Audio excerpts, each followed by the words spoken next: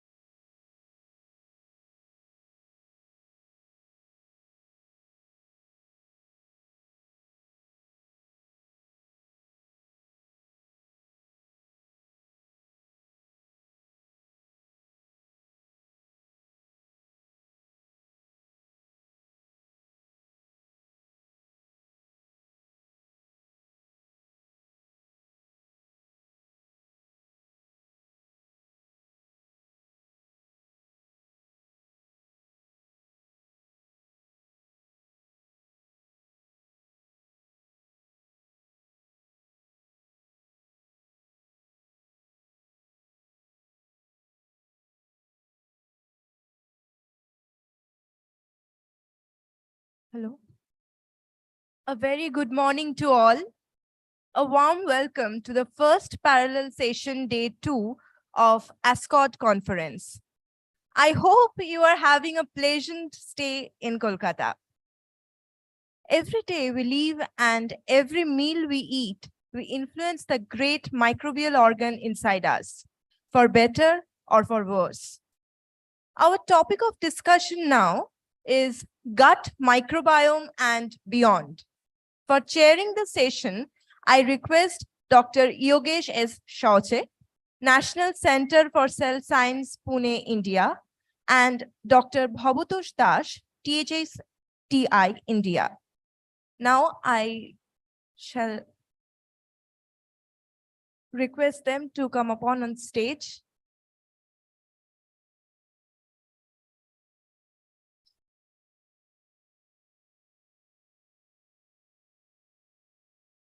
I shall hand over this session to Dr. Shireen and Dr. Bhabatosh Das and Dr. Shauche to lead the session. Thank you, sir.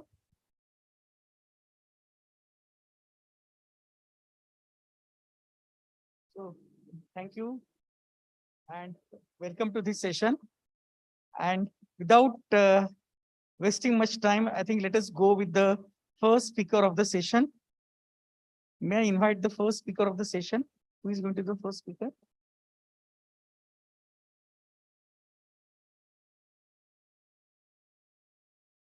Oh, she's not there in the sense that she's not going to be presenting or? Okay, and so we start with, okay, Ankur, he is also not there. Okay, so we'll start with then Ankur. Yeah. So I request for the want of time, I request all the speakers to stick to the time so that we can finish the session in time. For more practical reasons, because I had to leave immediately after the session. So please stick to the time.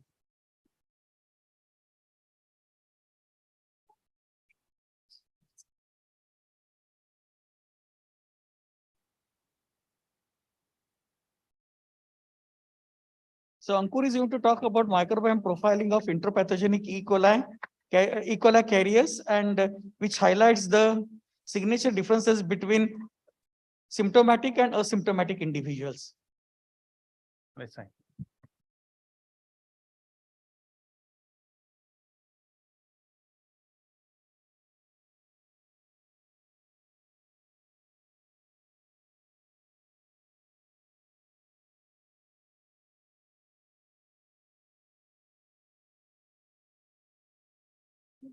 Yeah, just coming up.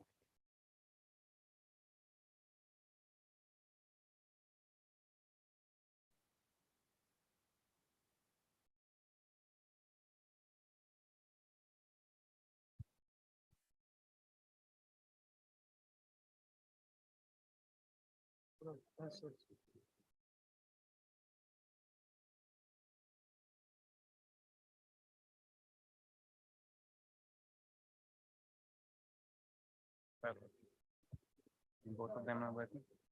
Which one is working?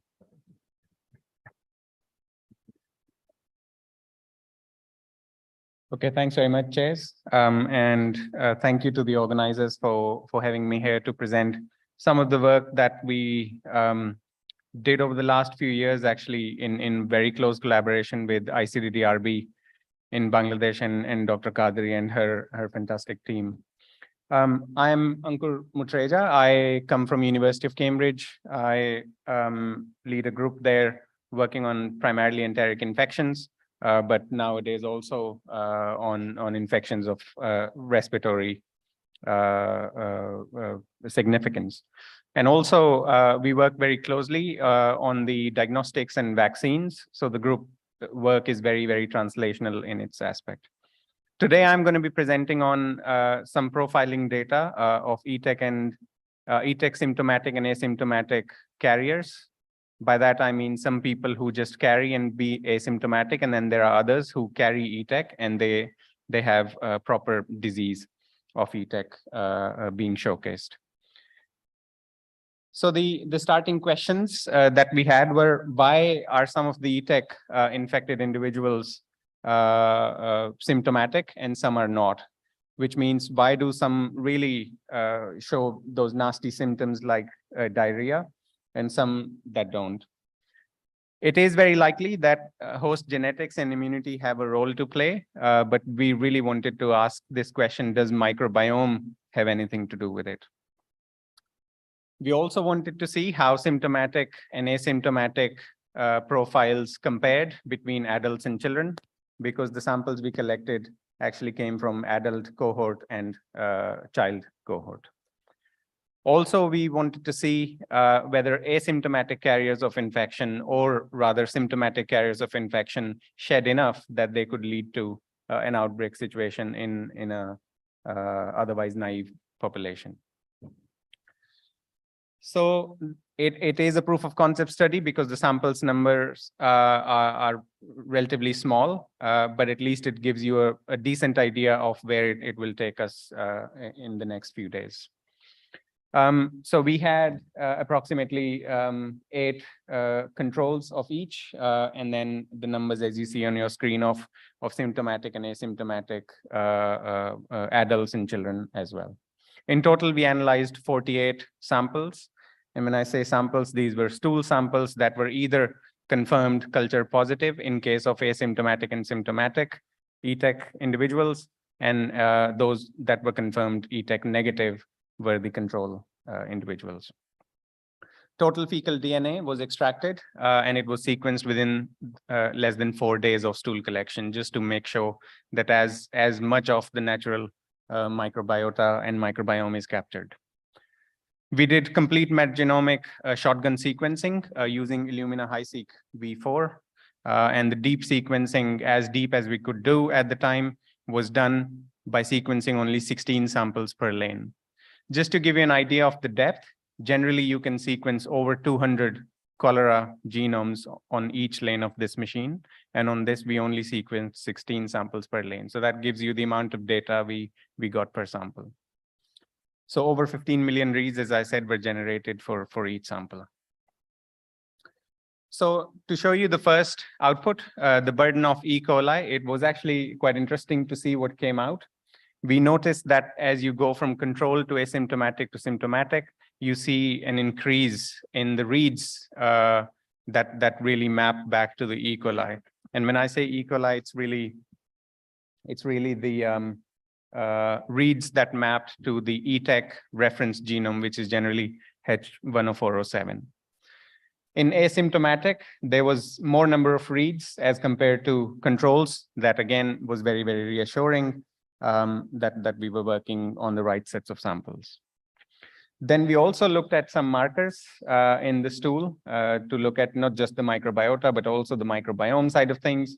We looked at particular pathogenic or virulent markers of E. coli, which are, as many of you would know, colonization factors from ETEC, and then some other genes of enteroaggregative E. coli, enteropathogenic, enterotoxigenic E. coli. Also looking at the heat stable and heat labile toxin, which was again very, very clear that it was highest in its abundance in terms of reads in the symptomatic group, and then the second highest in the asymptomatic, and then missing in the control group. So very reassuring, actually quite a data that you would expect, but putting a sort of scientific stamp on it was very, very nice. We also went further and analyzed the composition and diversity of the samples. In this case, at phylum level, we noticed that between children and adults, as you would expect, there was quite a bit of difference in the diversity. In children, as you would see, most of them were abundant in firmicutes, whereas, in adults, it was mostly firmicutes in abundance in the control group, whereas in children, it was mainly actinobacteria. Then in asymptomatic, we didn't really see that much of a difference in terms of diversity, although it was consistent with the control in terms of actinobacteria being the most prevalent in the children group. In symptomatic, however, we noticed that there was quite a lot of change from control to symptomatic in both categories, in adults and in children. And we noticed that there was a shift that was significant in terms of the diversity change. We went one step further. We analyzed the alpha and beta diversity. Just to give you a bit of overview of what alpha and beta diversity is. Alpha is really just looking at the homogeneity of the species in a particular sample, whereas beta is really looking at the presence or absence of the same species in a particular group or a community sample. So here, when we looked at adults, there was significant difference between the symptomatic and asymptomatic and also symptomatic versus control as well, which was actually, again, quite nice to see that the homogeneity was very disturbed. The diversity that you would otherwise see in control group was actually quite disturbed in the symptomatic group. In children, however, the picture was quite interesting. We didn't really see any significant differences, except the difference between the control and symptomatic, but that also was not that big. In terms of beta diversity, we noticed that the symptomatic cases of both children group and adult group had similar species in them, whereas the control groups had very different species in them. So it was very different in terms of control of adult and control of children, which is actually just a replication of what I showed in my first slide. We also then looked at the AMR portfolio. We mapped all the reads to a database that had a comprehensive set of AMR genes. And we noticed that there were significant differences, again, between the control and symptomatic, control and asymptomatic, and also between symptomatic and asymptomatic in some cases. Mainly, if you see wherever you see the star here, I appreciate it's not very easy to read the genes here, but in terms of the classes, you can read here trimethoprim and sulfonamides and macrolides and others. There were significant differences between whichever way you were comparing, either control with symptomatic, control with asymptomatic, and between asymptomatic and symptomatic as well. We also then asked this question, why some people, despite being asymptomatic and with a very high load, remain asymptomatic, but why others that are with low load are also asymptomatic. So what we really did was samples that had reads mapping less than 10% back to the ETEC, we call them low load, and samples that had more than 10% of their reads mapping, we call them high ETEC load asymptomatic adults. We then compared them back to the control group, and we really wanted to see the difference between the species that might be giving them that kind of edge, if you like, between why the symptoms are developing, why the symptoms are not developing. And what you're seeing here in this picture is anything that is colored is significantly different. The sizes of the nodes really just tell you the number of OTUs we were able to see, and the gray ones were the non-significant differences between high load and low load, but asymptomatic adults. In this case, as you would see, some gamma protobacteria, some Clostridia, firmicutes, and some others, as you would see, bacilli were there that were significantly different between the high load and low load asymptomatic adults. Similarly, we did an analysis on the children group as well, and we noticed there was less number of families and species and phyla that were different in terms of significant difference. Here we only saw Enterobacteriaceae and some Proteobacteria, other than some other distant ones, as you are seeing as colored ones. Finally, we did a quick comparison of the number of ETEC that were coming out of the stool samples. And when we compared symptomatic children with asymptomatic children, symptomatic adults with asymptomatic adults, we noticed that the number of ETEC that were being, or to be precise, number of E. coli in this particular case that were being shed by symptomatic were significantly higher compared to asymptomatic children, and the same was true for adults as well. There were some other key differences that we noticed, which were the presence of some species that were only present in asymptomatic, but completely absent in symptomatic. Could these be some of the species that might be providing the edge to the people who, despite having high load, stay asymptomatic? So these are the 4 species: Acida, Minococcus, Intestini, and some others. And then there was also a case where we saw human meshed adenovirus, which was only present in symptomatic, but never found in asymptomatic or the control groups. So this, as I said, is a proof of concept study done in very close collaboration with ICDDRB, particularly with Dr. Qadri's group. Abu Saeed from her group was involved, and my team at the University of Cambridge and others from University of Delhi, and Dr. Balal from Kasturba Medical College in Manipal were involved. And with that, I'd like to thank you all. Thanks, Ankur, for finishing well within the time. We have time for a few questions. Can we have some questions? Okay, I'll start. I have 1 or 2 questions. So, what is, when you say children, what is the age group here? So this is age group 5 or below.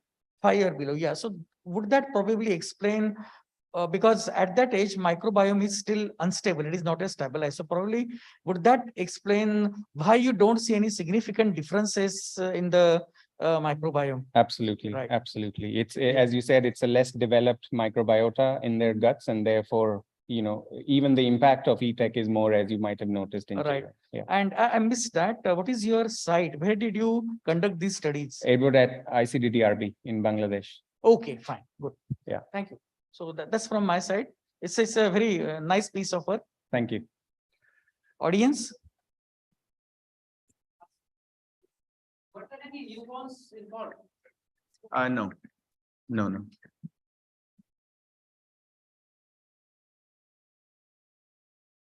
Is it at the back?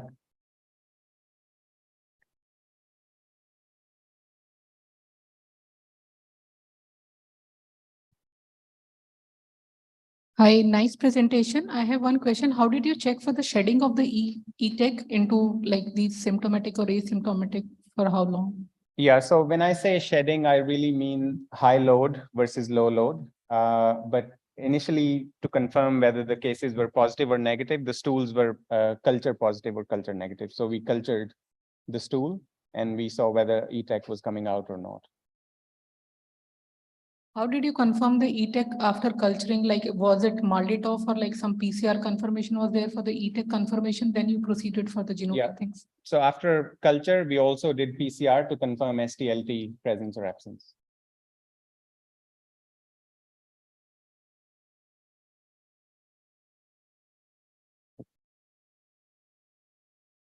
Very nice talk, Ankur. I don't work in this field, but I just have one query. You did culture of the stool samples to get E. coli out, Correct. like purified E. Yeah. coli, and then you do the microbiome or NGS analysis. My just concern is whether if we culture the pathogen and does it change any? There is any change compared to what it is in the natural environment, or no? It's not. Does not very much. So, Because, I because when they are in the host, they are in, Yeah. they cross-talk with many other microorganisms. So that is what, Yeah, so to answer your question, the stool, if you imagine stool is collected from the patient and then the stool is divided into 2 aliquots. One aliquot goes into culture confirmation, and then the same, when it's culture positive, is confirmed by PCR for LTST presence. And the other part of the stool directly goes into metagenomics. So we are not really, no, it's direct stool fecal DNA extraction. okay, that's what, I think I missed it. Yeah. This is last question, okay? Sir, I'm also not very into the topic, but what I've learned is that there are a lot of changes in the microbiota depending on the lifestyle of people also. So for the study that you've conducted, have you considered the lifestyle changes or particular economic background related to people? No, no. The only way we could sort of keep the lifestyle homogeneous was we took the samples from the people who were living in the same community. Okay. So we would kind of expect the same sort of lifestyle there. So it was not that one was coming from rural and the other person coming from urban. They were all from very close to the ICDDRB hospital urban area. So there might be a change if we take the samples from. another Possibly, place. possibly, yes, yes. Thank you. Okay. Thank you very much Thanks for very much. wonderful presentation and keeping in time. Now may I request next speaker, Dr. Bhartosh Das, to speak on homeostasis and dysbiosis of human microbiome in health and disease. Thank you.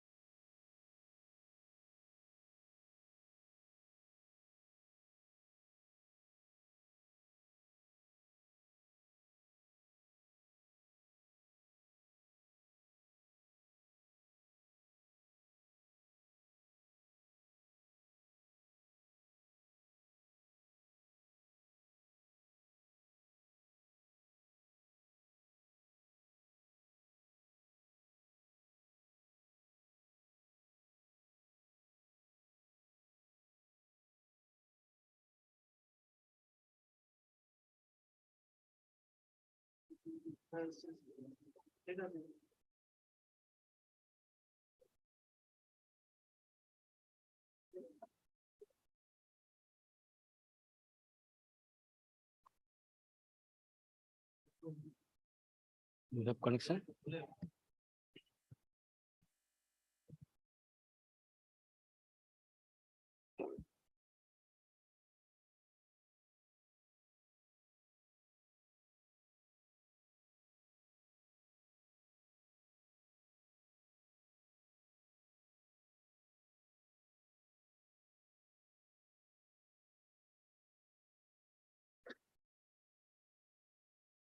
It's coming.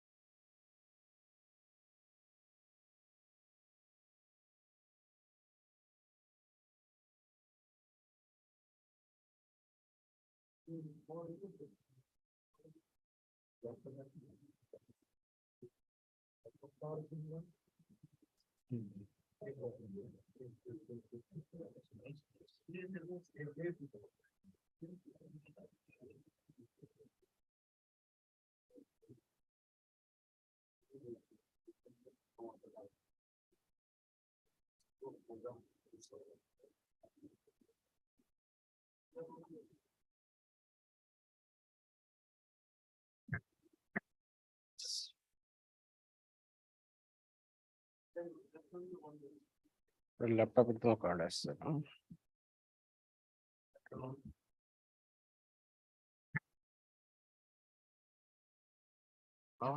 सब कुछ है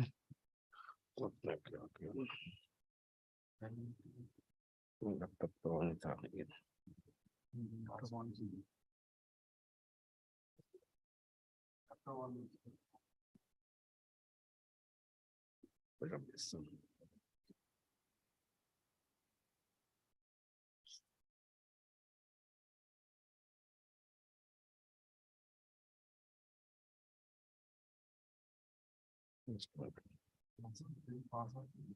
Sort there, right? But. Oh, problem is that so close.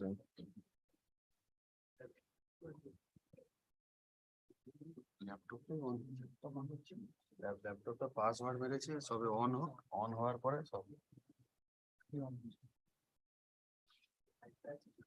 Maybe I can take myself and mail পাঠিয়ে দিলে অন্য check করে দেখছি না অন্য প্রিন্টার তো আমার ম্যাক সিস্টেমে কাজ করে আচ্ছা অন্যজনকে ডাকতে হবে ও, অন্যজনকে মানে যাও। অন্যজনের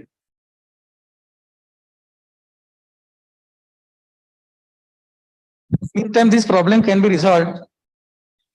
And now I think in this we had lost whatever time advantage we had, so we would rather stick to the time. Okay, so who is the next? So next speaker is Arun. Yeah.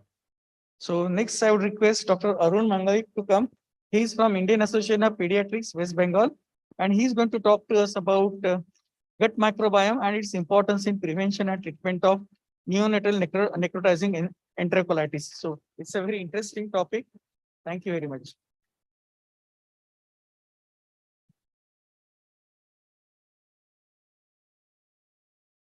Thank you, Chair, sir. Well, I think first thing I'll thank the organizers for asking me to come and talk on a topic. Well, I feel I'm the odd man out because it's a meeting of scientists, researchers, and I happen to be a simple clinician. I'll be talking about necrotizing enterocolitis, which affects newborns in a very big way. It does affect other age groups also, but it affects newborns in a very big way, and it is a dreaded issue. Why? It's almost 200 years since the entity was first described by, I think it was Ballard in 1823, if I remember correctly. And it's 200 years, but still we don't know what exactly is the cause behind. It's supposed to be multifactorial, but for the last almost 3 decades, a lot of interest has been generated upon the issue of the gut microbiome and, from our point of view, the use of pre or pro or symbiotics in prevention and treatment. So I'll be talking about mainly on the issue of probiotics. Primarily, if people who are in practice must be realizing that probiotics are something which has flooded the market. Almost every pharma company has come up with probiotics as if they are the panacea of all illnesses.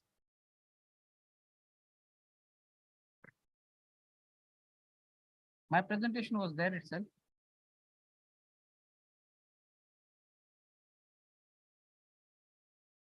Okay, so while things are getting loaded, something wrong with the loading thing, I'll continue. There's some issue with the password here.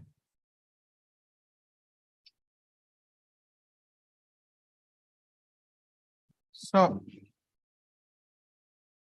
honestly speaking, as I was saying, that we still don't know the cause. What has been of interest as I talk, because that would be of interest to this audience here, because we are people, the people here are interested in the gut microbiome. The newborn, practically the gut is sterile in intrauterine stage, but once it is born, and even before birth also, some microbiota come into play, and they come in hundreds and thousands. The gut is invaded with huge numbers of microbiota. Now, if the child is born term, the microbiota which comes up is mostly something which is favorable to the child's growth and development. Whereas if the child is born preterm and NEC, necrotizing enterocolitis, as we say in the short form, is an entity which affects mostly preterms, that is 34 weeks and before, and lower the birth maturity, the higher the incidence is. And why are we so dreaded about it? It has, if it is of the severe variety, stage 2 or stage 3, the mortality can be as high as 40%. So this is one reason, despite all the advances we've had in intensive care, but also neonatal intensive care, from ventilation to high frequency to nitric oxide and all that, blah, blah, blah. But here, this is one area where practically we have not been able to achieve much. So going into what actually happens when the preterm is born, quite often the child gets admitted into an NICU.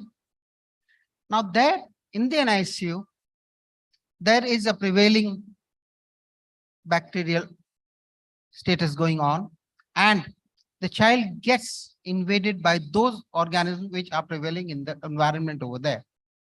And these may not be very good. May not be very conducive. And they are the ones which create problems. If I could get some of the slides, it's like, as I say, proteobacteria.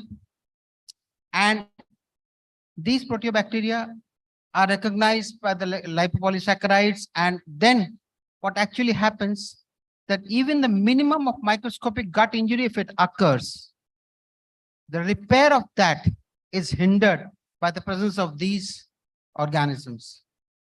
And once that happens, it leads to invasion of the gut with infective organisms. It leads to gut hypoxia because there is capillary shrinking. It leads to, and on top of it, if the mother is not able to breastfeed, because breast milk is one which is a very protective factor. And we all know, because of the presence of a large number of protective agents present in our breast milk, and feeding of non-human milk to the preterm, I mean, it may be the mother's milk, it may be human milk acquired from a donor mother. Feeding of non-human milk creates a hell of a lot of problems. I think thankfully it is here, this one. Okay. Okay, fine. It's coming here. So if the baby is fed non-human milk, there is lack of a lot of protective factors which are present in human milk, and this contributes significantly. So these are multifactorial factors which come up when NEC is an entity.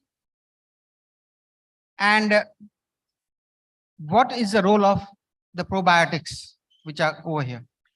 If you do a Google search using just gut microbiome, you'll get almost 50,000 hits. If you do probiotics and NEC, the two together, you'll get around 1,000 hits. Okay, fine. Thank you very much. So we'll continue because I've covered some of it. As our chairperson asking that we should be sticking to time, and these are some of the factors, and unfortunately, we clinicians are responsible for some of them, like prolonged antibiotic use. As soon as the child is admitted in the NICU, we get child is bombarded with antibiotics, assuming that there's an infection, which should not be the policy. That, and of course, using of PPIs and H2RAs like ranitidine adds, because that is the gut acid, the stomach acid is a protective factor. So this is what happens when this is evidence, hardcore evidence. Preterms who received 7 days of empiric antibiotics had abundance of Enterobacter and all that. Length of stay, NEC, and death were more. Factors related, I was just talking about. These are the pathogenic bacteria which are allowed to enter. It inhibits mucosal repair, and finally we get a NEC. Well, this in one slide sums up most of the factors which are responsible for causing NEC. And people have studied fecal organisms, and they found that 48 hours before the NEC was began, you had high Klebsiella and bacteria encoding in Fibrio, whereas you had larger numbers of staph and Clostridium.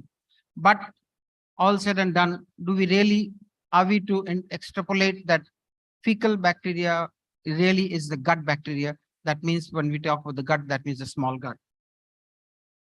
So this I was talking about, this is what we get when we hit on search engines. And these are some of I've just put in 25 studies in 2 slides. And on the right corner, you can see some blue stars. Unfortunately, most of the studies, they suggest that probiotics do help, but the starred ones are the ones which say that either they don't help or they may be adversely effective. And here also, again, sorry, this was further. I'm talking about the 30 trials, and this was almost a decade ago when Barrington was frustrated looking at the huge amount of data and finally coming up with inconclusive evidence that whether we should be using probiotics for preterms as a routine.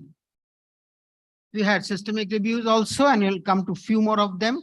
Imagine we had almost 8,000 preterms analyzed, and they found that the high risk of neurodevelopmental impairment. This is another issue. Not only the gut. If the child develops NEC, the gut may be damaged for life. You may have a surgery and the gut is cut down and you develop what is called a short gut syndrome. And not only that, there is what is called a gut-brain axis. And that means that the neurodevelopment is also affected. See this was a systemic review, quite recent. They've analyzed 63 RCTs and they found that the high evidence when bifidobacteria and or two together or individually lactobacillus were found to be reducing mortality and stage 2 NEC. The others were of low evidence. Similarly, another meta-analysis of 51 RCTs, almost 10,000 in numbers, plus 10,000 plus, they found Lactobacillus acidophilus to be ranked to be the best to prevent NECs. Adding Lactobacillus lactis, and if they were exclusively human milk fed, well, obviously that was a protective factor. Another meta-analysis, and this included bifidobacteria, lactobacillus, and all those blah, blah, blah. What would they found? They found that bifido and lactobacillus had less mortality and morbidity. Now, finally, what does the Cochrane say? They have those reviews, and we as clinicians tend to rely on a lot of the evidence provided by Cochrane. They finally said that the evidence was not good enough. Evidence is low because of various factors. You can't compare 2 studies, despite they being RCTs. You just can't compare. Some person using some dose, another person using another dose. The doses are not standardized. The production of the probiotics are not very, very clear and foolproof, despite they coming up with shelf lives of 2 years and coming up with, because there's a lot of degradation going on when the medicine is stored. They've even tried maternal probiotic supplementation. And again, the evidence, if you give the mother probiotics, whether that prevents our NEC in the newborn, if the child is prematurely born. Again, the evidence was of low quality. And as of now, the one which has got some sort of impact is bifidobacterium. And this may be the light at the end of the tunnel. And they had used Breve, Lactis, and Bifidum. And they had a review of 9 studies. I'll come in the next slide, in which 4 studies they used only Breve. But again, the downslide was doses were not standardized.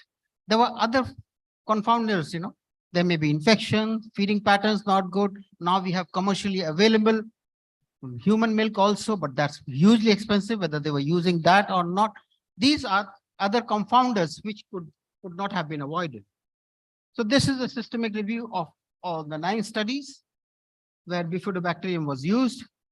Well, what dose one must be using? One must ensure that the dose which you're giving must be a minimum as such, which would allow survival and proliferation of the probiotic to overcome the other barriers like gastric acid competing organisms. And Well, Galdino was of the opinion that you must be having 10 to the power of 6 to 7 colony forming units of per gram of the product. This is what was the gut-brain axis I was talking about just, and imagine these are affected. It has been found memory, risk-taking abilities, and exploratory behavior are probably affected. So coming again to a bit of evidence, germ-free mice showed high stress and anxiety behavior. When these mice were fed with fecal material of specific pathogen-free mice, the behavior normalized. This is from animal studies. How much that can be extrapolated to humans, we are still at a loss. But again, this is what the recommendation from ESPGHAN, which is a leading body from Europe, and they say that they have a conditional recommendation for rhamnosus and B. lactacis, whereas overall they say you cannot use it and you should be very, very careful when you use, particularly because some of them are living organisms, and you may end up with probiotic sepsis. So you jolly well be careful of that. AAP, the American Academy of Pediatrics, have come up with their own warning, and they have finally said more research is needed to specify which probiotic and what dose. Routine probiotic supplementation is now practiced in a lot of centers, particularly Australia. And what is their evidence? This is their evidence. They found favorable results when they used it below 33 weeks, similar results when they used it below 28 weeks. So they are very comfortable. And one of them is Dr. Sanjay Patol. He does it very routinely. But the problem with, again, which probiotic to use? Well, they are using Brevy, Bifidobacterium brevy, and Brevy happens to be used much more commonly in our country also. Though it is again an off-label use, the storage of the product, whether the product is available to us locally or it has to be imported, the cost factors, and all these take up. And very important, you must be having the microbiology backup data. If you don't have the microbiology backup support, you may end up with a lot of patients with probiotic sepsis. Why it is important? Imagine an NEC child admitted to your NICU and stays there for maybe 3 weeks. The cost in Indian rupees may come out to, total cost may come out to even 2 to 3 lakhs if it is in a paid hospital. If it's in a corporate hospital, even it may be more. If it's a government sector where nothing is, it's fine. Imagine the probiotic costs, it comes to less than 1%. So that was the economic factor which was important. If you can prevent the disease, that's very far, far better. So what we need to do to prevent? Best is antenatal glucocorticoids. Most of our gynecologists, obstetricians practice it. Don't give non-human milks and have a standardized formula, and don't use a lot of antibiotics. So probiotics have shown promise, but there are a lot of issues which remain. Which probiotic, what dose, when to start, quality control. And imagine the probiotics have got an FSSAI license, they don't have a drug license. So there's no control over the manufacture. FSSAI licenses are far easily available.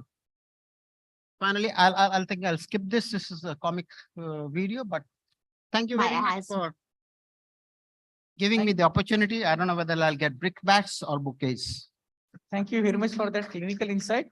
And since we have lost most of the time advantage we had, we just have time for 1 or 2 very quick questions.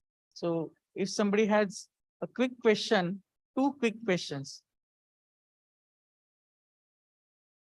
Okay. Okay, yeah.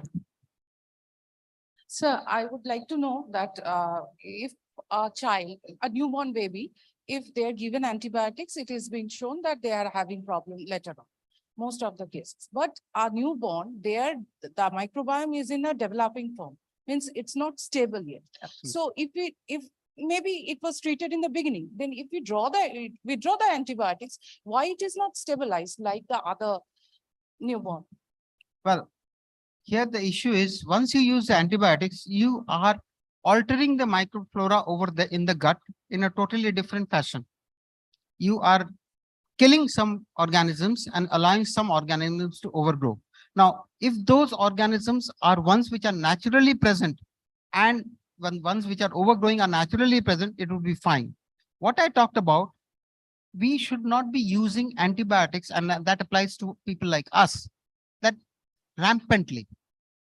Just a newborn is admitted in the NICU does not mean that you mandatorily give them antibiotics. That has to change. In fact, that has changed. It is not a routine practice to give antibiotics. In fact, it maybe a decade ago, the practice was that every newborn would get injection Taxim, that's cefotaxime, for 3 days. That was just ridiculous. But this has changed.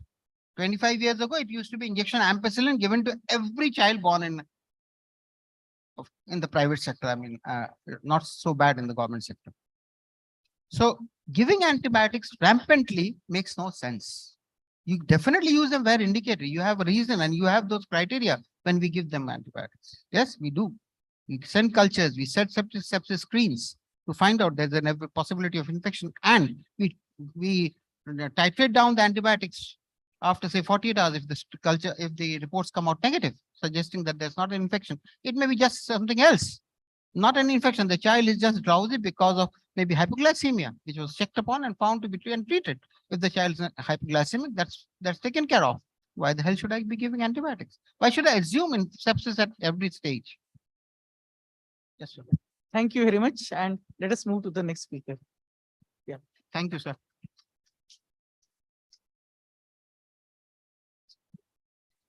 Okay, hopefully it will work here.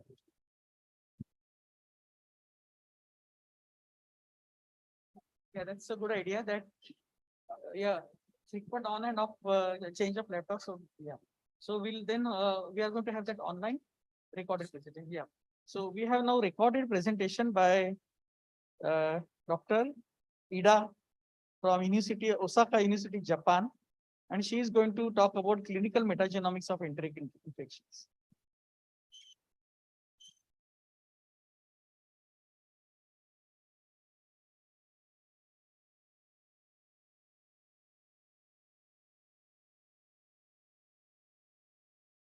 Hi, I'm Tetsuya Ida from Osaka University, Japan. As you may know, Osaka is located in the center of Japan Islands. Osaka is the second biggest city in Japan. It's a busy town with many entertainments. But our university, Osaka University, is located in the suburb of the Osaka area. And it's in a quiet place with a nice atmosphere. Hope you have a chance to visit this lovely campus in the future. My lab is in the Research Institute for Microbial Diseases in Osaka University. So far, there have been a number of outstanding research achievements from this institute. Among them, what should be especially mentioned is the discovery of Vibrio parahemolyticus, a bacterial pathogen causing enteric infections. Vibrio parahemolyticus was discovered in this institute by Dr. Fujino in 1950. Since then, we have been working on enteropathogenic bacteria, including Vibrio parahemolyticus, Vibrio cholerae, and diarrheagenic E. coli for more than 70 years. Another notable feature of our institute is from the very early stage of the NGS era, we fortunately had an access to the latest next generation DNA sequencers at each time point. And now we have the state-of-the-art NGS core facility in our institute, which is available to all members of the institute as a common facility. Starting from 2005, we have been trying to apply the next generation DNA sequencers to the field of microbiology and infectious diseases. So far, we have done a lot of studies, but today, let me talk about our experiences of attempt on pathogen detection and identification. This is our first report of pathogen detection from human specimens using NGS. It was from diarrheal cases, and actually it was the first report of detection of a bacterial pathogen from human clinical specimens by using NGS. This is a cartoon of the principle of pathogen detection using NGS. I think the idea of this approach is now well recognized among microbiologists. Let me introduce one of the examples that we have identified a novel pathogens with this kind of approach. The case was the monkey disease. It was reported in Nature as a news. The Primate Research Institute in Kyoto University, Japan, is a world-famous research center of monkeys. In this institute, during 2008 and 10, an outbreak of undiagnosed death of Japanese monkeys was reported. The main symptom is hemorrhage due to thrombocytopenia. So the number of platelets decreased, then led to death. At that time, veterinarians and microbiologists in Kyoto University tried to investigate the cause of the disease with conventional methods, but they couldn't get the answer. Then we collaborated with them. By a metagenomic approach using NGS, we examined the blood samples of the diseased monkeys. And we could detect the presence of the genome of simian retrovirus retrovirus deposited in public database just several months before our analysis. After getting this genomic information, further investigations, including animal experiments and epidemiological studies, was done. And finally, a novel infectious disease, simian SRB associated infectious thrombocytopenia in Japanese monkeys, was established.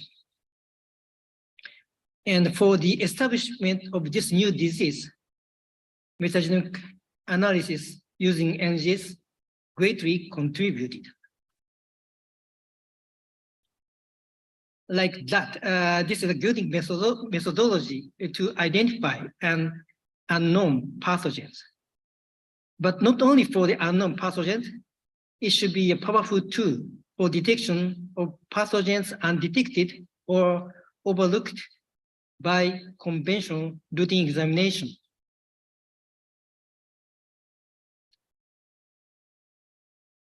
However, as a matter of fact, at the moment, application of NGS to the pathogen identification is still not a common approach in clinical laboratories. In this article published in Nature Reviews Genetics, the authors explain the challenges to routine deployment of metagenomic sequencing in the clinical setting.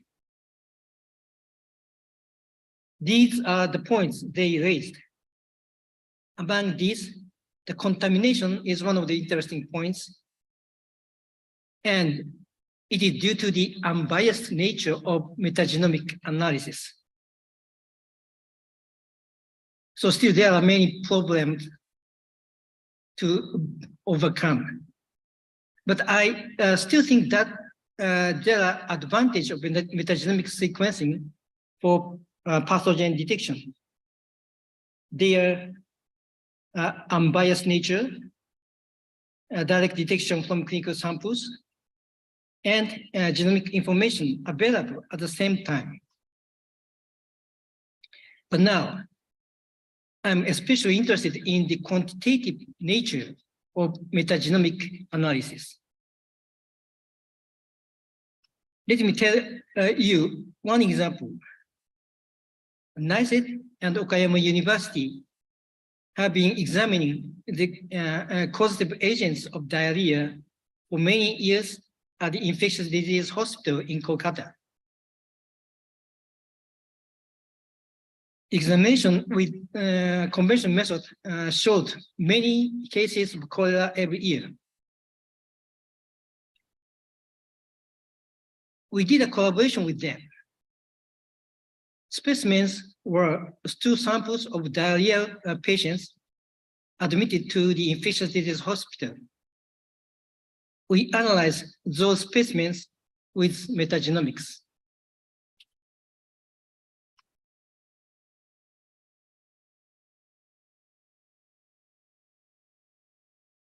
These are the samples from which chlorotoxin producing Vibrio cholerae 01 was isolated by culture. If in endemic area of cholera, from the stool of diarrhea patients, a chlorotoxin producing Vibrio cholerae 01 was isolated, normally we conclude that the patient is cholera. However, when we see the results of metagenomic analysis, yes, some patients, Vibrio cholerae is dominant, or even if not, it was high level. However, we found that in some samples, the level of Vibrios is very low or sometimes undetectable. When we examine the amount of chlorotoxin in the stool samples of patients, again, in some samples, we could detect chlorotoxin, but in some samples, the level of chlorotoxin was undetectable. And the results of metagenomic analysis of the number of Vibrio cholerae and amount of chlorotoxin present in the stool correlated very well. So, although CT producing Vibrio cholerae 01 was present in stool, the number was very small in some patients and CT was not detected. These results raise a question. Was Vibrio cholerae the real cause of diarrhea in those patients? We did the metagenomic analysis of those samples, so not only of Vibrio cholerae, we can get information of other pathogens. Actually, in some samples with low level of Vibrio cholerae and chlorotoxin, we could detect a candidate of causative agents of diarrhea. This might be the real etiology. In conventional culture detection of Vibrios, usually an enrichment step is included. This step could pick up even very small amount of Vibrios in stool samples and could lead to an erroneous conclusion.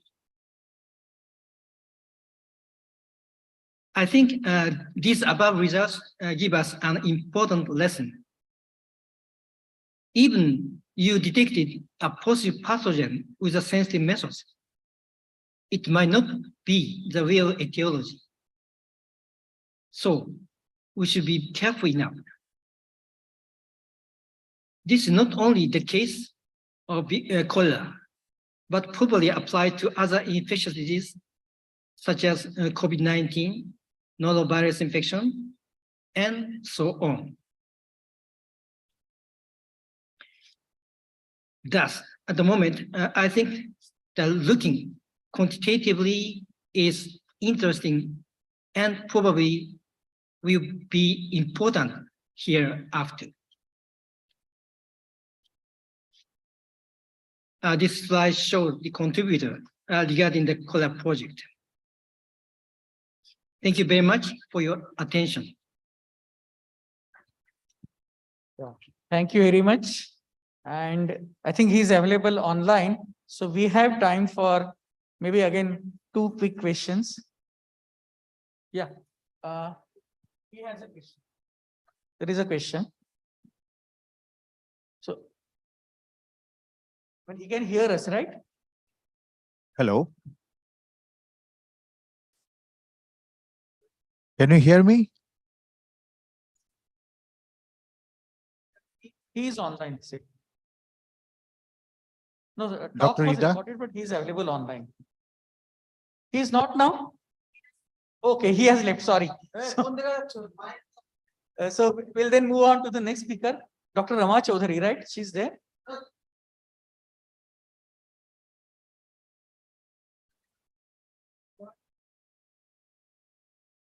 We move to next speaker. Okay, so Dr. Rama Chaudhary. She's not there?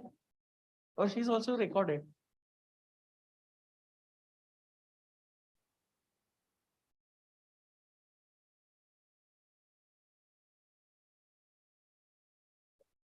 So this is also recorded speech, fine. Hello, good morning. Today I will be talking about gut microbiota, MSA, or a problem to human host, and the microbial role shift. So as we know, we are living in a bacterial world, and this is actually impacting us. 37% of our body is made up of bacterial genes. And it has been seen that there is a microbial host co-evolution which is occurring, in which when we are healthy, we are having a mutualistic co-evolution with the symbiont commensals of bacteria in our body, which is leading to a healthy state. Whereas in the case of illness or when there is a dysbiosis, there is a negative interactions which is occurring, and this is called antagonistic co-evolution. So the human beings are actually a microorganism where the host, microbiota, and environment, they are playing very important role. This is impacting our functions such as immune system, pathogen protection, organ morphogenesis, metabolism, reproduction, aging, behavior, colonization, resistance, etc. Now, if you go to the bacteria-bacteria interactions, it has been seen that there are a lot of interactions which occur either which can be syntropic, where the bacterial relationship is one in which one or both are benefited nutritionally. There can be antagonism, there can be competition, there can be parasitism, there can be proto-cooperation, where the beneficial bacteria, the interaction for both partners only for the gain without interdependency, or commensalism and predation. Now, this has been seen that the human health is actually, the concept of One Health is coming up, where the health of host is totally dependent on the environment. And here we are talking about healthy soil for healthy plants for healthy humans. So it is very important to have a gut microbiota in humans, and the soil and rhizome microbiota in plant, they exist under similar conditions. So if you see, there is a lot of diversity which is seen in a good healthy soil. And whereas if the soil is not good, there will be less of diversity. Similarly, even the healthy plants will have a lot of diversity. And a healthy gut also symbolizes the diversity in the bacterial organisms which are present in our body. So there are direct and indirect effects of the plant microbiota on the human gut microbiome. And they can be conventional, food when we are taking, which are rich in meat, low in fresh fruit, pesticides, microbiome is pure, there is a fragile health. But if the food is healthy, there is low meat, there is rich in organic salads, fruits, etc. Pesticide-free, microbiome-rich, and more importantly, sustainable agriculture where there are biofertilizers, biostimulants, biocontrol microbes, and there is a healthy plant microbiome, which is due to actually rich soil microbiome, and that is what is leading to the good health. So there are different microenvironments of microbial flora in the human body, and they can be, if you see, the diversity increases much more in the colon as compared to stomach. They can be less than 3 organisms per ml, whereas the organisms will be much more as high as 10^12 per gram of the content. So when we are talking about this, these organisms, these gut microbiota, or the organisms or the bacterial diversity which is there in our gut is very, very important. And if you see the important, this is showing an overview of important host and external factors and ecological drivers which are affecting the infant's immune, metabolic, and gut microbiota development. And here you can see external and host factors. There can be host-associated factors, maternal, factors, birth mode, complementary feeding, antibiotics, and all that. And there can be ecological drivers of community dynamics. So this gut microbiota development is the one which is leading to the good microbial diversity. So what is healthy gut microbiome? We all know which I just conveyed, that it is a multiple states of healthy microbiome is an interact or interplay of personal, environmental, and transmission factors. And there can be disease-associated changes, which could be because of the pathobionts or the pathogens.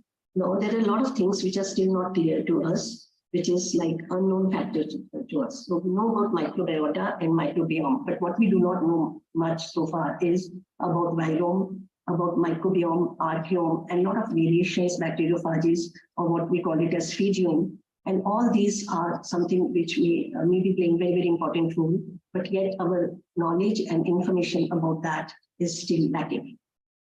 So if we talk about the microbiome in health and diseases, you will realize that the commensals diversity or the gut microbiota diversity, or even if we call it as protective taxons diversity, increases. Similarly, there is, apparently healthy gut microbiota is there. But once we have more of microbiome, where we have more of pathobionts, the risk of disease keeps on increasing. And there are many factors which lead to intestinal dysbiosis. We have been hearing about this in many of the earlier presentations. And any action which is taken to kill bad bacteria essentially also kills good bacteria as well. So all the antibiotics which we take, most of them are broad spectrum and can lead to the, affecting the healthy gut microbiota. They can be microbial infections. The diet, especially which is highly processed, low fiber foods, chronic diarrhea and stress, all of these can lead to leaky gut. And once you have leaky gut, or what we call it as dysbiosis, this is not only affecting our colons, where there can be constipation, diarrhea, IBD. It is in fact affecting the whole body, including thyroid, skin, brain, sinus, mouth, joints, adrenals, etc. So you can see that the gut microbiota is actually acting remotely also, and therefore it is very, very important to understand that to have a good gut microbiota is very important for good health. And this is just to show you the picture where the severe stress is leading to decrease in beneficial bacteria, whereas it is leading to increase in pathogenic organisms, including Staphylococcus or any E. coli and enterotoxigenic organisms, Clostridium, etc. So therefore, the results of dysbiosis of intestinal microflora are that, if there is dysbiosis, it is going to lead to physiological dysfunction, it is going to lead to poor nutritional response, accelerated aging, deficient immune response, susceptibility to infection, physical discomfort, cancer, etc. So healing the gut, healing the body requires microbiota intervention. And gut microbiota and diseases are, so much associated. We can see that because of the effect of all these, which I've just mentioned, unbalanced diet, stress, eating, antibiotics, infection, the balance is lost in gut microbiota, and diarrhea, allergy, irritable bowel syndrome, inflammatory bowel disease, cancer, all these can be here. And there is need for the intervention. Now, when we talk about this gut microbiota and human metabolic health and disease, we realize that it is so important to realize that this gut microbiota and derived microbial community, microbial compounds which are linked to metabolism of the healthy host or to the pathogenesis of common metabolic diseases are so important to understand. So if you use microbiota targeted intervention, it is aiming to optimize metabolic health, and we provide perspectives for future basic and translational investigation, though the field is very, very new, nascent, but yet it is very promising.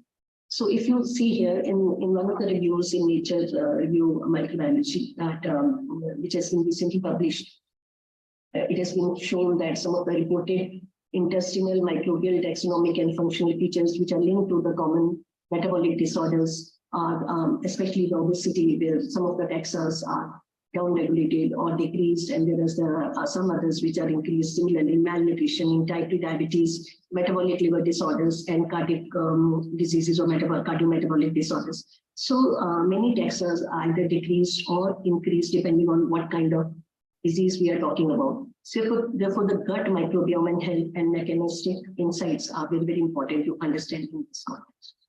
So then in another recent review, though people have been studying much in detail about the phyla, but there are very few studies where the genera has been studied, or even some species have been incriminated as either biomarkers or having an association with a particular disease and can indicate whether that disease can be there or not. And hence the colonic microbiome is dominated by mainly anaerobic bacteria, thousands of species are there. We all know about it. We know about the major phyla like Firmicutes, Ruminococcus, Lactobacillus, etc., which are part of that. Then Proteobacteria, Bacteroidetes, and Vericomicrobia, which contains Akkermansia. So, but more importantly, now we are talking about other than just phylum, about the genera which may be responsible, and some of the particular genus or a particular species may be involved or having either causal relationship with these. So, in gut microbiomes and metabolic disorders, these are the molecular actors which are actually playing important role. The molecules and metabolites produced by the gut microbiota according to the nutrients or metabolic source and their derived compounds are actually playing important role, which can be, in the pathobiome, we can talk about LPS, toxins, etc.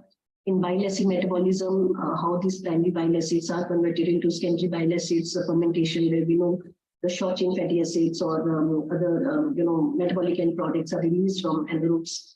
They can be bioactive compounds, they can be immunomodulatory mediators, and they can be amino acids degradation. So all these BSCFA, short chain fatty acids, LBS, LPS, lipopolysaccharides, SPAMs, pathogen-associated molecular patterns are actually playing very, very important role. And these are the ones which are affected by change in the microbiota. So ultimately, the effect is coming in the form of these metabolic actions, or we can say the metabolomic, which is actually the outcome of the changes in the gut microbiota. So if you see here, you can see the obligate anaerobic bacteria leading to more of healthy gut microbiota, where there is a normal gut barrier. Whereas in contrast, in pathogenic bacteria, you can see here it is. So here it is more of leaky gut, which is because of the changes in the intestinal epithelial cells, and this junction becomes loosened because of the changes in gut microbiota. These proteins are lost, and therefore there is an increase in these organisms which are leading to the impaired gut barrier. And therefore the microbiota changing interventions are very much required. This can be microbiome directed interventions, which can be either untargeted interventions or targeted interventions. So in untargeted interventions, we talk about having a behavioral or a healthy lifestyle, then having a good nutrition, or may require a fecal microbiota transplantation. They can be either prebiotics, probiotics as a part of the nutrition, which may play a very, very important role in general improvement in microbial compositions and functions, but whereas they can be targeted, bioengineered commensals or drug-targeted selected microbial metabolism, which can be either because of Hutch therapy or can be because of the CRISPR-Cas9 base therapy. So these effects can be there, which can lead to specific modification in metabolism related gut microbiota. So this is another representation of showing FMT, which is given in, which is very successful in CDI, especially recurrent clostridial difficile infections, and also in some of the dysbiosis, it has been tried. There can be probiotics which are easy to administer, and though data is still building up where the probiotics effects are seen now, especially in some of the recurrent infections by CDI. And then the small molecules, which are very targeted microbial host genes products, and there are more precise therapies. Although these are lengthy and costly development processes, but yet there is a lot of promise in this particular technique.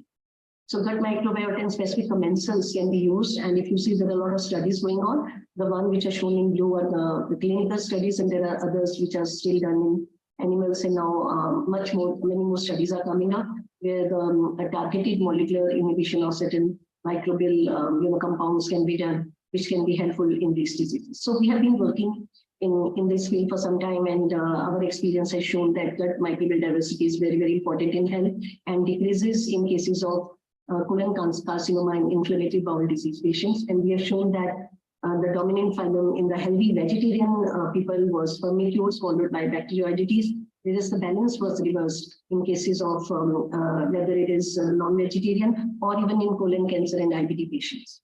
And another study, we have seen the gut microbiota after administration of oral symbiotics to younger infants in India. It was part of a big trial, which was a randomized symbiotic trial to prevent sepsis among infants in rural India, and it has shown the changes in the as compared to control in the treated group.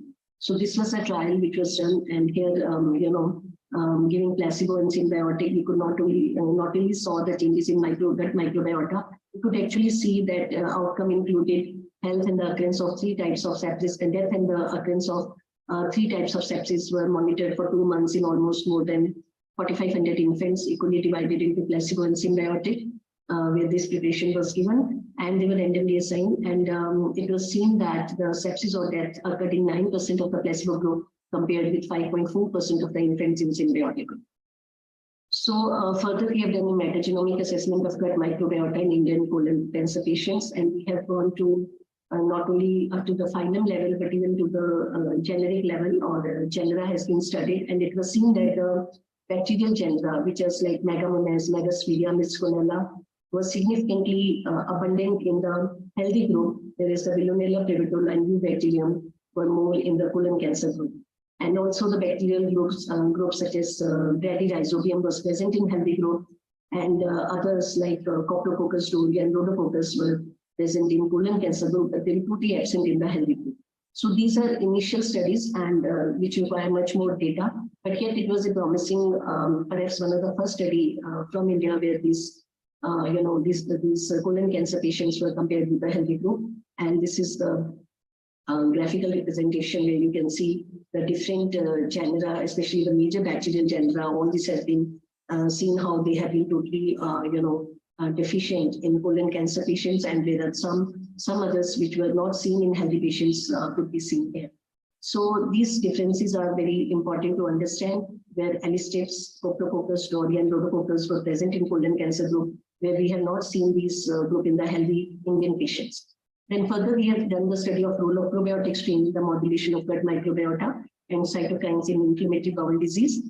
And here we have not only studied the gut microbiota, we have also tried to see what are the different cytokines, whether they are affected, and what is the ultimately effect on the symptoms. Because ultimately the whole idea of any treatment is that whether the patient is getting relieved of their symptoms, and these symptoms we have seen in IBD as well as in other groups, different IBD conditions, and there we could correlate that how the modulation of gut microbiota and cytokines actually help to alleviate the symptoms. So the phylum Firmicutes was increased and phylum Bacteroidetes was decreased in probiotic treated group. A significant increase was observed in abundance of anaerobic bacteria, Lactobacillus bipirotic alibacterium in the probiotic treated group. There was abundance of Lachnosphaera, Blottia, and Allisteps were increased in the probiotic treated group.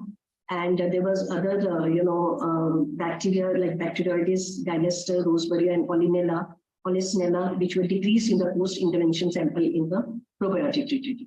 In addition, we have tried to study these interleukins and anti-inflammatory cytokines. IL-2, IL-10 was affected in the, in pre and post probiotic treatment. You could see the difference, whereas in placebo, there was difference was not statistically significant. And not only anti-inflammatory cytokines, we could also see these differences in pro-inflammatory cytokines as well.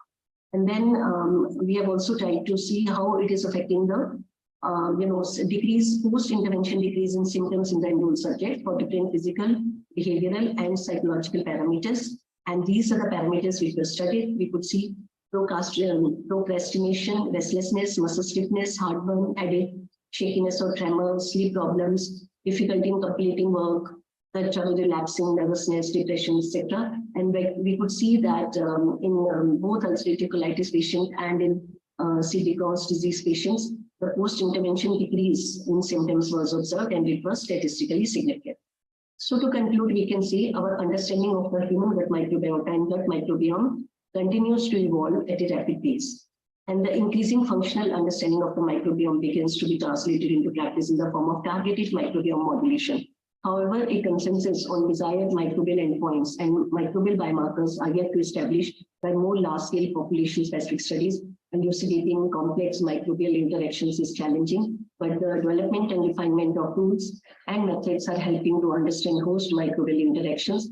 Microbiome era is clearly an important part of the paradigm shift in the future of medicine. However, the problem which still remains is, though it is an asset, nowadays, because of the realization by the patients, people come, sometimes patient comes to the doctor and says that they have got some test done. So thank you. That was a recorded presentation, and she is not around for answering the question. So we'll move out to the last speaker, Dr. Bhavtosh Das. with a request to maintain the timeline because we have lost all the time gain what we had. So please maintain the time so that there is time for at least 1 or 2 questions.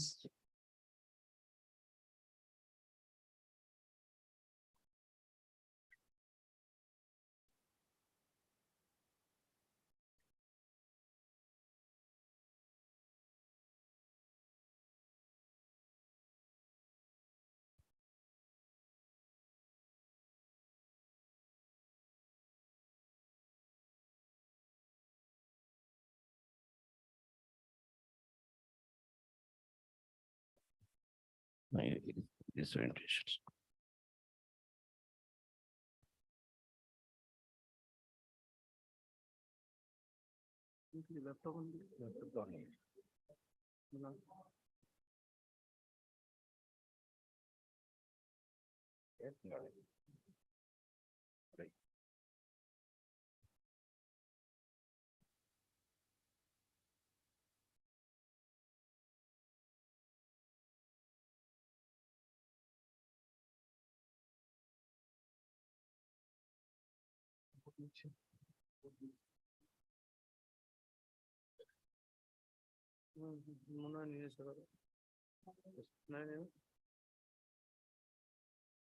এই কেবলটার problem আছে কারণ সকালেই white কেবলটা পড়ে গেল।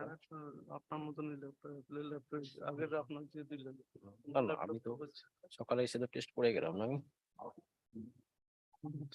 এটাতে morning এসে test করে গেলাম যে যাতে প্রবলেম না হয়। তো মর্নিং এ তোমার রান হলো সেম সিস্টেমে যে এখন তোমার রান হচ্ছে না, এটা কি করে possible?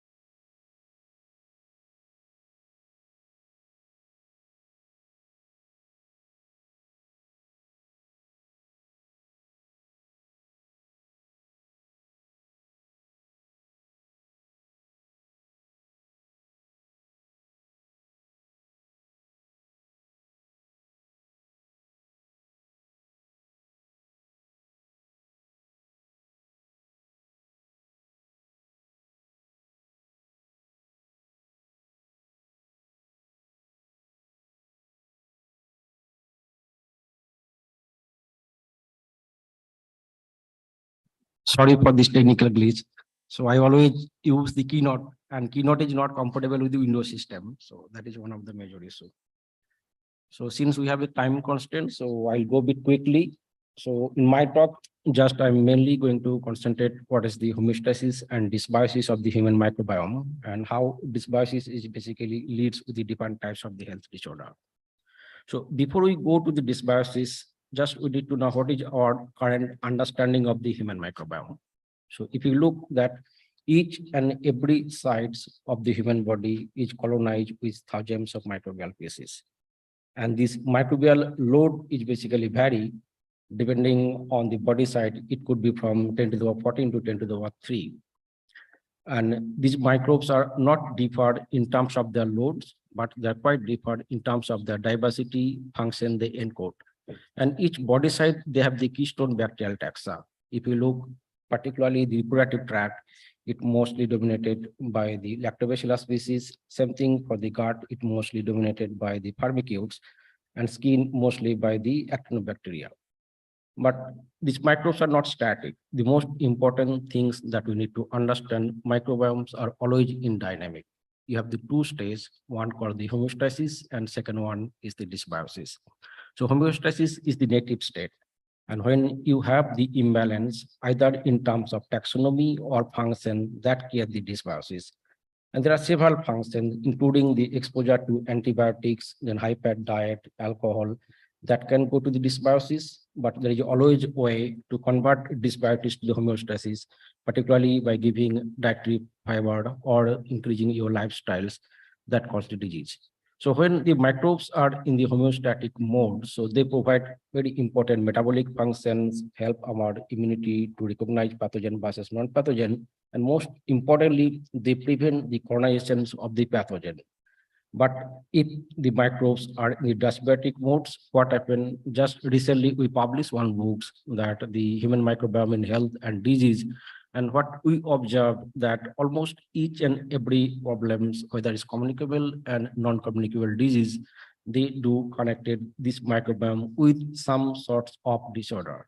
It could be taxonomic dysbiosis, it could be the functional dysbiosis, but you could find normally what happens when the microbes are in the homeostasis mode, they provide function like short-chain fatty acid, polyphenols, or dopamine that play important role in the physiology. But when in the dysbiotic modes, there are several metabolites, particularly like dimethylamine, lipopolysaccharides, peptidoglycans. Those are mostly inflammatory in nature. Their abundance is increased, and that lead to the different types of the health disorder. So this was understanding, and in our labs from 2014, we started working on the human microbiomes. So we have done the pan-India study just to understand what is the microbiome of the healthy Indians. Okay.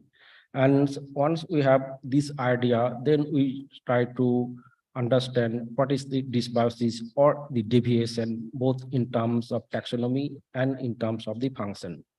And when we explore the microbiome does not mean only the bacterial component. So microbiomes, it's all types of microbes, including bacteria, fungi, and viruses.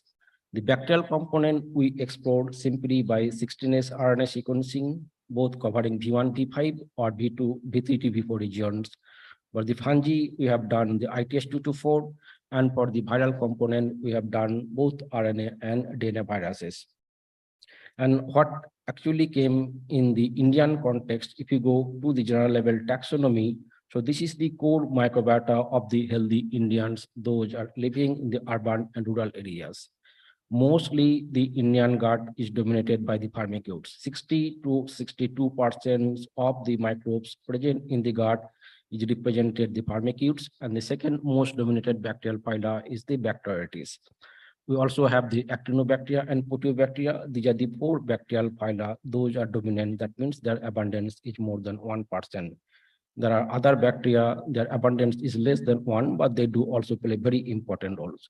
So this is the keystone or the core bacteria at the genus level. But if you compare those microbial compositions in the different region, like rural versus urban, you could find there are differences both in terms of diversity and the homogeneity within the populations. So one study that we analyzed the microbiome composition differences, both in terms of functions and the taxonomy between lay and the people living in the state of Haryana, rural and urban. And we could find that there is a significant lower diversity of the people living in the lay region compared to the people living to the Haryana peoples. Then we had another one study, that is the Indo-Japan study. We tried to look what are the differences in the microbiome composition of the healthy Indian versus the healthy Japanese, both in terms of bacteria and fungi. But we observed that the Indian guts, while it's mostly dominated by the different species of the Prevotella, while the Japanese gut, it mostly dominated by the different species of the bacteroids. The Prevotella copri is the most abundant in the Indian context, while in the Japan is the Bacteroid uniformis and the Bacteroid species.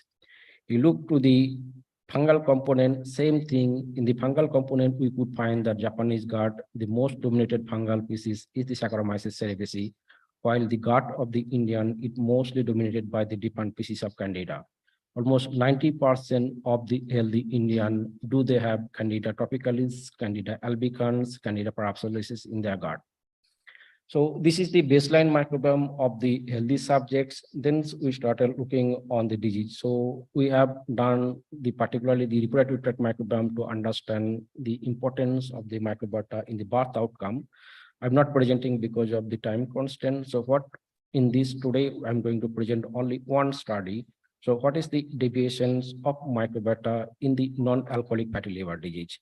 So we have analyzed the people's like severe acute malnutrition, ventilated associated pneumonia, type 2 diabetes, pre-diabetes, inflammatory bowel disease, even the people suffering with different severity of COVID-19, gallbladder cancer, gallbladder stones, and two ongoing study, that is the non-alcoholic fatty liver disease and the sepsis is going on, and we are exploring all the three components. So selecting non-alcoholic fatty liver disease, because if you look to the prevalence of the NFLD in the Indian context, almost 30% of the Indians nowadays, they suffer in the different form of the non-alcoholic fatty liver disease. And in terms of the microbiome, we feel it's very important because if you look even to the anatomy, there is a bidirectional links. So what about the xenobiotic, whether it's produced by the microbiota or derived from the microbiota, it directly go to the liver. And liver also directly put the bile to the gastrointestinal tract, so they do also modulate. So this bidirectional importance, the interaction is very important.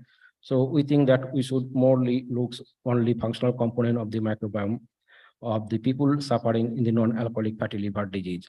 We also included another one group called the obese, because we know obesity is one of the most strong risk factor for the non-alcoholic fatty liver disease. So when we compare both the richness and diversity, we could again find that there is a reduced diversity in the obese population compared to the healthy, and the minimal diversity we observe to the NAS.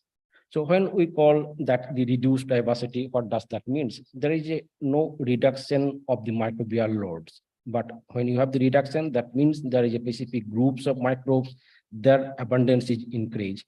So in case of non-alcoholic fatty liver disease, what we observe that in the Indian patients, there is a bacteria called the Collinsella, their abundance is very high. Now, there are two possibilities. So the increased abundance of Collinsella itself can cause a problem.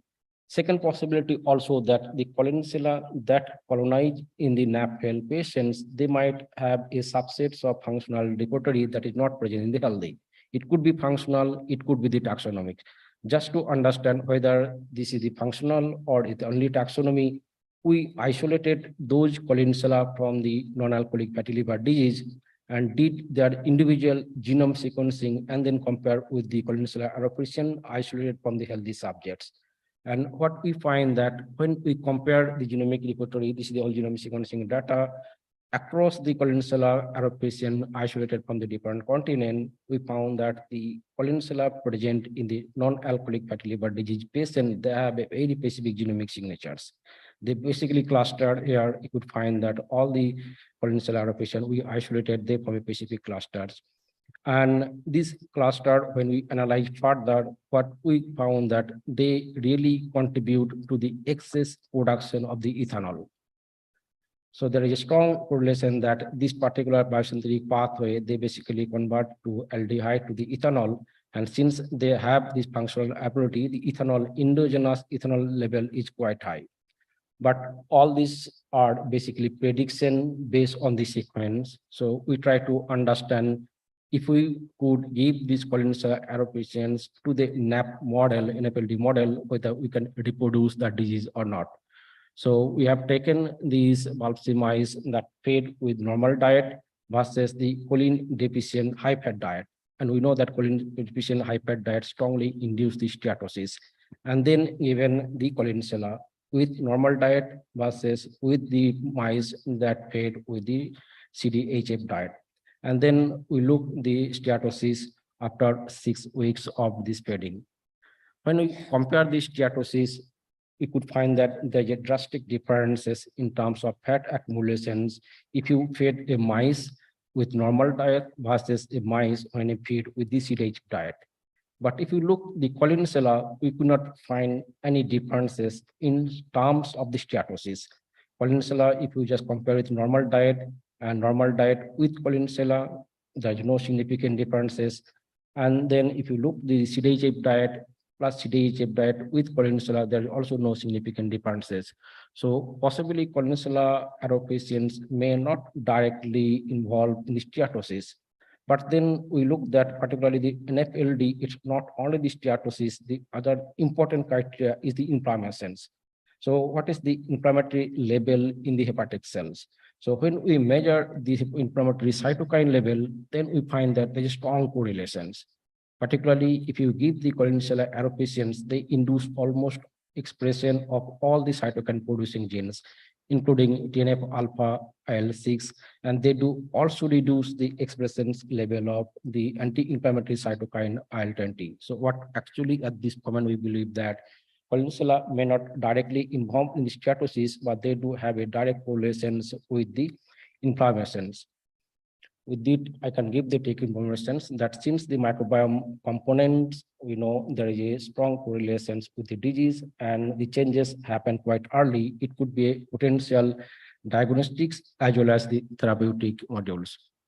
I'd like to also thank all my collaborators. So I'd like to thank the executive director of the THSTI, to whom I'm working with, particularly the pancreatic microbiota as well as the gallbladder cancers.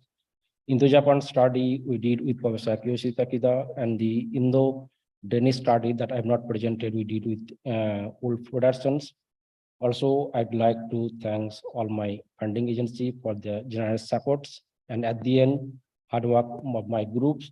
So most of this microbiome study that today I presented is done mainly by the IOC, she's my PhD student, Daiji and Shakti.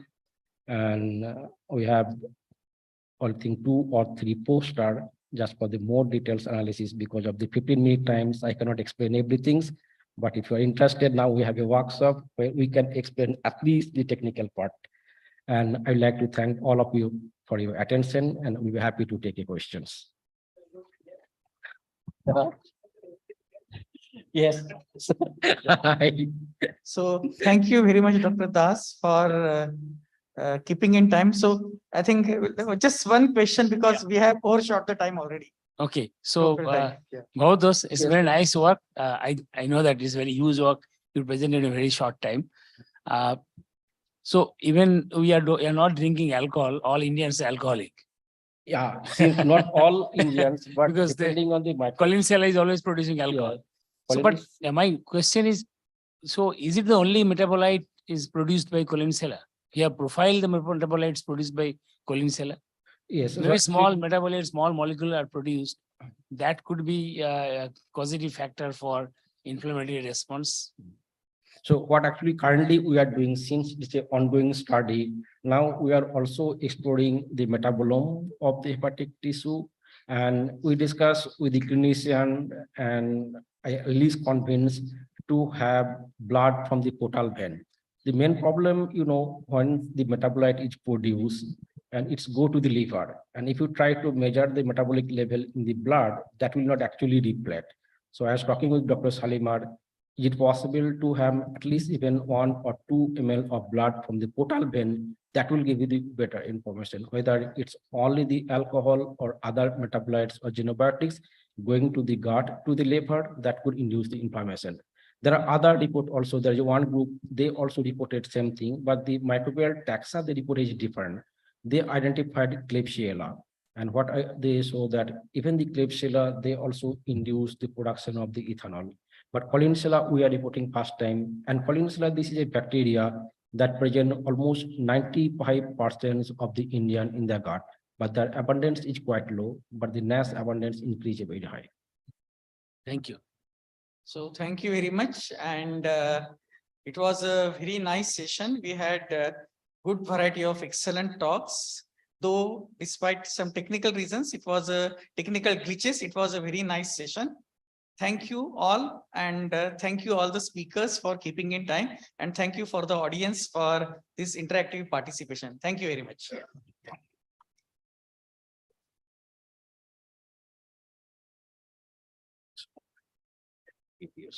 Thank you, sir, for such an informative session. I now request Dr. Soumitro Das to kindly felicitate the speakers of this session. Dr. Ankur Mutreja, sir. And Dr. Arun Mangolik, sir.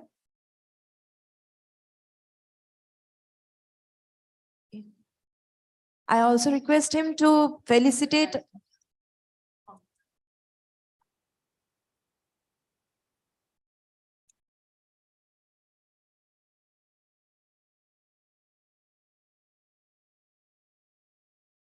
I also request him to kindly felicitate the chairpersons, Dr. Bhavatos Das, sir, and Dr. Yogesh S. Shauchi, sir.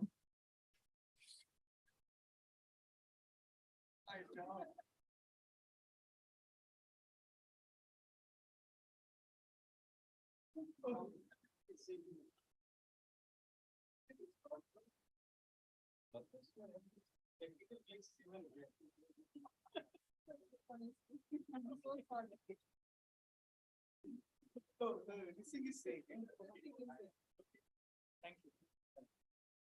Very nice talk. I have a question.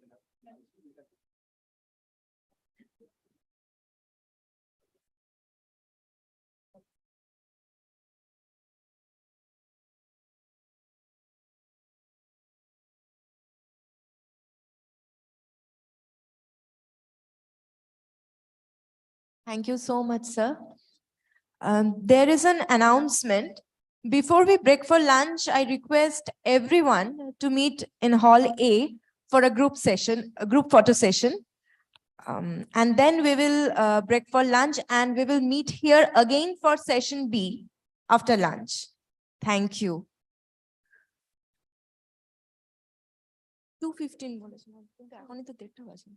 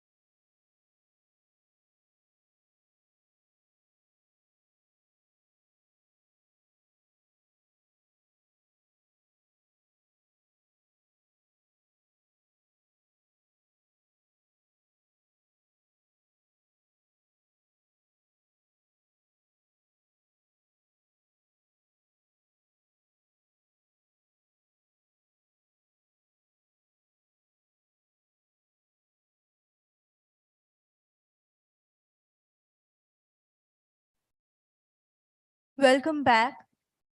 The topic of our session is One Health Concept in Enteric Diseases.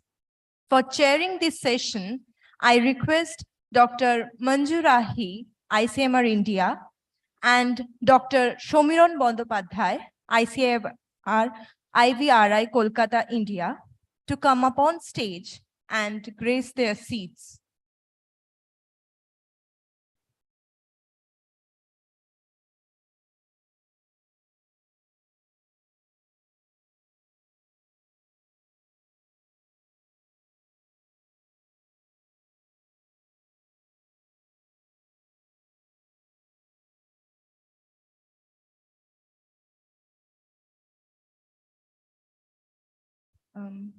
So will you announce the names of the speaker, ma'am, please?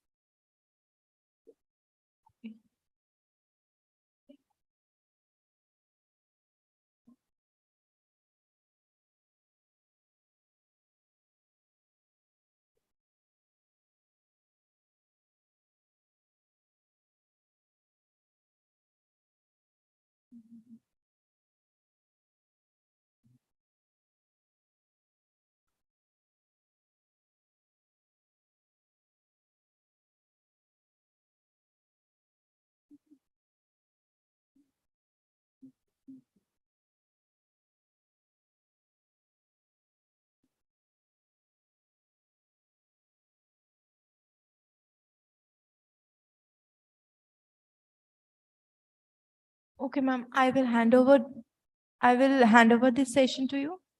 Thank you. I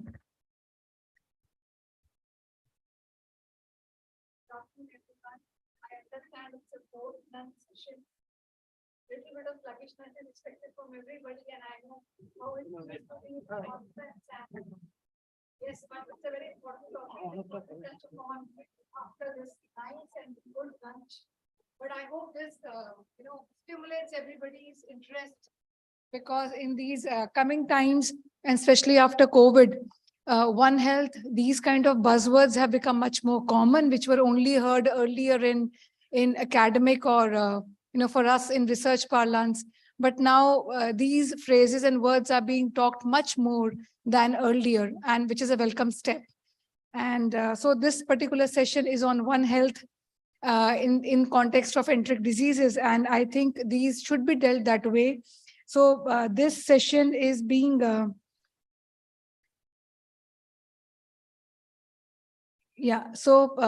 myself, Dr. Manju Rahi, and Dr. Shomiran Bandopadhyay will be chairing the session. The first speaker is Mohammad Sirajul Islam, whose recorded talk is available to us. Unfortunately, he's not able to travel and be here for the personal talk, but I would request the organizers to play that talk.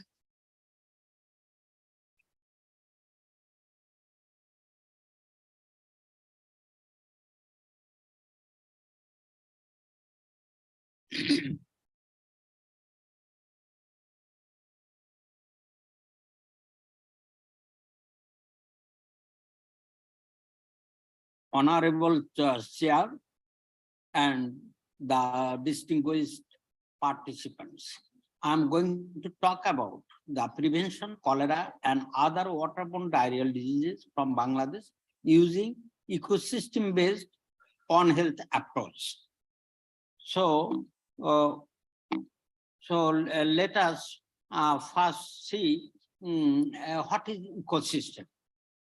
Well, by definition, an ecosystem is a geographic area where plants, animals, and other organisms, as well as weather and landscape, would work together to form a bubble of life. And this ecosystem consists of biotic and abiotic factors. What are the biotic factors? Biotic factors include plants, animals, and other organisms, whereas abiotic factors are the biophysicochemical parameters. Abiotic factors are the physicochemical parameters in the ecosystem. There are two kinds of ecosystem. One is terrestrial ecosystem and another is aquatic ecosystem. And we will be concentrating on aquatic ecosystem, as Vibrio cholerae, the causative agent of cholera, is an aquatic organism. And then let's come to the One Health approach. Why do we need an One Health approach? By definition, One Health is a collaborative, multi-sectoral and transdisciplinary approach, working at the local, regional, national, and global levels with the goal of achieving optimal health outcomes, recognizing the interconnection between people, animals, plants, and their shared environment. So there are 4 things. One is the people. It has a component of animals, it has component of plants, and their shared environment. Now let us see a schematic diagram of One Health. For example, you see there are interaction between plants, animals, and human health, and the pathogens, as well as environmental health. All these are interconnected. And that's why our cholera needs to have an approach of One Health. Why? I'm coming to it next. You see, how the transmission of Vibrio cholerae from aquatic reservoir to human and takes place. You see, as I told you before, that Vibrio cholerae is an aquatic organism. So it remains in an aquatic ecosystem like pond ecosystem, river ecosystem, estuarine ecosystem. And this ecosystem has some environmental factors like the survival and the multiplication of this Vibrio cholerae and its reservoir, the phytoplankton, is intimately influenced by abiotic conditions like pH, salinity, sunlight, temperature, etc. So the growth of the reservoir phytoplankton is also very much dependent on these different factors.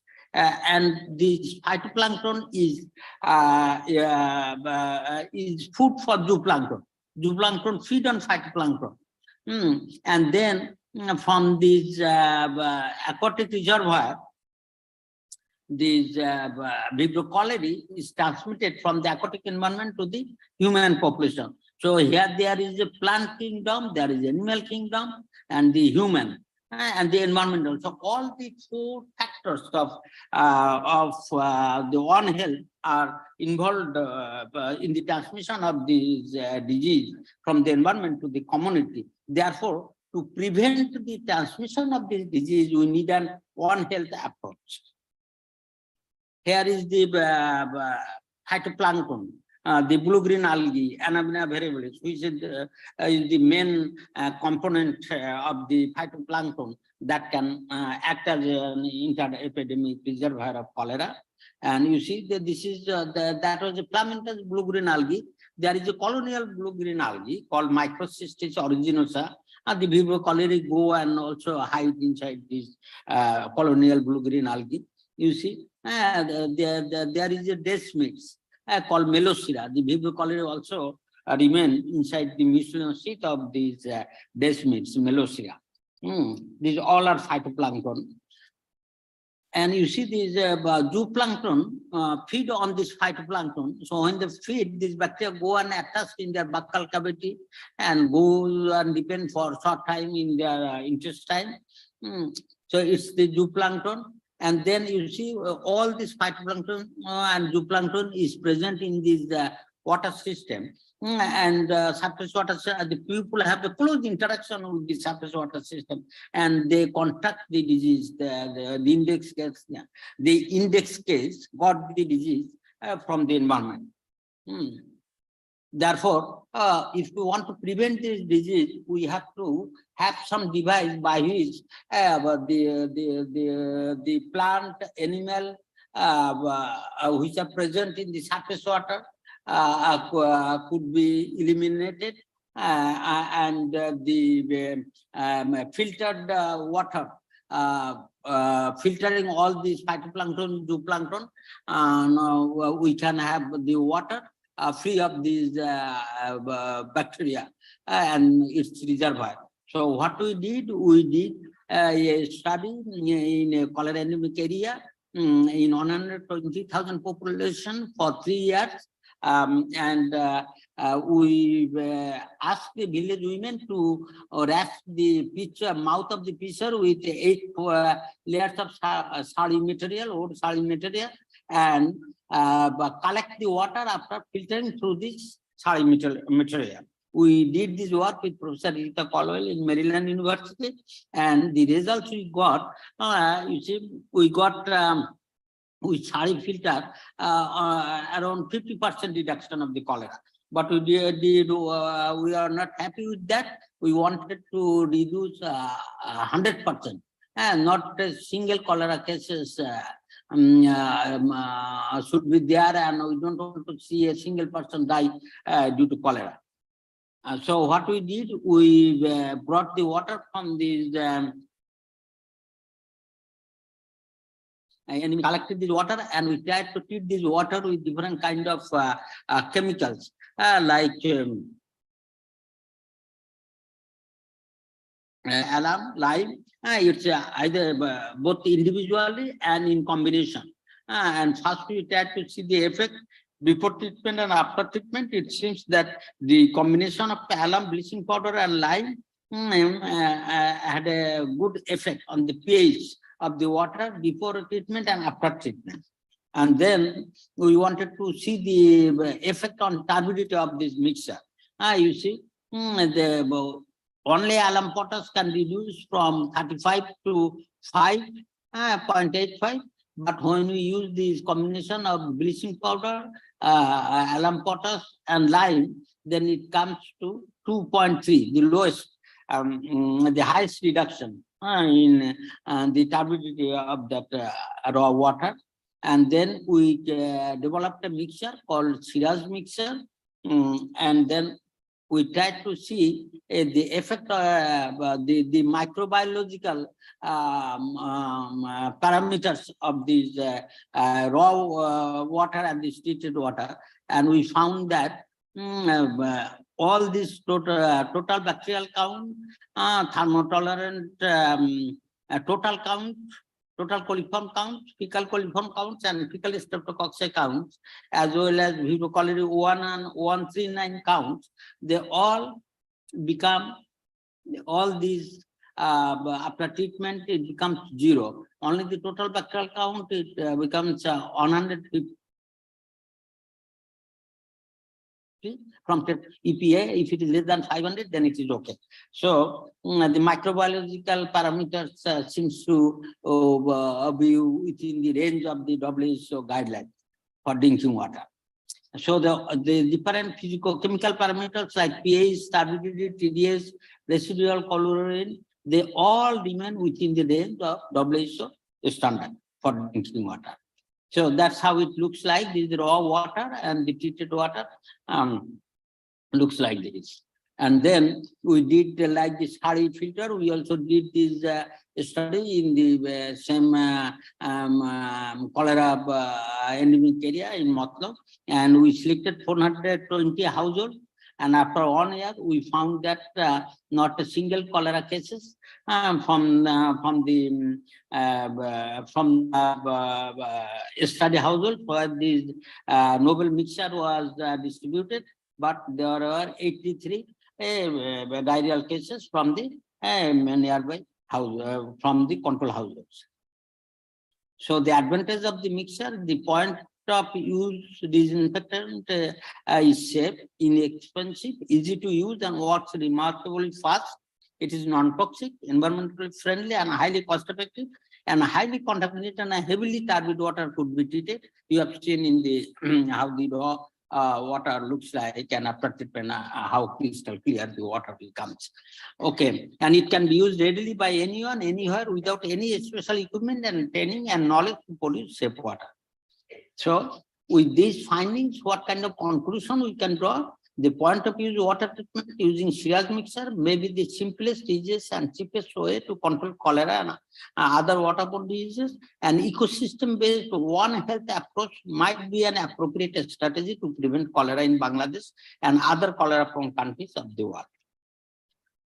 So you see, this is not the work that the credit goes to me only. There are different kind of funding agencies who provided funds to do this study, like the Ross Institute of Tropical Hygiene in London, Stanford University, Maryland University. I have collaboration with different universities and got the fund from the different sources.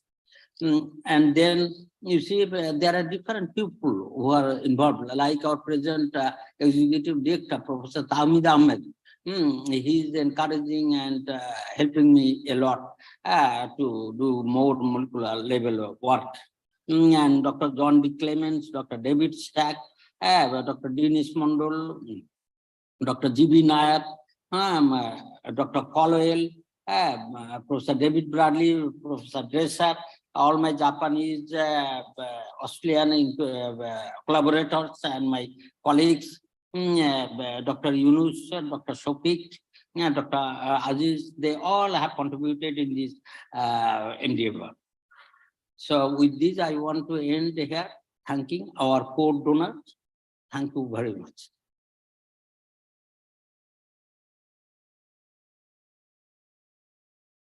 Is he available online? No. Okay, so maybe the audience can have their questions and email to the organizers, which can be transmitted to him later on, because he's not available to us in an online system as well. So this was a recorded lecture. So next talk is by Dr. Samiran Bandyopadhyay, please. Thank you.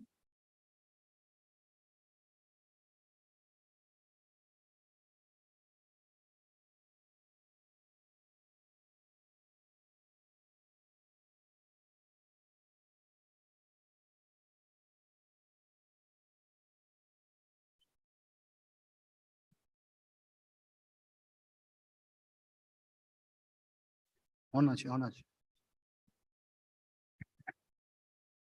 very much thankful to the organizer for this opportunity for present my research before the strongest gatherings. And I am involved in the research pertaining to the emergence of antimicrobial resistance in the food and companions animals. And there only I will focus. I may deviate a bit from what the topic has been given in the introductions. And you know that antibiotics are used in animals like human beings, and there are 4 purposes of antimicrobial use in case of animals, apart from the treatment, which is metaphylaxis, prophylaxis, and growth promotions. And the most controversial is the growth promotion purpose. It is presumed that if you are giving antibiotics in the animals, they maintain the structural integrity of the intestinal tract. That's why the nutritional availability will be more and they will grow more. But that is a controversial issue nowadays. It is not being continued in many of the advanced countries. But other are in use. And if you see the key antibiotics which are used in case of animals and as well as human beings, there are many of the antibiotics which are shared, and which includes also the novel generation antimicrobials like cephalosporins or fluoroquinones. And it is not in the country like India, but World Health Organization for the Animal Health, that is Office-Based International Epizootics, which are the premier organization for animal health. They have also recognized these antibiotics very critical for treating animal diseases. And if you see the animal surveillance in what is operational in India, there are many networks which are functional in the human health sectors. But when it comes to the animal sectors, only a few years back in 2018, Indian Council of Agricultural Research has taken this initiative to establish this Indian Network for Fisheries and Animal Antimicrobial Resistance in collaborations with FAO. And ICMR has also helped a lot to establish this network, but it is still in infancy, and that network suffered a lot because of this pandemic. And if you want to look upon the what are the bad bugs that are prevalent in case of animal sector, most of these bugs which are prevalent in case of the human sectors are also recorded in case of animals, whether it is carbapenem resistant Enterobacteriaceae or vancomycin resistant Staph aureus like that. And there is a presumption that whenever it comes with the bad bugs, these are truly limited in case of the healthy animals from where we are getting the products. But it's not always true. There are many infective patients from where we are getting this kind of pathogens, and which are the chronic and lasting infections, like it is a case of mastitis, chronic mastitis, or it is a infections of osteomyelitis or pyoderma, where there is compromised immunity as well as compromised local circulation. We used to get these bad bugs.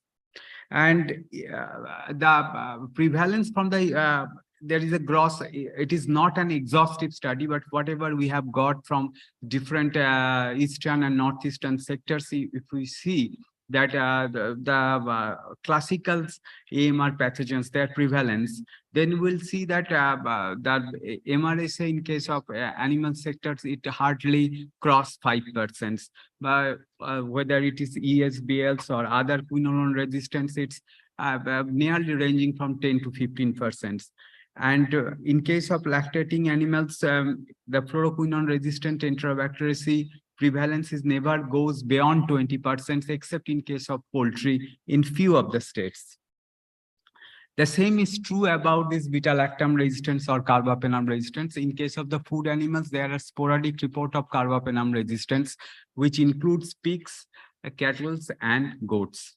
And for the ESBL, it is a little bit higher in case of poultry sectors, but for other animals, it is below 10%. The same is true about the MRSA. Only in case of Haryana, we have detected a higher level of MRSA, that is just 5%, where the organized dairy sector is in place. But when it comes to the companion animals, this prevalence of carbapenem resistance is a little bit higher. But this is a unicentric study what has been done at our end, and we have screened the dogs, pet dogs or companion animals in and around Kolkata, and what we have found that about 9% of the dogs, they are either harboring NDM1 or NDM5. And like human pathogens, they are also multiple gene resistant cassettes are present within them, and they are also carrying the several virulence factors which are associated with extraintestinal pathogenic E. coli.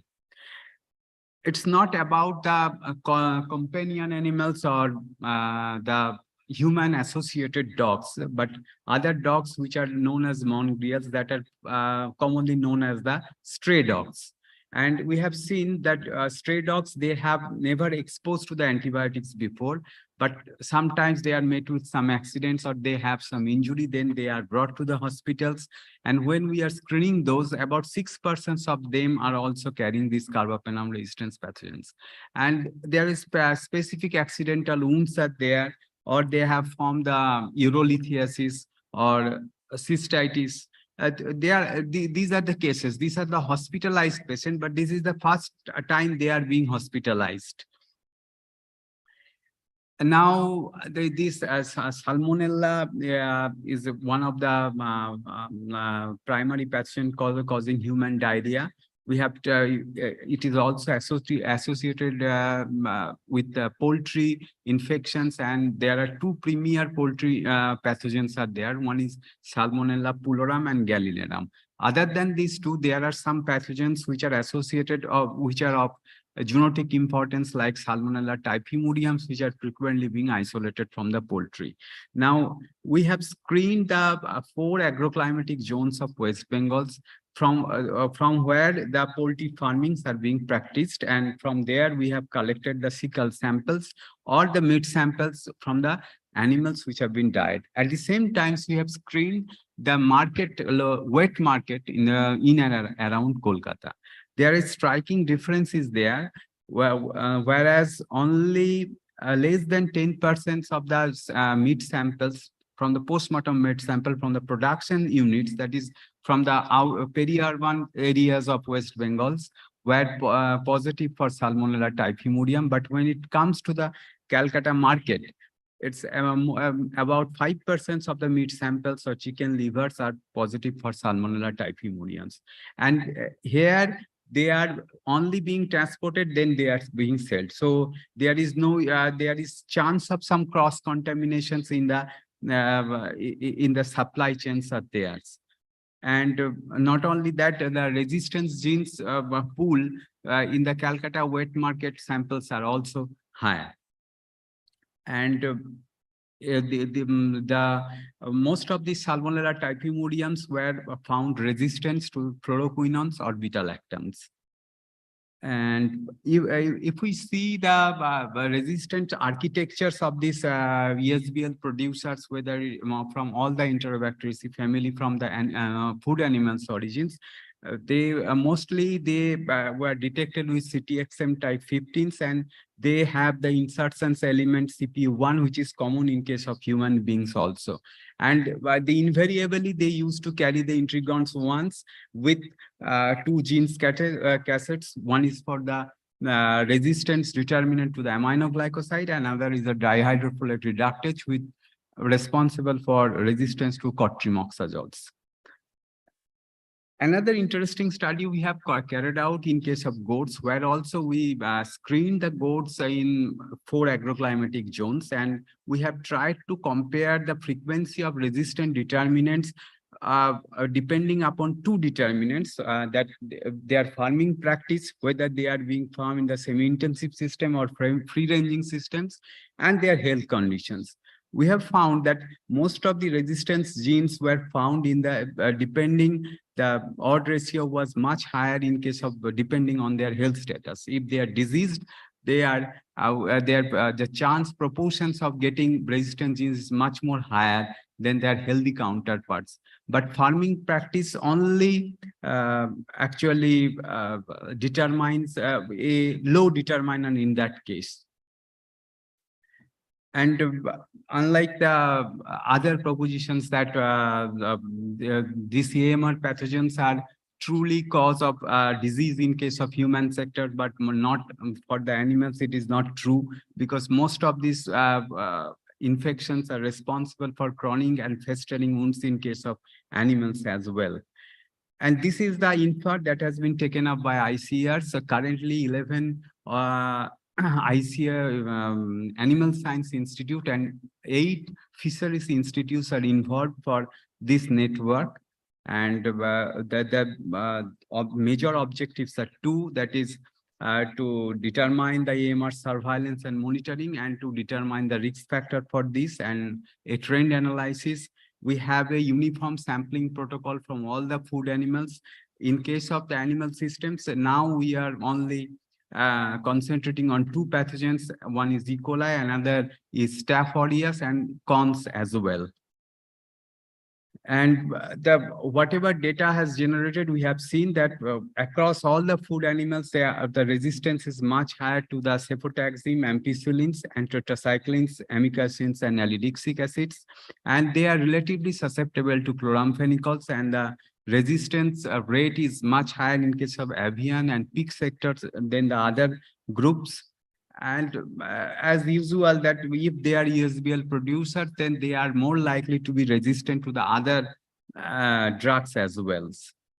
And under the banner of INFAR, we are also trying to aware the farmers or end users of these antibiotics, whether they are veterinarians, paravets, or those who are associated with the animal farming, so that they become more aware about this use of antibiotics, the menace of antibiotic resistance. The government of India are also issuing different kind of advisories for judicious use of antibiotics, and how they have recently banned the use of some drugs like cholesterol in case of poultry. The things are coming in place, so we can hope for the best. Thank you.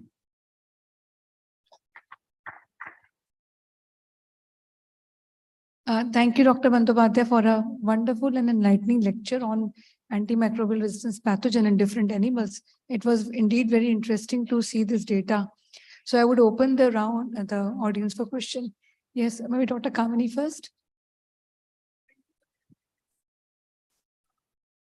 Discussions that we had with ICR and other veterinary experts, there was a suggestion to have a treatment guideline for use of antimicrobials in veterinary sector. Because the point was that since there is no guideline, so it actually encourages misuse of antimicrobials. So has there been any progress on that? No, madam, after that, the COVID has come.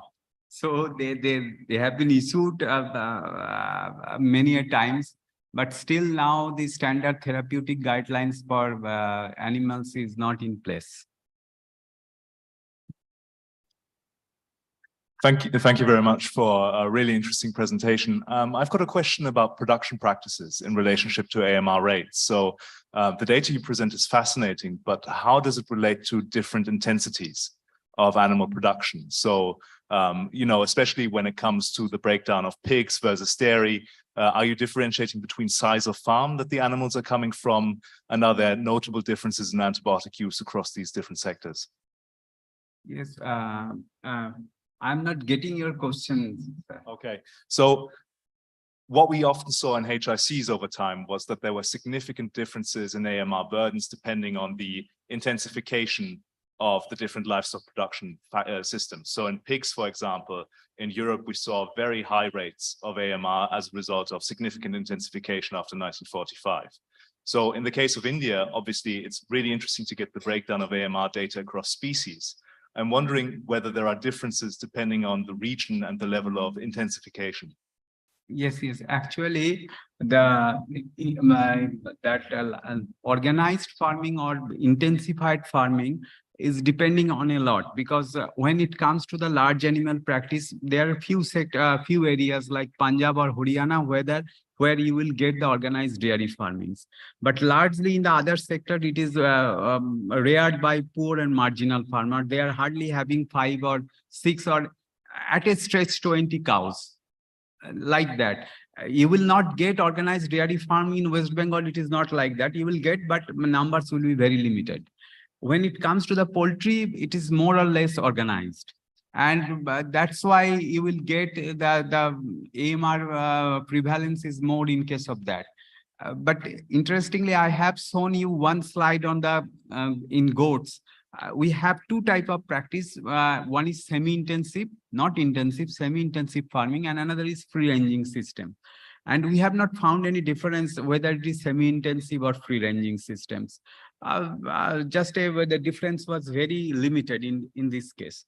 In case of Haryana, we have seen that MRSA prevalence is a little bit higher. I have tried to link that there is established and organized dairy farming is there, but the difference is not very high. Like other areas, it is nearly 3%. There also we have tried with limited number of samples that may also lead to such kind of difference. So you have mentioned that in peri-urban areas, the use of antimicrobial was 10%, and in Kolkata, it was around 5%. Why do you think so that is the case? Not antimicrobial use. What I have told that in the peri-urban areas where from actually these are the production units. Okay. There are the broiler farming serving, actually the poultry farming is there. Now from there, they are coming for by transport to the Kolkata and they are being marketed. Here you will not get. You will have to go at least to Kolani to get your poultry broiler from where it is. Now it is coming and it is staying hardly for 1 day. So there is no use of antibiotic here in the market. In the morning they are sold and by night their stock will be finished.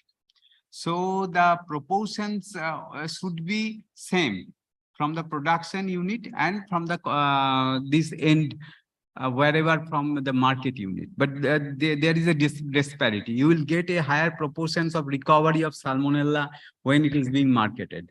Now there must be some cross contamination is there, whether in the supply chains or the water. What they are being used, they will put your whole poultry birds in one stock of water. And how far this water, we have no idea that whether this water itself is carrying the load and that is responsible for such kind of things. That's what I was trying to.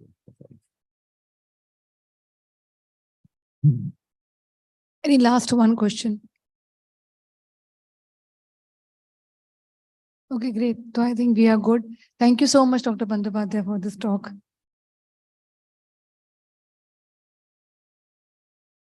So I think myself, I go next.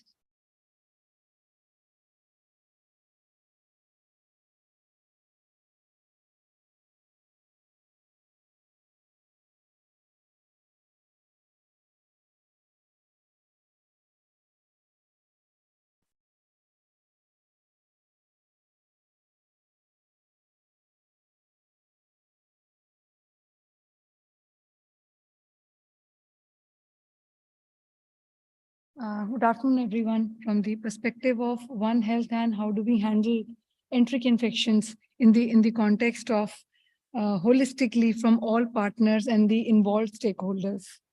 So we'll talk about the public health importance of handling these enteric infections holistically. So we understand how this enteric infection has a huge burden on especially the developing countries belonging to low and middle income countries. I mean, the population belonging to these countries. And as expected, the young children and the immunocompromised and the elderly population are much more affected. And these are the developing countries based in Africa and Southeast Asia, which suffer the major burden. And India also suffers from a major burden of mortality and terms of cost of treatment and the DALYs and the productivity lost, not only in animals as well as in humans. So we have a huge burden in India that we all aware of. So this was done some time ago that India loses 15 billion per year in terms of economics. So economically also is a huge burden. So these are the basic enteric diseases which are prevalent in India. So all of us, I mean, the August gathering knows about this, and the entire conference from the past 2 or 3 days has been talking about these enteric infections. So belonging to different pathogens of bacteria, parasite, and viruses, highlighted in the red are the ones which have zoonotic origin, and they are also transmitted from animals to humans. Later on, human to human transmission also happens. So these are the ones which we would want to look into more minutely, and also from a holistic point of view of multiple stakeholders, engagement and their involvement. So this is a list of source of transmission symptoms, how long the symptoms will last. So this is more theoretical slide, but moving on with the number of pathogens which affect and the disease which affect human beings is a longer list than even this. Among hepatitis A and E, E also has a zoonotic potential, more so in developed countries. So these is just a summary of some of the outbreaks which have happened over the years of these enteric pathogens, and most of them have zoonotic potential. But are we able to capture them that way when outbreaks happen? Are we able to link it to the zoonotic origin or surveillance of animals? Is it happening parallelly, or the surveillance of environmental samples happening parallelly? So that is not, if that's not so happening, we should be looking at it from that aspect of beyond human health and looking into veterinary, animal, and environmental health. So these are the routine, the transmission routes of enteric pathogen. So we are all aware of the lack of sanitation and lack of drinking water and how the chain moves in human beings and environment. But here is the fitting piece of animals getting into the picture. So environmental contamination through animal feces and animal carcasses, reuse of dead animals, all that happens, and that becomes a chain of animal, environment, human, chain of transmission, which is difficult to break because it is difficult to identify, because we have not still consciously understood that there is a larger transmission chain which is happening. So we all are aware of the risk factors, which I just spoke about a couple of moments ago, of mortality and morbidity in general of enteric diseases. Of course, beyond the medical or microbiological reason of pathogens and host factors, there are also socio-ecological and demographic factors of poor sanitation, poor living condition, low socioeconomic status, lack of availability of potable water, and poor hygiene and sanitation. Of course, these also play paramount role. That is why intersectoral role and cross-sectoral collaborations are so important, which moves beyond human health and animal health. It goes into sanitation, it goes into overall development and socioeconomic development and housing. So all these factors will together build a success story of control of these diseases. So this is again some examples of pathogen transmitted via different routes. So when we talk about enteric infections, we think about foodborne transmission route. So there are a set of organisms which are transmitted through foodborne. Salmonella, Enterica, Campylobacter is of course understudied, but a very important one. Yersinia enterocolitica. Then there is a direct contact between food animals, food of animal origin, and human beings. So these are the organisms which have been studied much more in other countries than India. We are warming up to that kind of research, and environmental factors are there, and they become also a transmission route. So they also need to be studied in detail in India to understand which point to make a dent on, how to step up our surveillance mechanisms. And transmission of pathogens from humans to animals, that reverse zoonosis also happens, though this is largely understudied and under noticed. But this also happens, and this is example of Staphylococcus aureus, direct and indirect human and wildlife contact. So these are the examples. SARS in 2003 an example. SARS-CoV-2, yes, we think about it in that way, that Wuhan wet markets were a source of SARS-CoV-2 novel virus, but okay, no concrete evidence. But after COVID, we are thinking in those lines where the direct and indirect contact with wildlife and the domesticated animals, there is a bridge population between the wildlife and humans, and that bridge population acts as of course, a population of animals which transmit the infection from wild to humans. And it can also happen back from humans to wild, which was again evident in COVID. So microbial transmission routes between human and food animals or food originating from animals. So it begins somewhere from the milk, the animal product, or the animal itself, or the product of the animal in terms of skin or fur. That also can happen. So meat, milk, eggs are the animal products which infect the food consumed by humans. They ultimately suffer the disease. They go back to environment, and of course, sick animals, that becomes a vicious cycle, and environment playing a major role in these transmission cycles. So how do we curtail it, and where do we act? So there is a farm to fork scheme, or this also called as farm to table, or there's another phrase, boat to throat chain. We are all aware of it, and a lot has been written about these schemes, where to make interventions on, beginning from farms. If the infection is originating at farm, it is best and easy to curb at the farm level. And if it's like, when I say farm, it can be livestock, it can be poultry, it can be domestic animals. So that's why where these animals are being handled. So where the product can be the animal or food product developed from animals. So the storage, preparation, food, consumer, animal production, harvesting, slaughterhouses. So all this becomes a big chain, and we need to find out the right point of intervention, where to make the intervention, and where to make a break of the transmission. So amidst all this, so where does One Health fit in? So if we see in the last diagram, there are so many partners and so many players in this scene that we need to capture each and every partner here. Each and every player plays a very extremely important role. Until all are in sync, we will not be able to break this chain of transmission or even treatment part. So the first speaker very elaborately had explained what is One Health. And so these things are changing at human-animal environment interface. Multiple factors are involved. We are all aware of urbanization and how urban areas with dense, thickly populated populations, human beings cohabiting with animals increases the chance of transmission. Antibiotic resistance was spoken by the last esteemed speaker.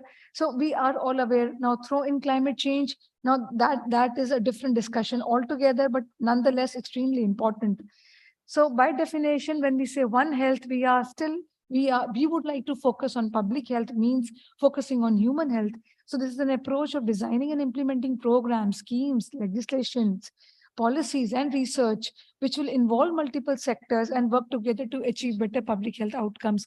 Of course, that the end point cannot be reached till we make animals healthy, till we make environments clean, till we reach each and every point. We will not be able to reach the end point of public health outcome. We appear a little selfish here in this definition that are we ignoring animal health here?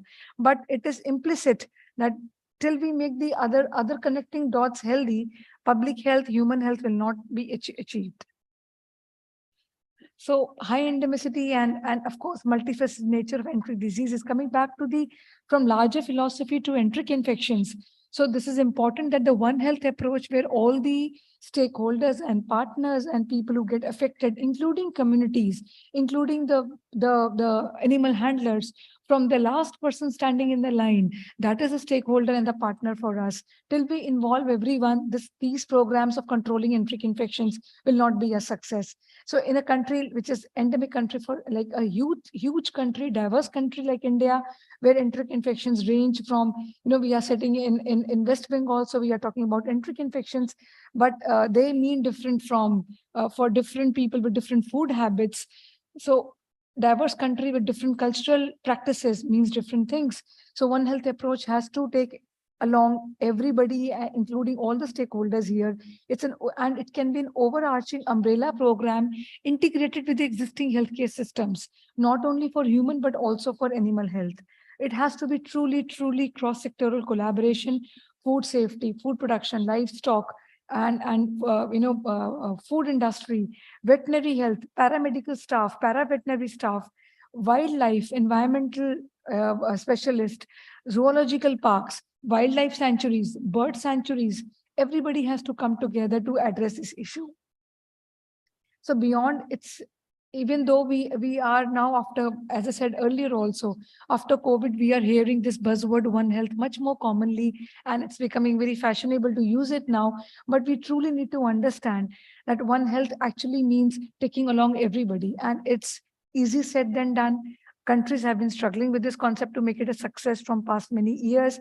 India is in very nascent stage in One Health. I remember from 2010 when ICMR was making taking major steps towards One Health. It was primarily called zoonotic diseases, how to tackle zoonotic diseases. At that point of time, when the DG Dr. Katoch was there, we were thinking of developing an institute on zoonotic diseases. And from that to 2022, it's like a journey of, I don't know how many years, 12 years or more. So now we are developing a National Institute of One Health in Nagpur, in Maharashtra. So it has taken ICMR, a national research body under Ministry of Health and Family Welfare, to come that far, from evolving from looking at zoonotic infections in a tunnel vision to envisioning it in a holistic manner from One Health. And again, as I said, the intention is there, but how do we do that? Where are the mechanisms? Where are the mechanisms to work together? Where are the funding mechanisms? Even for research, it's difficult. So imagine implementing the national program and policies in the field from the ministry point of view is also extremely difficult, where the agriculture or the livestock or the animal sector, animal husbandry, the private sector, they all need to come together. So it has to be very broad and to take ecology also into ambit. The first speaker explained the definition of ecology, which was very nice for, at least for me, to look into. So we talk about plant health and animal health and environmental health in that. So it's much beyond than health. It also, as I said, it's cross-sectoral. It's addressing equity, governance, justice, livelihood, welfare, which is moving beyond the ambit of health, veterinary or human. So these are different sectors where social justice, where many other departments and ministries need to be roped in. So we all understand that multiple people like epidemiologists, practitioners, ecologists, wildlife need to be involved. So if we want to focus in India at the moment. So there are different players like ICAR is there, Dr. Suman Bandyopadhyay is representing Indian Council of Agriculture Research here, with whom I'm working very closely with from past many years. And they are collaborators. So there is veterinary department. So there are veterinary colleges involved. From research side, from Ministry of Agriculture and Animal is there. So wildlife is there. So we need to have multiple people talking at the same platform here. I'm not sure from in the audience how many from different departments are available here to hear the talk on One Health, and how many of us go to their meetings and conferences to hear their side, the animal side. It's more of an economical thing for them. It's more of the intentions and the objectives are different from human health, but we need to find a convergence from both the sides. So when we talk about One Health, we need to integrate, as I said, convergence. We need a lot of integration of the programs. And of course, One Health will be little different, maybe entirely different from the disease-specific vertical programs. We are talking about horizontalization and integration of the programs of different sectors now into the normal routine healthcare services of humans. So key approaches in the enteric diseases, coming back from the philosophical issue of One Health back to enteric infections. So there are mechanisms of how do we tackle this at what point of time, and from what point of chain of transmission do we tackle it. Foremost and first, we need good surveillance of at different levels, at the farm level, production level, veterinary level, at human level. So findings need to be shared in a very transparent manner. Data needs to be shared. Now, again, that's a big caveat in any system, more so in Indian system, where it's so regimented and we work in silos. So there's no crosstalk between different sectors. That silo approach needs to be broken. So there is a WASH approach. We all are aware of sanitation and availability of water.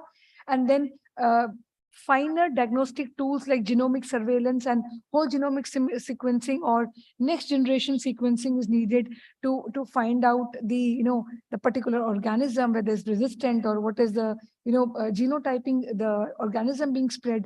In COVID, we all understood the importance of WGS here, where we could understand which variant is circulating based on these sophisticated techniques, which were, we thought that they are not available for routine work.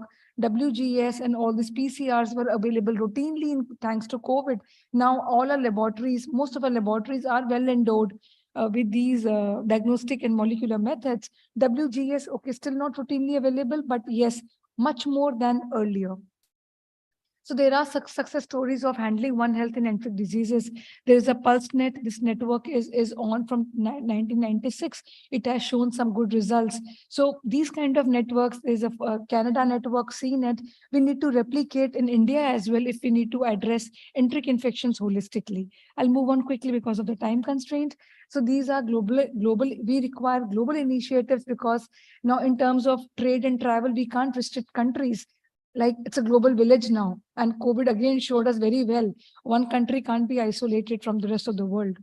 So if we come to, now this is released in October in 2022, WHO has released this action plan for One Health.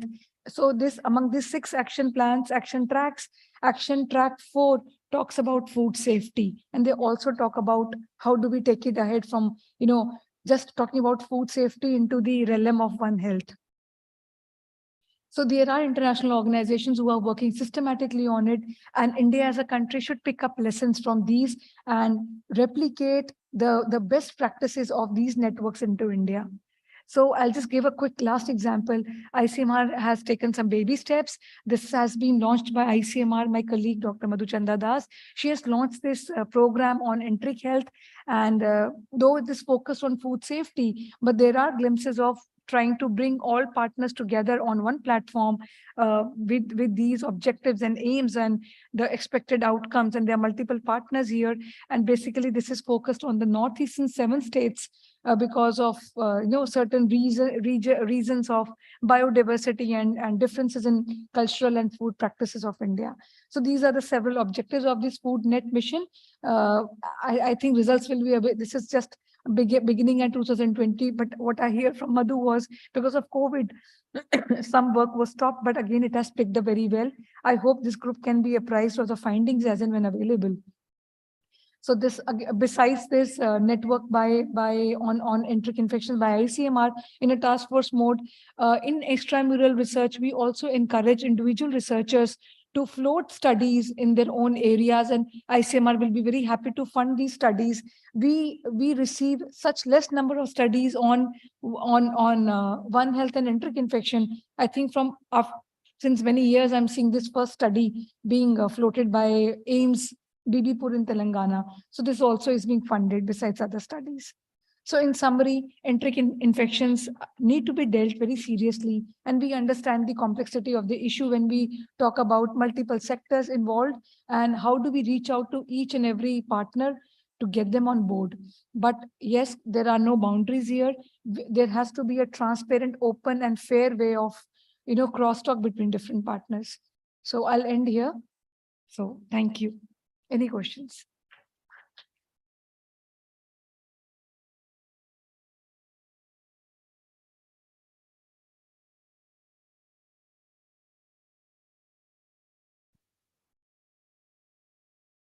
Thank you. That was really interesting. I was wondering if you could say a bit more about the current status of surveillance infrastructures for enteric infections across India, and specifically where there are potentially gaps, because I really appreciated that you mentioned there need to be these kind of heterogeneous approaches to looking at enteric infection because the contexts are so different across India. And so I was curious about where there are gaps in surveillance infrastructures, what plans are in place to strengthen those beyond the ones you mentioned in the Northeast, et cetera. So essentially, your interest is where are the gaps in surveillance in India at the moment, and what are the surveillance mechanisms in India?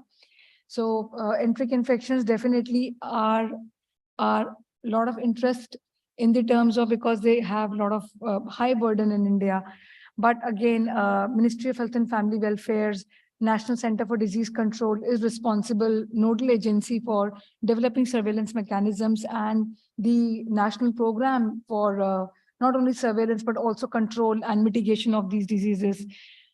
The surveillance programs in India are restricted to, at the moment, to the hospital-based surveillance. As and when the patients come in, they are treated. And of course, cholera has been of interest for us for a long time. But at the moment, we still need to see very robust surveillance mechanisms. The laboratory diagnosis, because when these patients come up to private practitioners or even to government sector, they are seen syndromically, symptomatically. So they are not seen as disease per se, or they will be treated as diarrhea as a syndrome, or liver dysfunction or some other syndrome. So we need to move. I think that's all good. Syndromic approach is all fine, but it's a basket of organisms where you are looking into this syndromic approach. Do we have robust laboratory diagnostic algorithms or mechanisms to look into these different pathogens and treat accordingly, or they are just holistically and empirically treated as diarrhea as a syndrome? So of course, gaps are there. We need better diagnostics. We need wider availability of diagnostics across. First of all, we need better sensitization of the treating physicians to differentiate these infections, but are we doing that? So even the laboratory, they need to be better endowed with these tests, these available diagnostics, trained in that way. Do we have these kind of laboratories with us? Yes, referral laboratories are there, but they need to be available at much granular level. Surveillance will be strengthened only when we have robust diagnostics, point of care test with us, and a backflow of information to the treating physician, that what you treated with empirically with some broad antibiotic is actually giardiasis or Campylobacter. We don't have that backflow of information for the moment. So it requires a larger discussion at the ministry level also. But at ICMR, we are trying to strengthen the laboratory aspect of it, the diagnostic part of it. We have a network of VRDLs, viral diagnostic research laboratories, but many of this enteric infection will be bacterial as well, which will be missed by this viral labs. But we are trying to make it holistic. And of course, NCDC has a network of public health laboratories. But I doubt how much they are able to, doubt in the sense how much they are able to capture and how much data is being flowed into the national database. Do we have holistic picture? We don't have. What is the true burden of these individual diseases? We will not have the holistic picture. Thank you.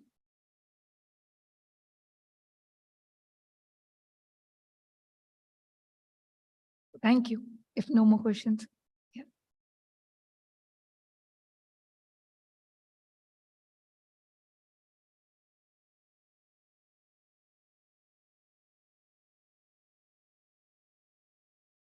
Thank you for that. So may I call the next speaker, Dr. Saha, Senjuti Saha.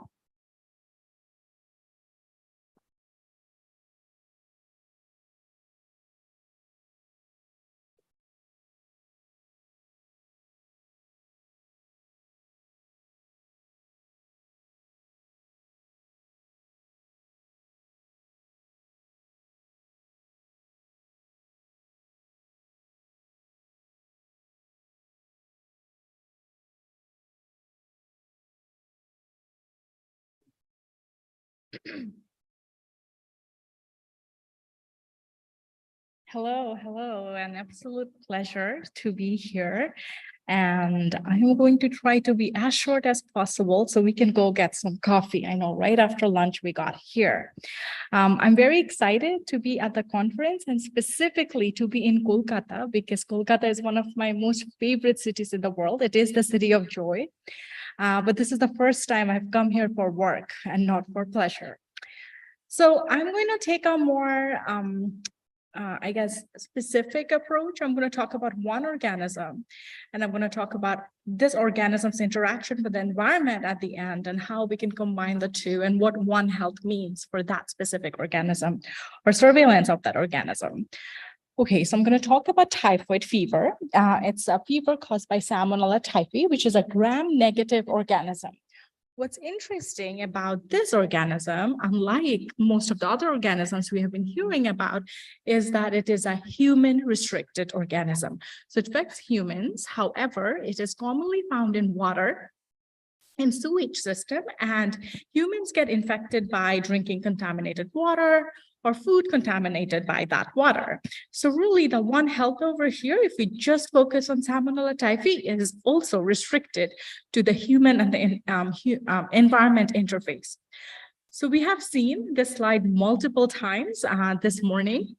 So this is basically a slide or a figure that shows the global burden of typhoid fever. The darker the color of blue, the higher the burden of typhoid fever. And what we see is that where we are here today and Bangladesh to South Asia has a very, very high burden of typhoid fever.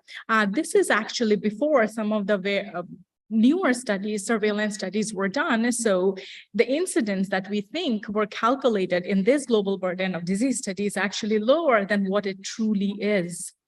There is a joke in South Asia. Some of you might be aware of it. We use it all the time.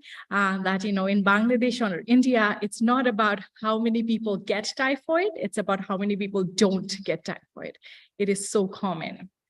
We also heard this morning multiple times that there have been 2 typhoid conjugate vaccines that have been pre-qualified by the WHO. 4 countries have already introduced the typhoid vaccine, and decisions are being made for the other countries.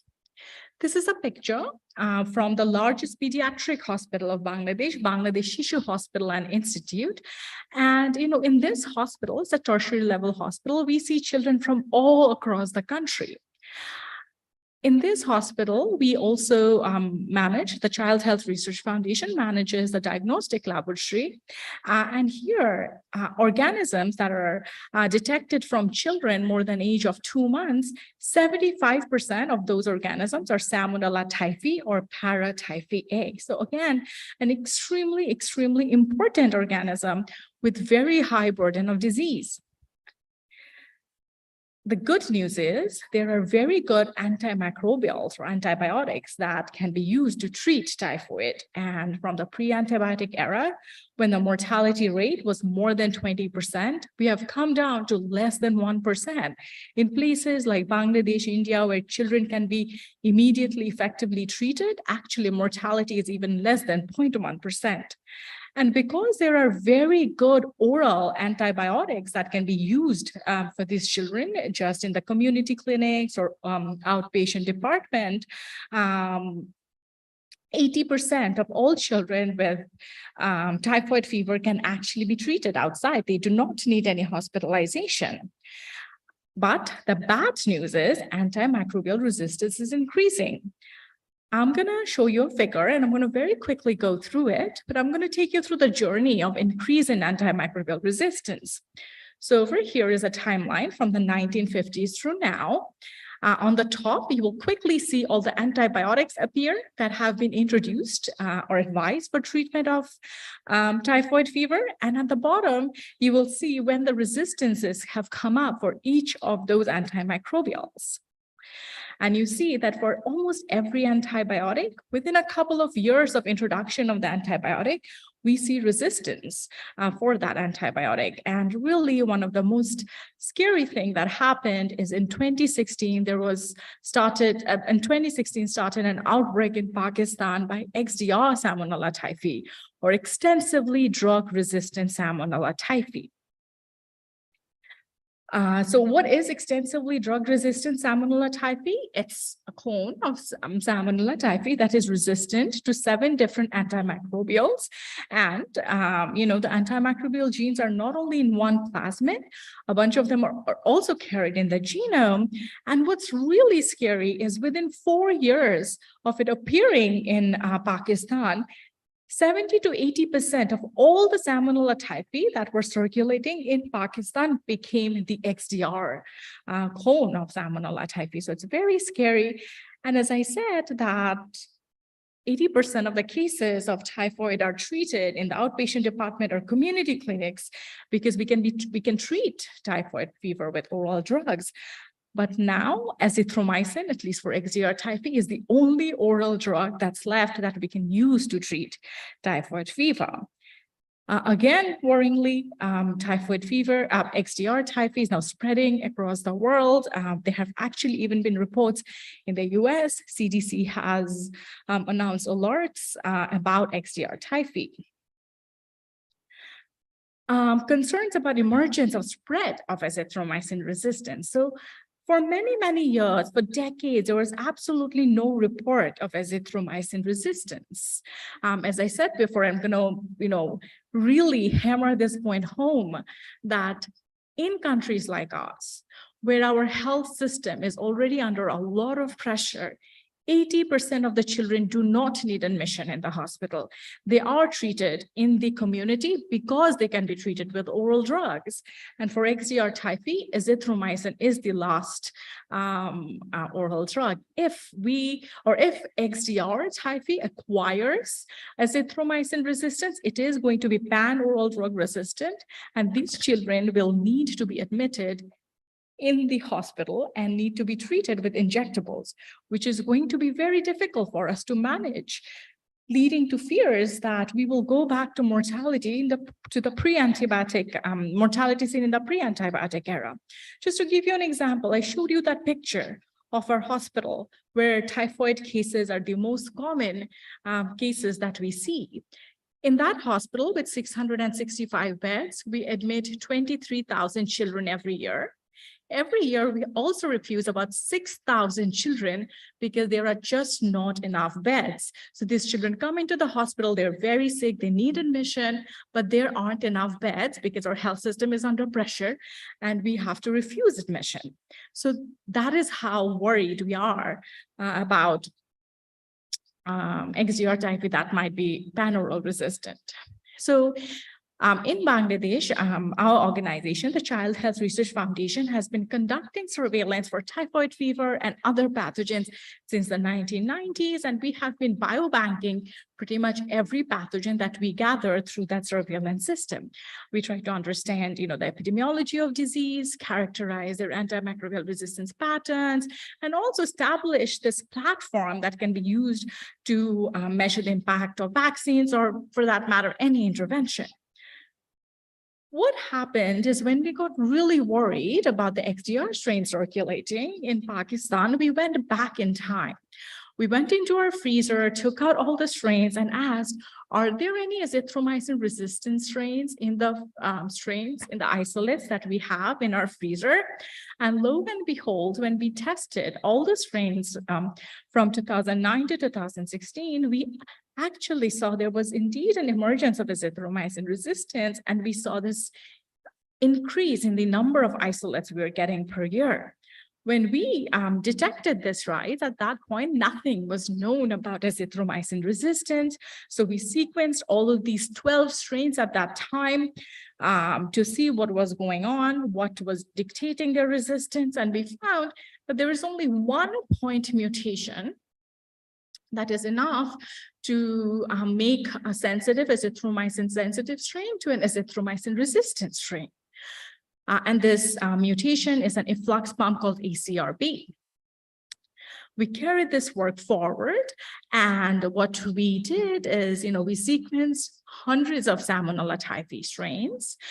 We genotyped them, and we collated that data with hundreds and thousands of Salmonella typhi strains that has been sequenced everywhere else. So this is basically a phylogenetic tree that shows all of those strains. And what you see in the different colors are different genotypes or types of Salmonella typhi. That's the first circle. The circle outside, basically with the colors, shows all the mutations that we found in each of these genotypes that make these strains resistant to azithromycin. All I want you to take away from this figure is that this mutation that makes Salmonella typhi resistant can occur in any genotypes. So this is a random occurrence or spontaneous occurrence, again saying at any point, any strain of Salmonella typhi can become azithromycin resistant. And this is again zooming in. So this is scary, clearly. I'm sure I have convinced you that we are at not a very good time. So how do we interrupt this trend? How do we interrupt this trend of increasing AMR? We've already been hearing about vaccines. So WHO has recommended the use of vaccines. And then in 2019, Pakistan was the first country to introduce the typhoid conjugate vaccine. And if I'm not wrong, this is the first time a vaccine was introduced to fight AMR. And of course, a vaccine that was made for low resource countries and a vaccine to fight antimicrobial resistance. In Bangladesh, many organizations, the government, PATH, WHO, UNICEF, everyone got together, and just a few weeks ago, we submitted our application to Gavi to introduce the vaccine in the National Immunization Program of Bangladesh. But as we have been talking about, especially in this session, but in the morning session too, are vaccines enough? Vaccines are definitely one of the fastest way of reducing disease, but perhaps not the most sustainable way. As I started my talk with, it's a human restricted pathogen that is transmitted through contaminated food and water. So we have to really think about how we control Salmonella typhi in the environment. So I have always focused on humans and pathogens that infect humans. I've really never thought about anything outside that. But as I'm learning about typhi more and more, and as I'm talking to historians like Klaas, I've been thinking about phages more. So a question that we asked, how do we do surveillance for Salmonella typhi in water bodies? Because that is the main source of transmission. So we decided to use bacteriophages. Salmonella typhi, although they're transmitted through water, is extremely difficult, if not impossible, to grow from water. However, we can look for bacteriophages. Bacteriophages are viruses that infect and kill bacteria. They're very specific. They're specific not only to the species level, but also to the serover level in case of Salmonella typhi. If there are bacteria, there will always be phages, and phages are at least 10 times more in the environment than bacteria we know from other studies. So we did this pilot study where we looked at, in our definition, everywhere in Bangladesh is high endemicity, but in our definition, highly endemic, mid-endemic, and Chittagong, which, highly endemic, low endemic, and Chittagong, which is mid-endemic. And we basically compared clinical surveillance, where we are, doing blood culture, to environmental surveillance. And we tried to understand if the proportions are comparable. Do high endemic region have very high phage positivity? Do low endemic regions have very low phage positivity? And you can see that in Dhaka, when we tested about 410 water samples, 28% of those water samples had bacteriophages that are specific for Salmonella typhi. And Dhaka also has the highest rate of blood culture positivity in the hospital, about 4.7%. Let's compare that to, let's say, Mirzapur, where blood culture positivity is really low, 0.1%. Phages in environmental water is also quite low, 1.6%. So this was our pilot that showed perhaps phages are a good tool for environmental surveillance. We isolated many different phages. We took these phages and basically looked at their activity across many different types of Salmonella typhi. We are now sequencing them, trying to characterize them more. But again, what I want you to take away from this slide, that not only do we find phages that infect Salmonella typhi, we find a diverse range of phages. And gradually, as we continue the surveillance over a long time, we will be able to perhaps use phages to understand of Salmonella typhi in the environment. Because we are realizing more and more how important environment surveillance is for typhi, we now have a live dashboard that basically in real time tells us how many phages we're finding, what is the type of phage, and hopefully into that we can embed more and more data as we go forward. So the idea is over the next 2 years, do a surveillance, environmental surveillance throughout the country and try to compare that to also clinical surveillance. With that, it's a privilege to be here. I am very privileged that I could come here, but behind me is a team of 350 very strong and wonderful people. Thank you.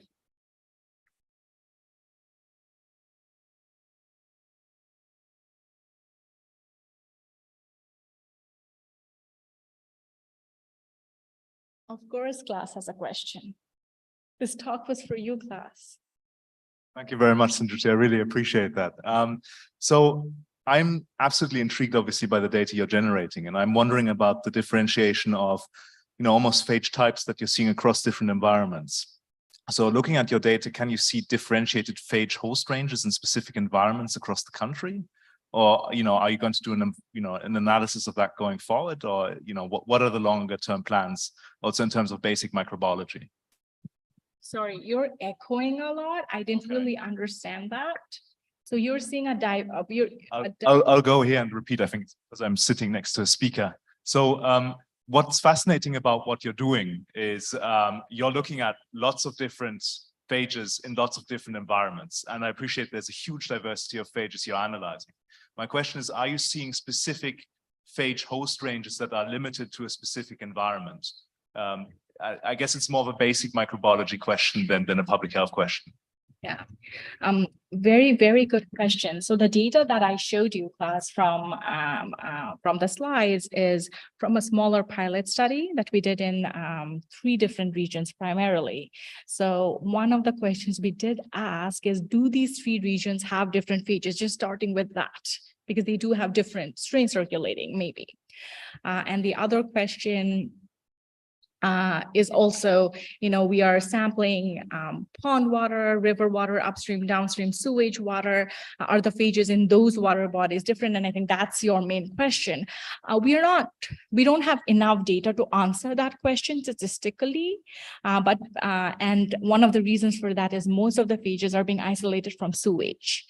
So when we, just collect samples from open sewers, that's where we get most of our phages. Ponds, still water, river don't really have a lot of phages. So we need a much bigger sample number to be able to answer that question. But that is one of the objectives of this study. Hi, Sanjuti. Thanks for such a thought-provoking and insightful talk. It's always sobering to see how quickly resistance emerges after the introduction of antibiotics. I was wondering if you could hypothesize that if we're able to achieve an environment where we remove the evolutionary pressures that select for resistance, how quickly will Salmonella revert to sensitivity? And perhaps you can just share your perspectives on the story in Bangladesh, where you're seeing a lot more sensitivity returning. Very, very good question. So if we took away the selective pressure of antimicrobials, how quickly would Salmonella typhi become resistant or lose some of these resistance markers? So let me step back a bit. If you go down into the caves, into permafrost that has never been touched by humans, even there we will find bacteria that have resistance genes, right? And we know that what we are doing is, using antimicrobials, we are selecting for those specific genes and making or helping them spread. If we stop using antimicrobials, take away the selective pressure, especially antimicrobials in the environment, will this resistance go away? Because we know there is always a balance, opportunity cost that bacteria have to pay. In some cases, it's possible. So if we look at multi-drug resistance in Salmonella typhi in Bangladesh, there was a time in the early 1990s, even early 2000s, when multi-drug resistance, which is resistance to the first three line of drugs, was 70–80% of all Salmonella typhi that we were seeing. But very soon after we realized that, entire countries started using second, third line of drugs like fluoroquinolones and ceftriaxones, and we don't see multi-drug resistance that much anymore. So it's carried by a plasmid, and we've pretty much lost that plasmid in the Salmonella typhi population. So multi-drug resistance has now come down to 15–20%. So I think that it is possible that if we stop using some of the antimicrobials, we can start recycling them for treatment in the future again. But of course, questions remain: how quickly is resistance going to come back after that? Because there is now a higher baseline population that might increase the spread this time around. Hi, thank you very much for your talk. My question is kind of following on what was asked before, but how likely do you think that this ACRB mutation conferring resistance to azithromycin is going to be stuck to the population similar to what we see with fluoroquinolones, and a SNP on the GYRA mutation on the GYRA gene conferring resistance to fluoroquinolones, this one on ACRB conferring resistance to azithromycin? Do you think it's going to be spread globally similar to what we see in typhi and paratyphi with GYRA mutations? Or do you think that this ACRB mutation is harder to be fixed in the population? Okay. Again, it's echoing a lot, but I'm going to try to repeat your question.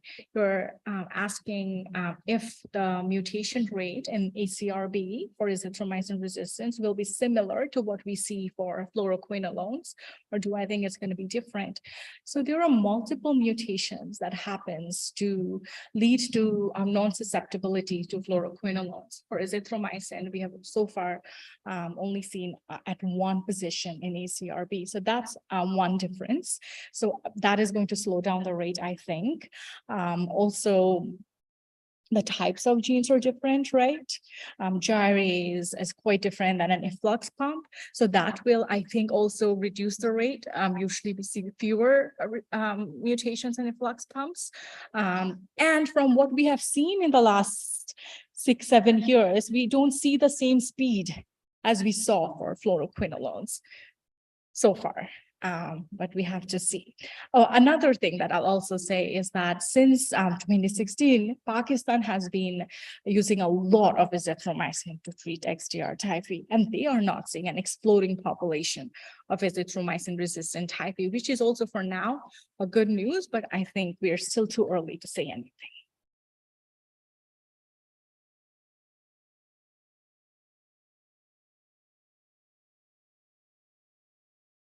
Okay, thank you so much. Any more questions? I think we have reached the end of the session. Thank you.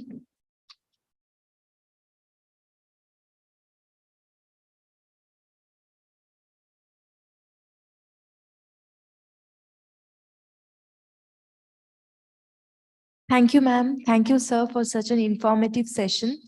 I would like to request Dr. Rahi ma'am and Dr. Bandopadhyay sir to felicitate Dr. Shejuti Shaha. Please, ma'am.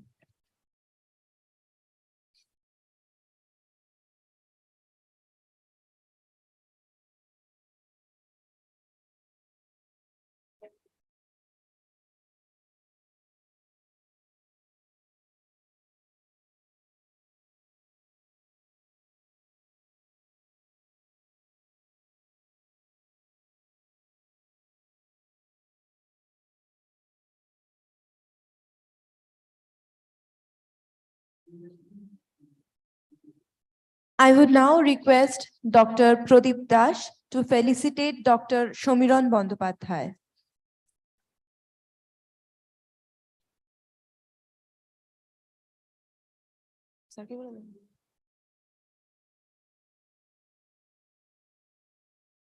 So kindly felicitate Dr. Rahi ma'am also.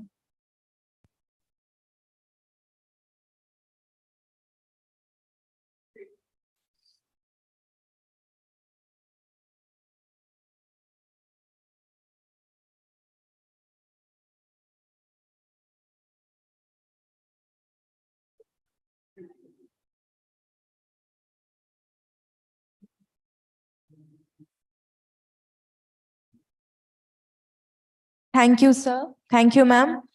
There is a tea break for 15 to 20 minutes. After that, we will return here again for the next session, which will occur at 4:30 p.m. Thank you, everyone.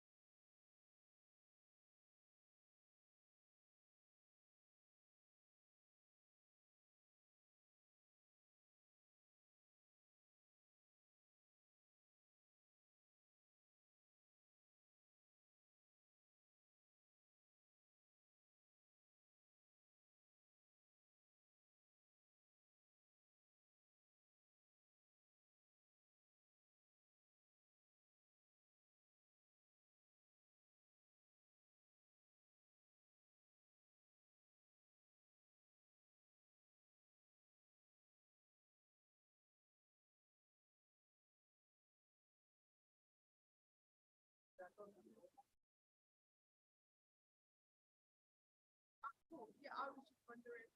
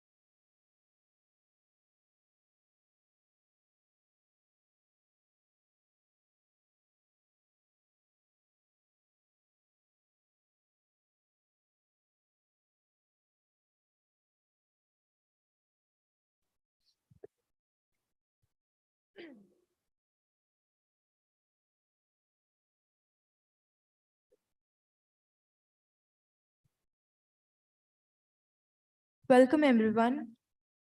We move on to our next session, Wash in Enteric Diseases, a Comprehensive Approach. We will begin the session with the quote of Ignaz Semmelweis, the great physician of 1847, who attempted to promote hand washing to prevent diseases long before germ theory was proposed. Washing hands for 20 to 40 seconds can prevent bacteria and viruses entering the body. I now invite on stage Dr. Mohammad Mahbubur Rahman, ICDDRB Bangladesh, and Dr. Mami Taniuchi, University of Virginia, USA. I kindly request them to lead the session. Thank you.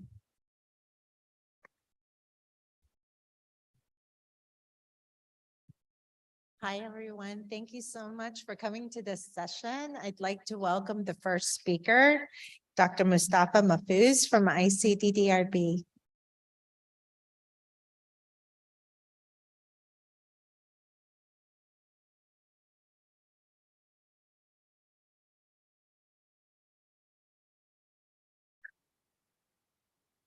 Slide, please.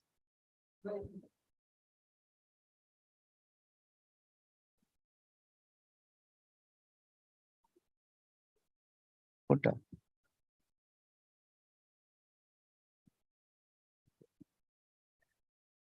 Good afternoon. Thank you very much. Namaskar and Assalamu alaikum. Today, I'm going to talk about something that's not related to diet, directly related to diarrhea. It's about, recently two large longitudinal studies completed recently, not 4 or 5 years ago, Melody and another one is James study. They ended up with something like, it's not the diarrhea that causing undernutrition, it's the germ inside the body. So my talk is about the environmental enteric dysfunction, or we call this EED. And I'll talk about the biomarkers that has been validated with small bowel histology. Well, EED, or environmental enteric dysfunction, is a subacute inflammation of small intestinal mucosa and in the areas of poverty with poor sanitation. So it's about wash and sanitation. And classically, it's characterized by, there are a few histological features like reduced number and height of intestinal villi, loss of absorptive surface areas, and chronic inflammatory infiltrates in the lamina propria. So, and the most important thing is that it has been associated with childhood undernutrition, particularly stunting, and also with poor oral vaccine performance. African studies showed that this environmental enteric dysfunction is associated with 43% of childhood stunting. So it's a big issue. Unfortunately, there is no validated biomarker for this. So doctors don't have any bedside test that can be test to identify the EED. And because the histology is the gold standard, and most of the studies relied on non-validated biomarkers, because upper gastrointestinal endoscopy is rarely performed in undernourished children due to its inherent risk and ethical reason. Most important thing, another important thing is there are a lot of biomarkers, and the biomarkers data are inconsistent across the studies and geographic areas. And some of the features like villus blunting, crypt hyperplasia, and lymphocyte infiltration are also present in other conditions like celiac disease or tropical sprue. And until now, there are no histopathological scoring system like the celiac disease. So in order to understand what a biomarker do, just a simple, conceptual framework of enteropathy. When through environmental contamination, bacteria actually colonize in the small intestine, and when they colonize, they alter the gut structure and function. There is villus atrophy as well as reduced absorptive surface area, and it causes nutrient malabsorption. On the other hand, this altered gut structure and function also impair enterocyte-tight junction, and there is increased intestinal permeability and microbial translocation. That means bacteria traverse from gut to non-gut side, and there is mucosal inflammation and followed by systemic inflammation. And this inflammation actually increase nutrient demands of the body. And there's also growth hormone resistance and everything altogether cause this linear growth deficit. So biomarkers are here. Actually, what we see, say impaired enterocyte tight junction is the lactulose-rhamnose test. It's a dual sugar permeability test, and lactulose itself indicates the impaired tight junction function, and the lactulose-rhamnose ratio, intestinal permeability. These endogam antibodies, LPS, are the markers of microbial translocation. Intestinal fatty acid binding protein is a marker of villus atrophy. Mannitol is a marker of reduced absorptive surface area, and neopterin myeloperoxidase is the fecal biomarker. These are the biomarkers of intestinal inflammation. So we actually study these biomarkers. It's like a blind man is identifying an elephant, like touching different parts of the body. But recently, with the funding from the Bill and Melinda Gates Foundation, a consortium of known as the Environmental Enteric Dysfunction Biopsy Initiative Consortium. We call it EEDBI Consortium. They are leading a group of GI gastroenterologists from Harvard, University of Virginia, and Washington University and St. Louis. They developed a scoring system using the data of 3 studies that are under the EEDBI Consortium. And these are the 3 studies are the SEAM study, BEAD study, and BEACH study. I'm going to talk about this. So what they developed, I'm not going to talk about this because this is a complicated slide. Actually, there were no grading system for EED previously, but this scoring has been validated with the healthy intestinal mucosa of US cohort, US children. These include the goblet cell density, intraepithelial lymphocyte, intramucosal Brunner's gland, and Paneth cell. These are very important. Goblet cell, what does it do? Goblet cell is a mucus secreting cell. It gives the mechanical protection of the mucosa of intestine. Intraepithelial lymphocyte, it's a T lymphocyte. It actually increases. Increased number indicates there is an active inflammation in the small intestinal mucosa. Brunner's gland is also secreting mucus. It's intramucosal Brunner's gland. Actually, it is present in the proximal part of the small intestine. It secretes mucoid fluid, and it actually protects the mucosa from acidic chyme of the stomach. So these 3 studies I'm going to talk about. These 3 studies are actually independent study. When the studies were funded, they were not under a consortium. They're separately, and they have different design. They have different methodology, sample collection time, but it has a common overarching aim, that is the endoscopy and biopsy of the malnourished children. The BEACH study, also known as the biomarker of environmental enteropathy in children, was conducted in urban Lusaka, Zambia, where children with stunting, wasting, and underweight were enrolled, and children were less than 18 months old. SEAM study was conducted in the rural Sindh province, Pakistan, and they recruited the wasted children, that is weight for length z-score less than -2. And the BEAD study was conducted in Bangladesh, Dhaka, one of the slum settings, where children with length for z-score less than -1 were enrolled. All 3 studies, the children enrolled in all 3 studies received nutrition intervention. And those children who did not, who failed to respond to nutrition therapy, and they underwent upper GI endoscopy. From around 3,000 children, we ended up with a few number of like 260 plus children who underwent endoscopy. We also have the children also have the biomarker data. So our goal is for this analysis, goal is to identify which less invasive biomarkers are associated with environmental enteric dysfunction biopsy histology. And we compared with the composite score as well as the independent histology parameters. Some of the pictures of the BEAD study is the endoscopic suit, the punch biopsy, and you can see biopsy materials. One of our colleagues who is sitting here, I think, and he's doing the orientation of the slide and the histology of the data. Here you can see that long slender villi, and this is distorted villi. It's a case of EED and it's a normal intestinal mucosa.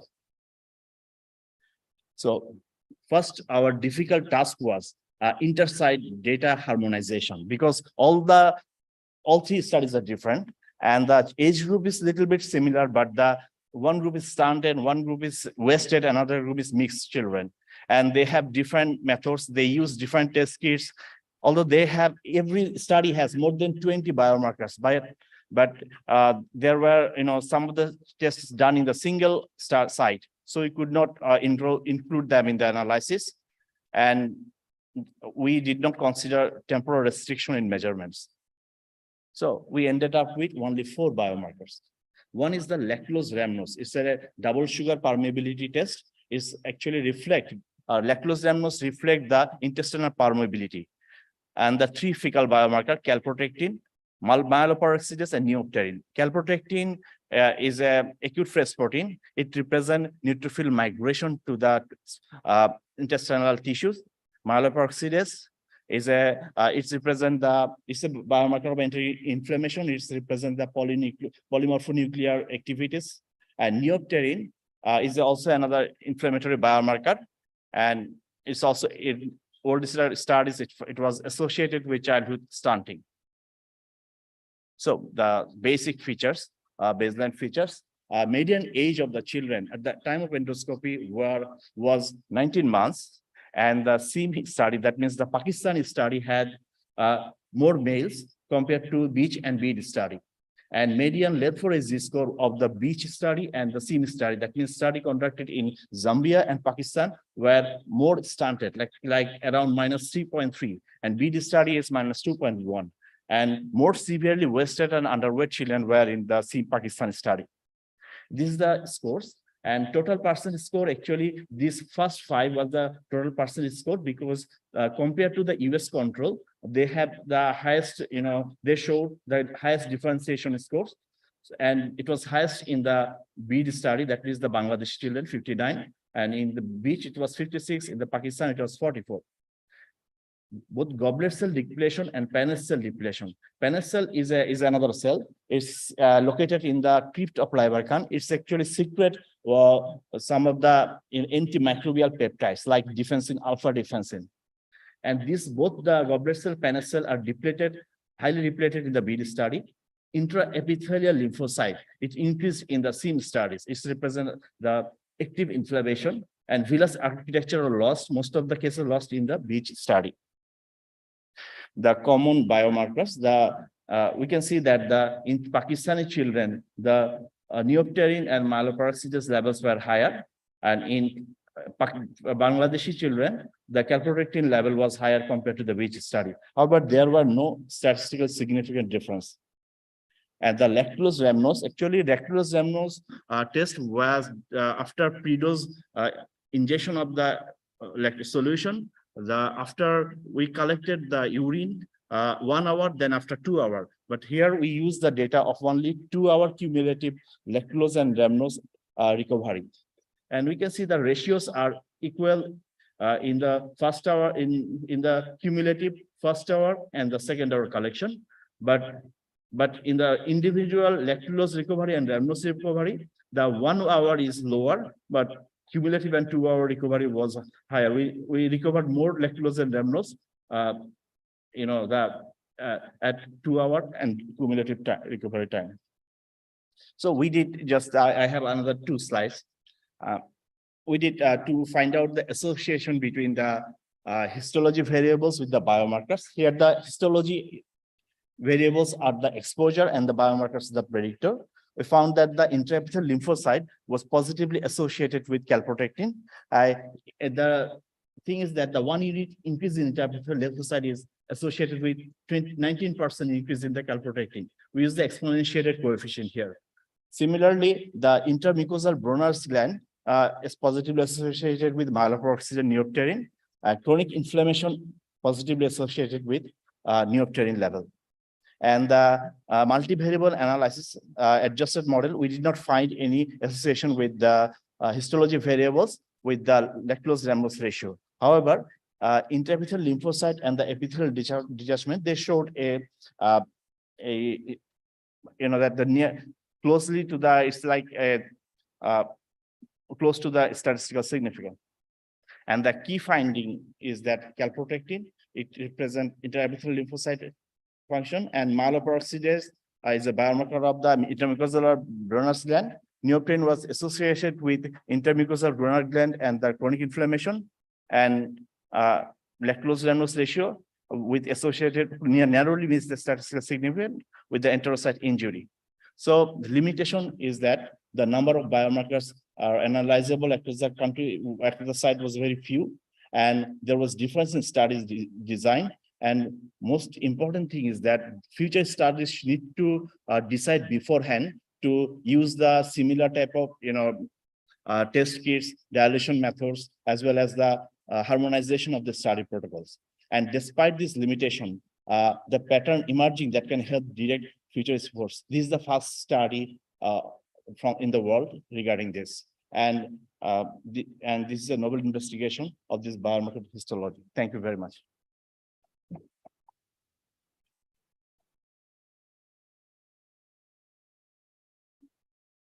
Thank you so much for a wonderful talk. I'd like to open it up for questions.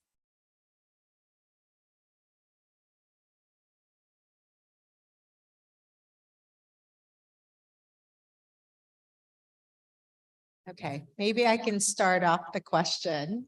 I have a question. Oh, you have a question. I would like to know whether you have looked for the tight junction proteins and Sorry. the junctional proteins. In Yes. Do you? Actually, yes, I get your point. These proteins we have in individual study level, we check this type of proteins like zonulins and others, Yes. But not that because most of the we are unlucky that most of the biomarkers are done in the single studies, not in the at least 2 studies never done. So we have country specific data, and we have published around already from the Bangladesh side, we have published more than 30 papers on biomarkers. But it's like this paper, the data I'm presenting will be submitted to journal the next week. Okay. So means I want to just means the colon histology or the intestinal histology, what you are showing, that is quite comparable if you check the intestinal junctional proteins, right? So. Oh, actually, junctional protein, we have from the histology we haven't checked. We use these are the biomarkers, and we have checked the junctional protein. Even we have the data with some of us are checking the TLR, toll-like receptors and zonulin and all other as well. And so there are many papers from this, and I'm just showing the biomarkers. Also, transcriptomics analysis was done. And also the other. Okay, thank you. Thank you very much.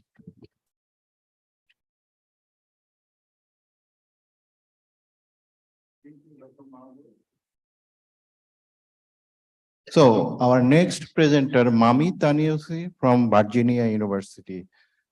So Mami will talk on real-time environmental surveillance for SARS-CoV-2 and variable of concern in Dhaka, Bangladesh, provide a critical early warning of increases in COVID-19 incidence to public health stakeholders.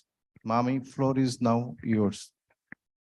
All right, thank you so much. I'd like to first thank the organizers for giving us an opportunity to present our work today. The work that I'm going to be presenting is a highly collaborative work that we did across different institutions. I worked with Imperial College London, ICDDRB, and also government stakeholders at the Institute of Epidemiology, Disease Control and Research. So first up, we just wanted to describe what the situation of COVID-19 is in Bangladesh. Bangladesh was the second most affected COVID-19 country in South Asia after India. About 2 million cases were reported in Bangladesh compared to 44 million in India. In terms of cases per million, that was 3 to 5 times lower in Bangladesh.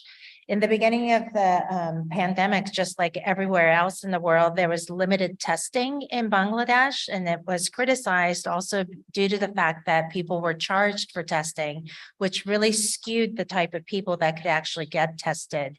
Vaccination status as of now is about 73% of the population has received at least 2 doses. Oops, sorry.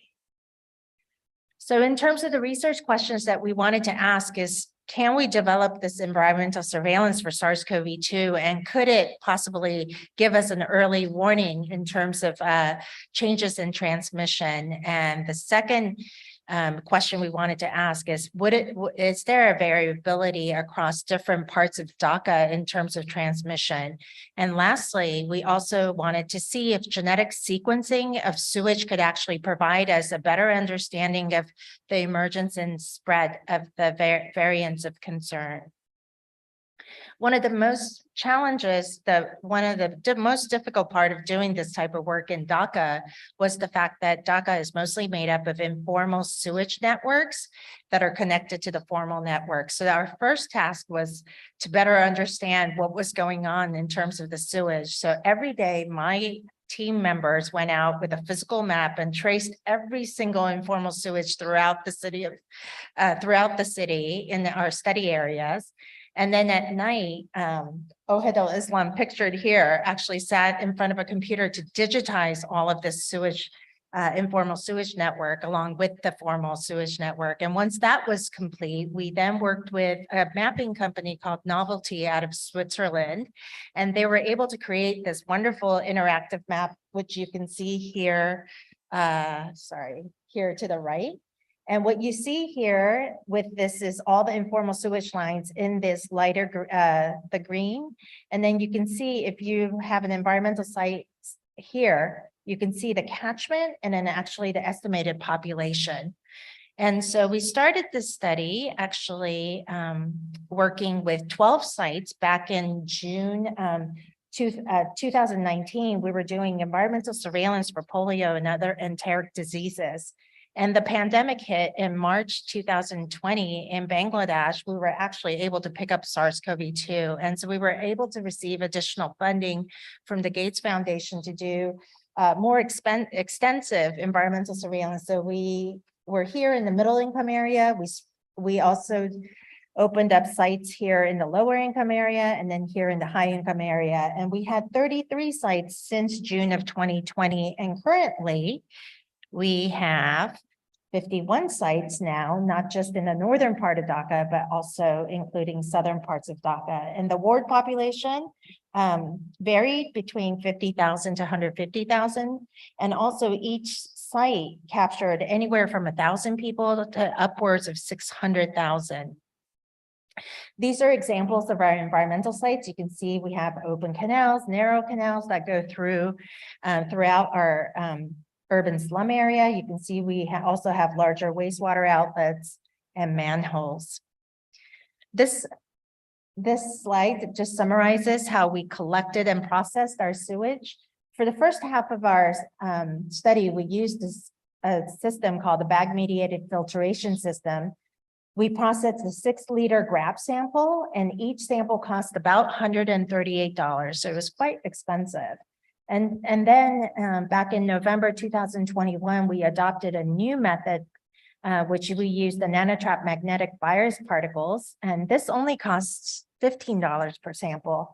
And it's also a very small grab sample compared to the 6 liters.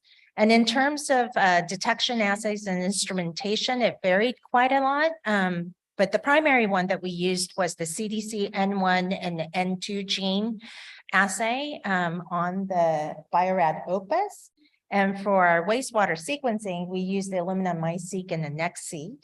And then we also developed the VOC real-time panels, and that we ran on the Bio-Rad Opus. And we also tried to get to the bottom of the absolute quantitation of the virus that was represented in our sample by developing some assays on the QIAcuity, which is a digital PCR platform.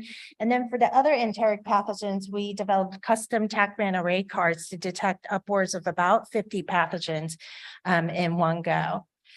So now that we had all this like laboratory results, we really needed a way to disseminate the lab data to the public health stakeholders. So I reached out to a talented group of biomedical engineers, a fourth-year undergrad students at my university, and they helped us to develop a dashboard that displays weekly sewage and case data in real time. And our dashboard is actually displayed at the government website here on my slide. And currently, you can see as of October 30th, this is the current situation in the city of Dhaka. So this is just an aggregated data over time of our ES data, which you can see here in purple, and then the COVID-19 cases that were geolocated to our study area is shown in blue. And what you can see that the sewage data and the COVID case data actually, tracks each other, and the correlation is pretty good. And what we found by doing some analysis is that the highest level of cross correlation is when the sewage data precedes about 5 days before the clinical data. And during the major waves, these waves here, the rise in ES is found about a week or two in advance of the rises in cases. And this is our data split down to the ward level. Wards 2, 3, and 5 are the low income area, 8, 9, and 10 are the middle income area, and here's the 2 high income area. And what you can see here is, due to the fact that, people could actually get, actually pay for the testing, you can see that there's this huge amounts of cases that are attributed to this high income area. But when you take a look at the sewage viral burden, you can see that it's actually pretty similar across all of our different socioeconomic areas. And this is more of the aggregated data. What's really interesting here is our low income area had the highest population and our high income area had the lowest population. And once again, you have tons of cases in the high income area due to the fact that people could afford to get tested. But when you look very closely at sewage, actually, the average viral load is actually the lowest where there are the most cases. And so what we learned from doing environmental surveillance is that it's an unbiased data set that people can rely on to understand the community transmission of the disease. And in terms of where we are today, you can see that we're going through the Omicron BA.5 wave right now. And what you can see here is that the clinical cases have really dropped off due to fatigue and people not getting tested. But if you really look in sewage, there's, quite a high load of virus found in the sewage. And halfway through our study, another thing that we found was if you really wanted to learn about the epidemiology of SARS-CoV-2, you couldn't just track the virus itself through sewage. You really needed to understand what variables of interest or variables of concern were in our sewage. So we developed a real-time PCR assay, and it did pretty well in terms of trying to pick up, which VOC was causing which waves. And even better, we were able to sequence the wastewater, and it was able to not only identify the VOC that was present, but also the subvariants. And so here in the top panel, this is the nationwide clinical sequences that were uploaded to NextStrain. And then we narrowed that down to just the Dhaka district clinical cases. And then we looked at the subvariants found in sewage. And what we found was that there was similar distribution of subvariants across the 2 surveillance systems. Another very important thing that we found through this type of work is that we really needed to have buy-in from the public health stakeholders in Bangladesh. And so currently we work with IEDCR, DGHS, Directorate General of Health Services, the Dhaka Water and Sewage Authority, the local governments, the Dhaka North City Corporation, Dhaka South City Corporation, Department of Public Health Engineering, as well as some local funders. Another way that we stayed engaged with the public health stakeholders is that we reported We produced weekly reports that were uploaded or given to the National COVID Task Force. So we stayed in contact with them, and we still are doing that on a weekly basis. And we also had regular dissemination meetings. Another thing that we did was we formed the South Asia Environmental Surveillance Consortium during this time, and we reached out to people who work in the space in Nepal, India, Pakistan, as well as Bangladesh. And we had a kickoff meeting in March. If there's anybody else in the audience that's interested in this kind of data, please come and find me. So in conclusion, we were able to establish real-time environmental surveillance that could detect SARS-CoV-2 in advance of clinical cases. And also doing sequencing on wastewater, you can pick up the actual VOCs that are circulating, not just in the wastewater, but in clinical cases as well. And we really feel that ES will be an important tool for the future, since clinical testing is, getting less and less. And for the future studies, what we are planning is to roll out more of a ES for multi-pathogens. And our goal is to really find out, which pathogens are good candidates to do surveillance in wastewater. I'd like to give a shout out to our very hardworking environmental surveillance team that worked throughout the pandemic. Dr. Isabel Blake and Dr. Rachel Hawk are the other two PIs on our grant. And this is our hardworking field and laboratory team, as well as my team at University of Virginia. And there are many, many other people I'd like to thank, but there's just too many, but they're all listed here. Thank you so much.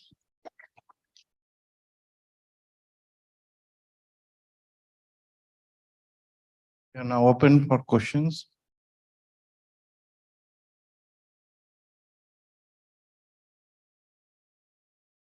Nice talk. These wards are anyway different with respect to the vaccination coverages also? Did you map that way rather than going by the income percentages? That's a very good question. We have not looked at the data depending on which, how much vaccine was rolled out to different parts of the city. That would be a great analysis. Thank you. And second, I think you have backtracked that when the waves are going and then whether you are finding it in this way, did you take the sample and then reconfirm that this is the VOCs you are getting exactly also, like when there is a switch? And so every time there's a wave and we know it's a Delta wave, you'll see that in sewage, usually a couple weeks in advance. And we have been able to verify that those were in fact Delta or Omicron and so forth. Thank you. Nice talk. Really, Amanda? Must you ask a question? So my question is that you talked about your panel. Did you go back and test for the environmental pathogens, and did it support that there really was a decline in environmental disease due to people staying home and things of this nature? Yeah, that's such a great question. And so that's our next step. We'd like to look and see, in fact, did we find less flu or less, rotavirus because children weren't communing with each other and things like that. And so we do have multi-pathogen data from June 2019, and then the pandemic hit. And so we'd like to look at that data more closely. Thanks. Yeah, Mami, great talk. So my question is, how important is it to get the representations of the sewage? You said you make a detailed map of sewage water at the beginning, and I think you have to take samples from sort of representative sewage. And so can you make a comment on how important it is to get the representation? So I'm sorry, there's a little bit of an echo, so I can't quite. Right, yeah, so you said you made map Yes. of sewage. Yes. And I think you try to get the sort of representative sites. Yes. For the sampling. And could you comment on how important that is, in what respect? And so, initially we wanted to our goal was to do modeling. And so we really wanted to know exactly who was contributing and what that signal looked like in sewage. And so it was very important for us to, you know, have site specific and then know who's contributing. But we also, what we didn't know are which ones are good sites. There's no, you know, there's no rule out there to tell you this is a great site. And in order for us to get to that, we did, you know, we varied the catchment size, and we also varied whether you were upstream or downstream, because in Dhaka, everything is being dumped into the river. And so we wanted to understand, are those sites better than what's upstream? And so what we found in the end is that a catchment between 40,000 to about 200,000 is best. And that tells you, you know, there's the best dynamics in terms of capturing those waves. If you're too downstream, then it's a lost cause, because you're so downstream that there's so much PCR inhibitors. So your signal is actually not in the dynamic range. And so we found different things that would, I guess, define a good characteristic for those sites. Yeah, thanks.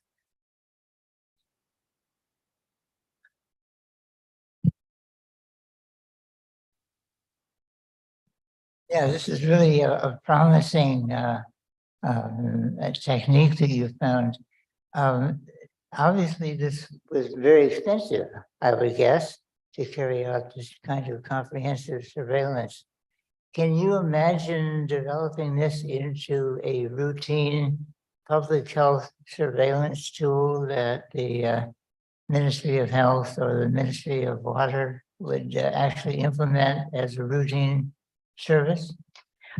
I think that's what we strive for, and we've been in conversation with IEDCR to try to expand this type of work into other diseases of concern for IEDCR, such as dengue and Hep B and other pathogens. So we're hoping that the government would take this up now that we've demonstrated that it works for SARS-CoV-2.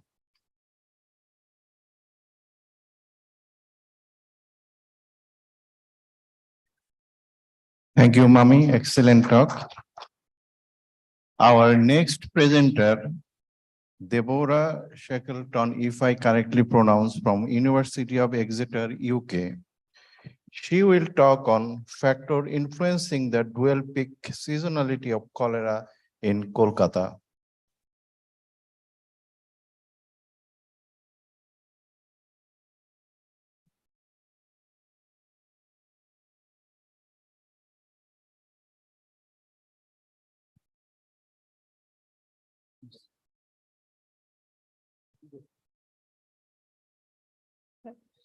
Good afternoon, everybody. My name is Debbie Shackleton. I'm a PhD student at the University of Exeter in the UK.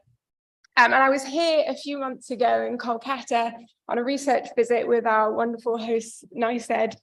And we looked at some of the things that influence cholera here in the city. And they've kindly invited me back here to present to you some of the stuff that we found.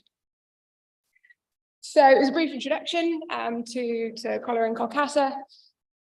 As many of you may be aware, the bacteria which causes cholera, Vibrio cholerae, is native to the Bay of Bengal. And as such, the proximity of Kolkata to the Bay, along with its high slum population, makes it particularly vulnerable to cholera. Our research wanted to look at how climate and spatial influences influence cholera in the region.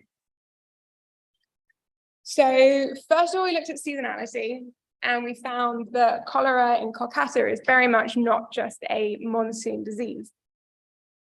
So if you look at the plot on the right, the top figure is the monthly number of cholera cases each year during the 21-year period, 1999 to 2018.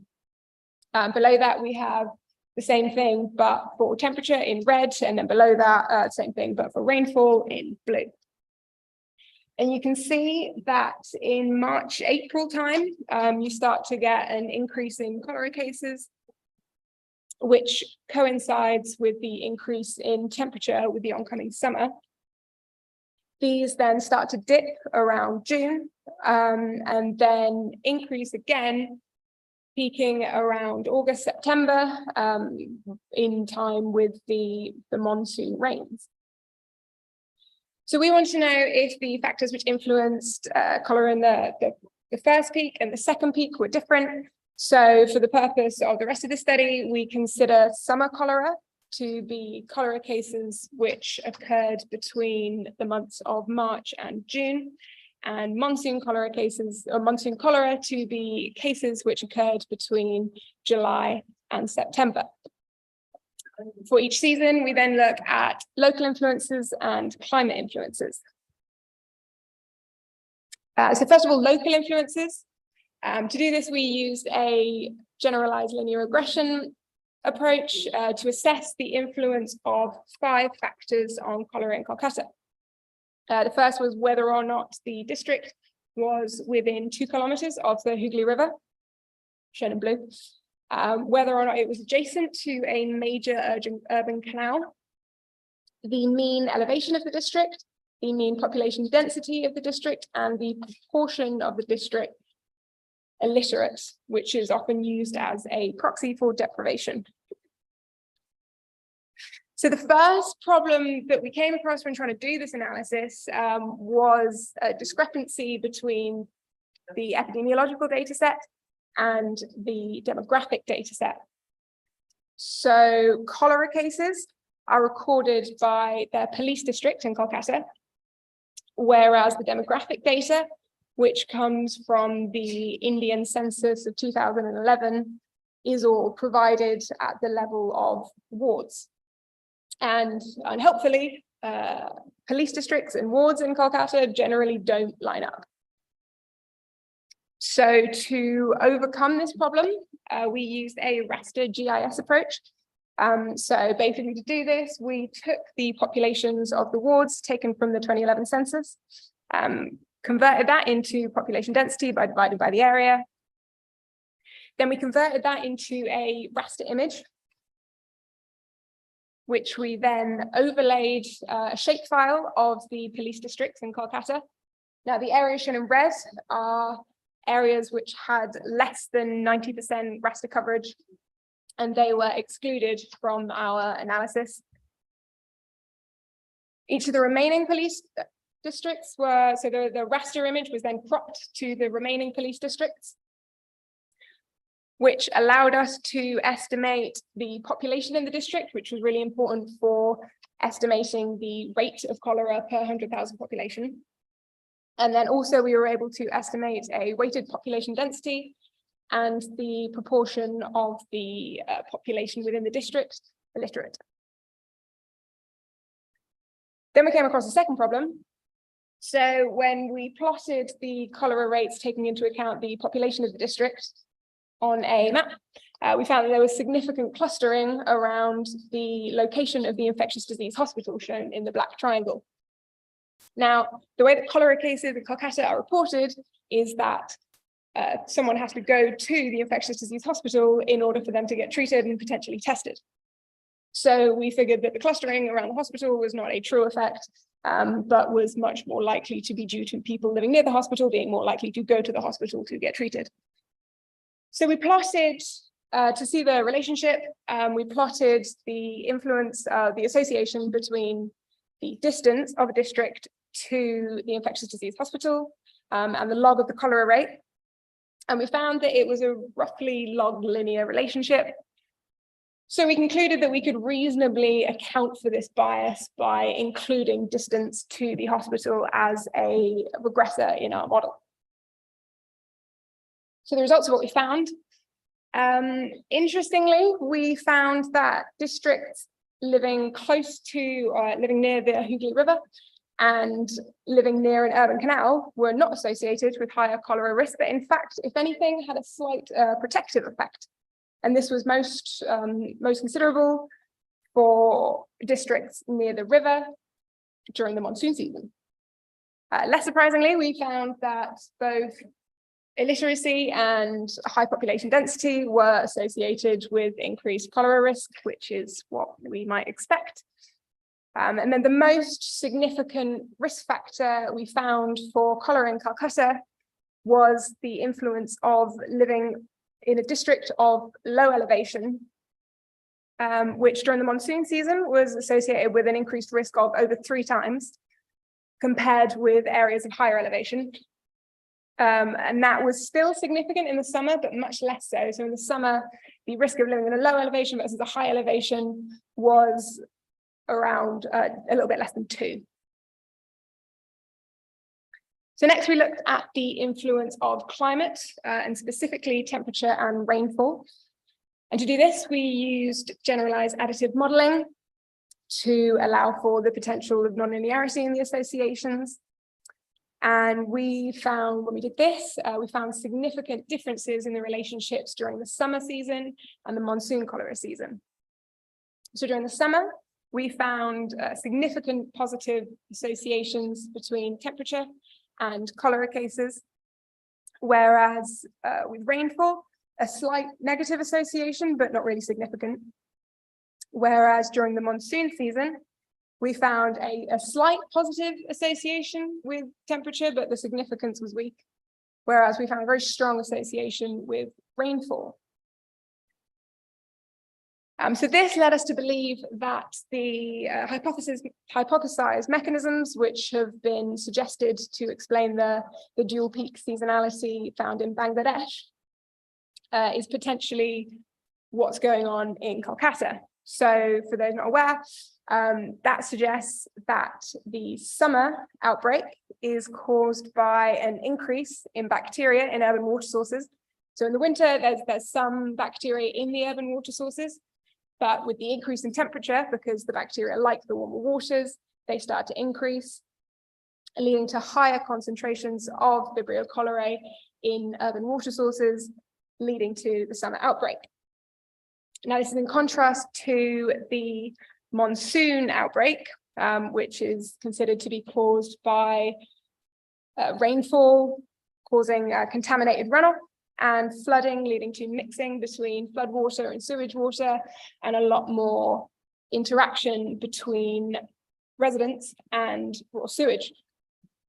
So the summer temperature mechanism is generally considered to be a much slower mechanism because you need the time for the temperature to allow for the increase in bacteria. Whereas during the monsoon rainfall, that's a faster mechanism.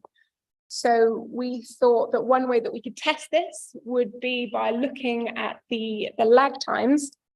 And if the summer temperature lag time was longer than the monsoon rainfall lag, that would indicate, that would provide support for this hypothesis.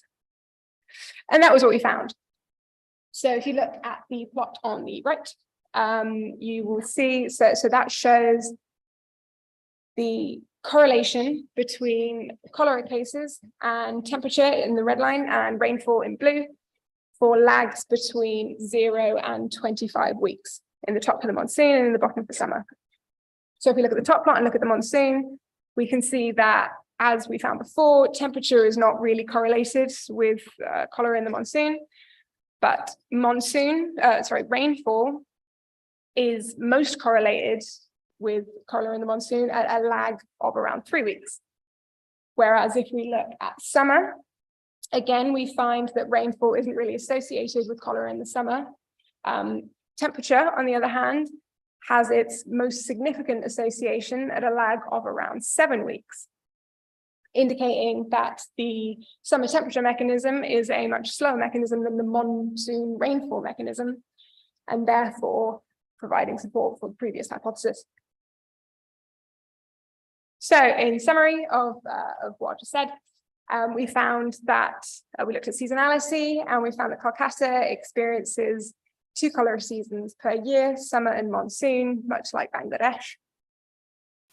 Then we used the raster GIS approach to assimilate the spatial and demographic data sets.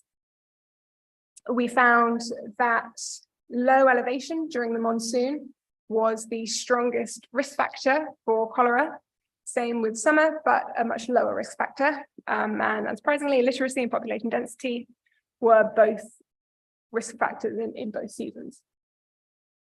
We use generalized additive modeling to look at the influence of temperature and rainfall. And we found that temperature seems to be the main driver of summer cholera, and rainfall is the main driver of monsoon cholera. And finally, we concluded that summer and monsoon cholera are likely driven by separate mechanisms. And this may suggest that different approaches to interventions may be appropriate in summer and monsoon cholera. Thank you.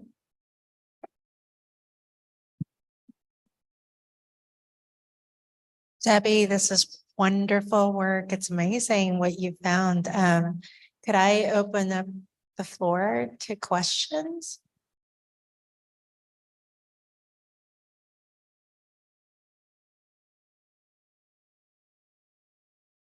Really cool work. Sorry, that was loud.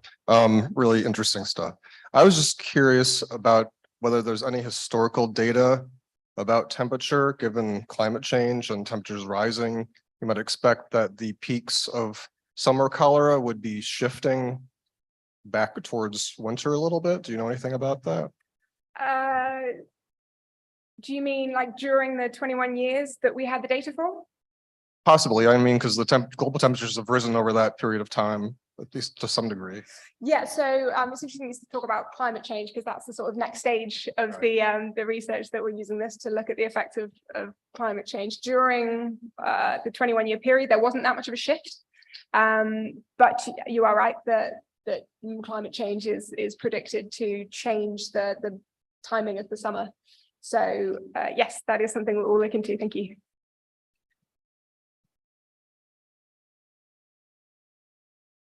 Yeah, just to complete the conversation we started at the steps outside. Is the temperature and rainfall not indirectly linked to the access to water and access to sanitation services? A lot of low-income communities do access water intermittently and sometimes from groundwater. And access to sanitation is also sometimes community toilets, which then causes the fecal oral route to kick in because of lack of access to water. Was that one of the determinants that you think would be something to study? Sorry, could you repeat the echo? You can't really hear it out there, but it's much more significant up here. Oh, I see. Oh, okay. Sorry, if you just repeat it, then maybe I'll get you this time. So should I come there and talk of?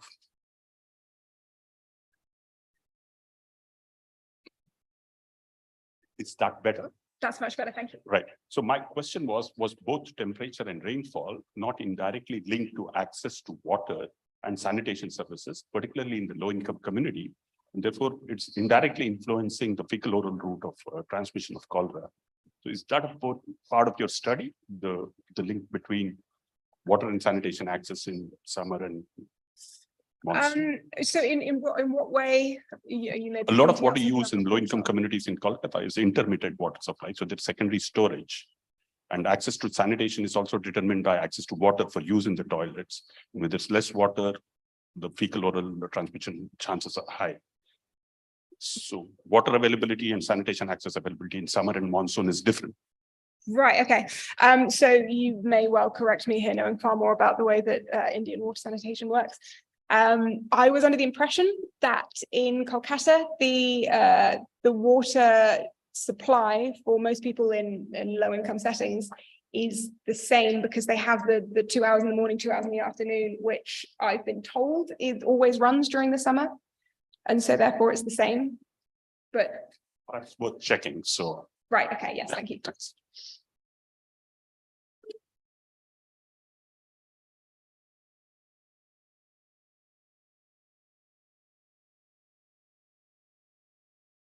Actually, this question is related to somewhat what he said. You have shown that different factors influence, but what's your idea? What's the mechanism?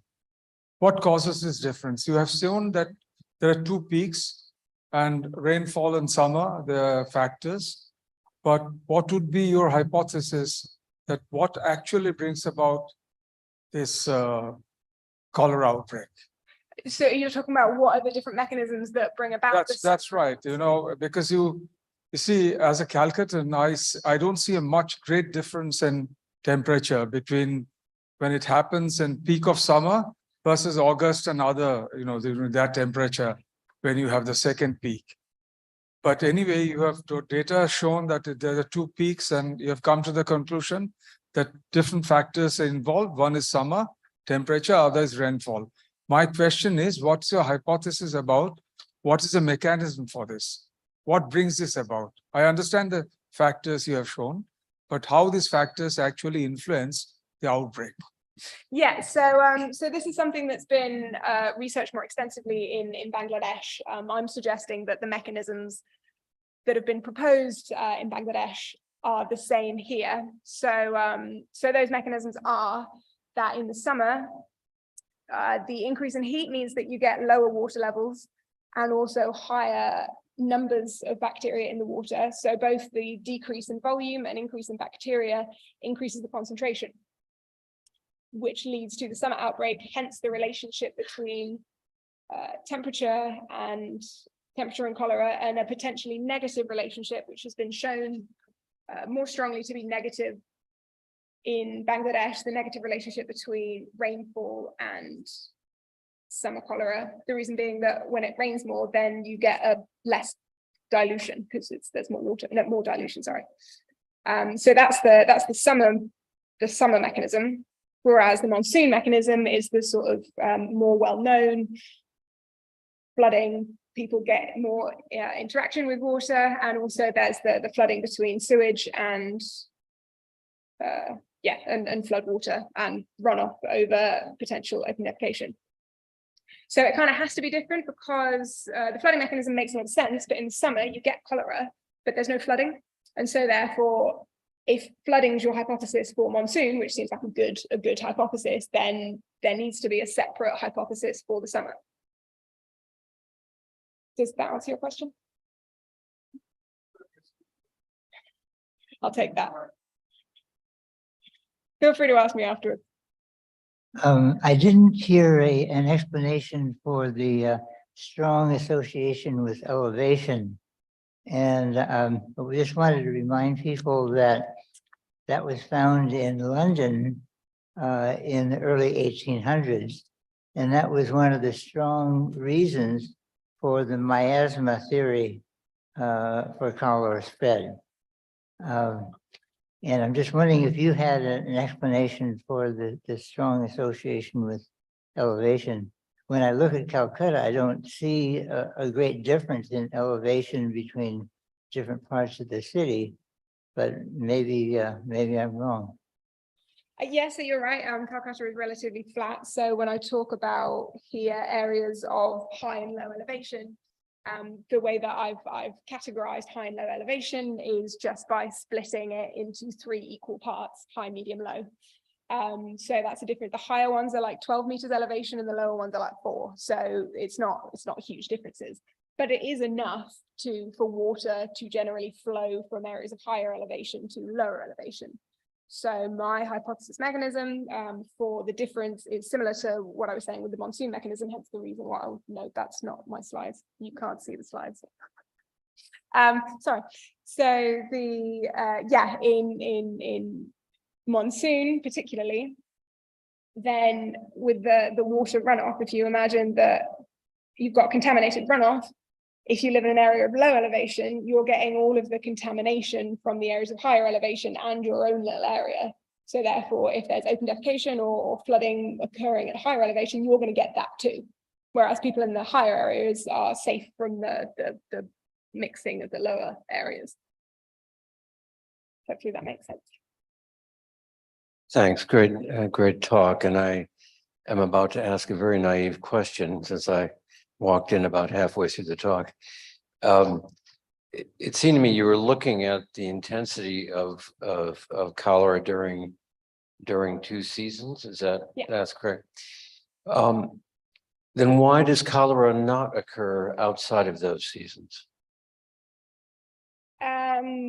Natural limitations of does it say you get your summer increase, and then your slight lull as the monsoon comes in, and then you get your monsoon thing. And then because you've got all of the immunity of summer and then monsoon, you get the natural self-limitingness of communicable diseases, which takes you back down to no, you can't see my slides, which takes you back down to a low level. So there is cholera still around. And you can see there's, oh, you still can't see my slides. You can see that there's cases around, and keeping in mind that the cases that are shown only account for about 0.25% maybe of actual infections. So if there's a few cases around, it means that there's a lot more infections.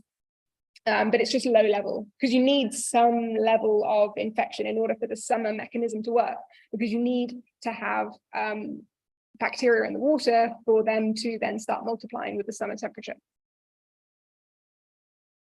that make sense?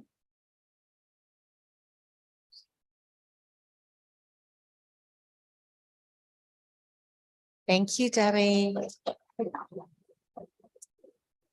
Okay, so next up, Dr. Mahbub Rahman from ICDDRB. He's going to be talking to us about WASH and enteric diseases, findings from 3 major trials in Bangladesh, Kenya, and Zimbabwe.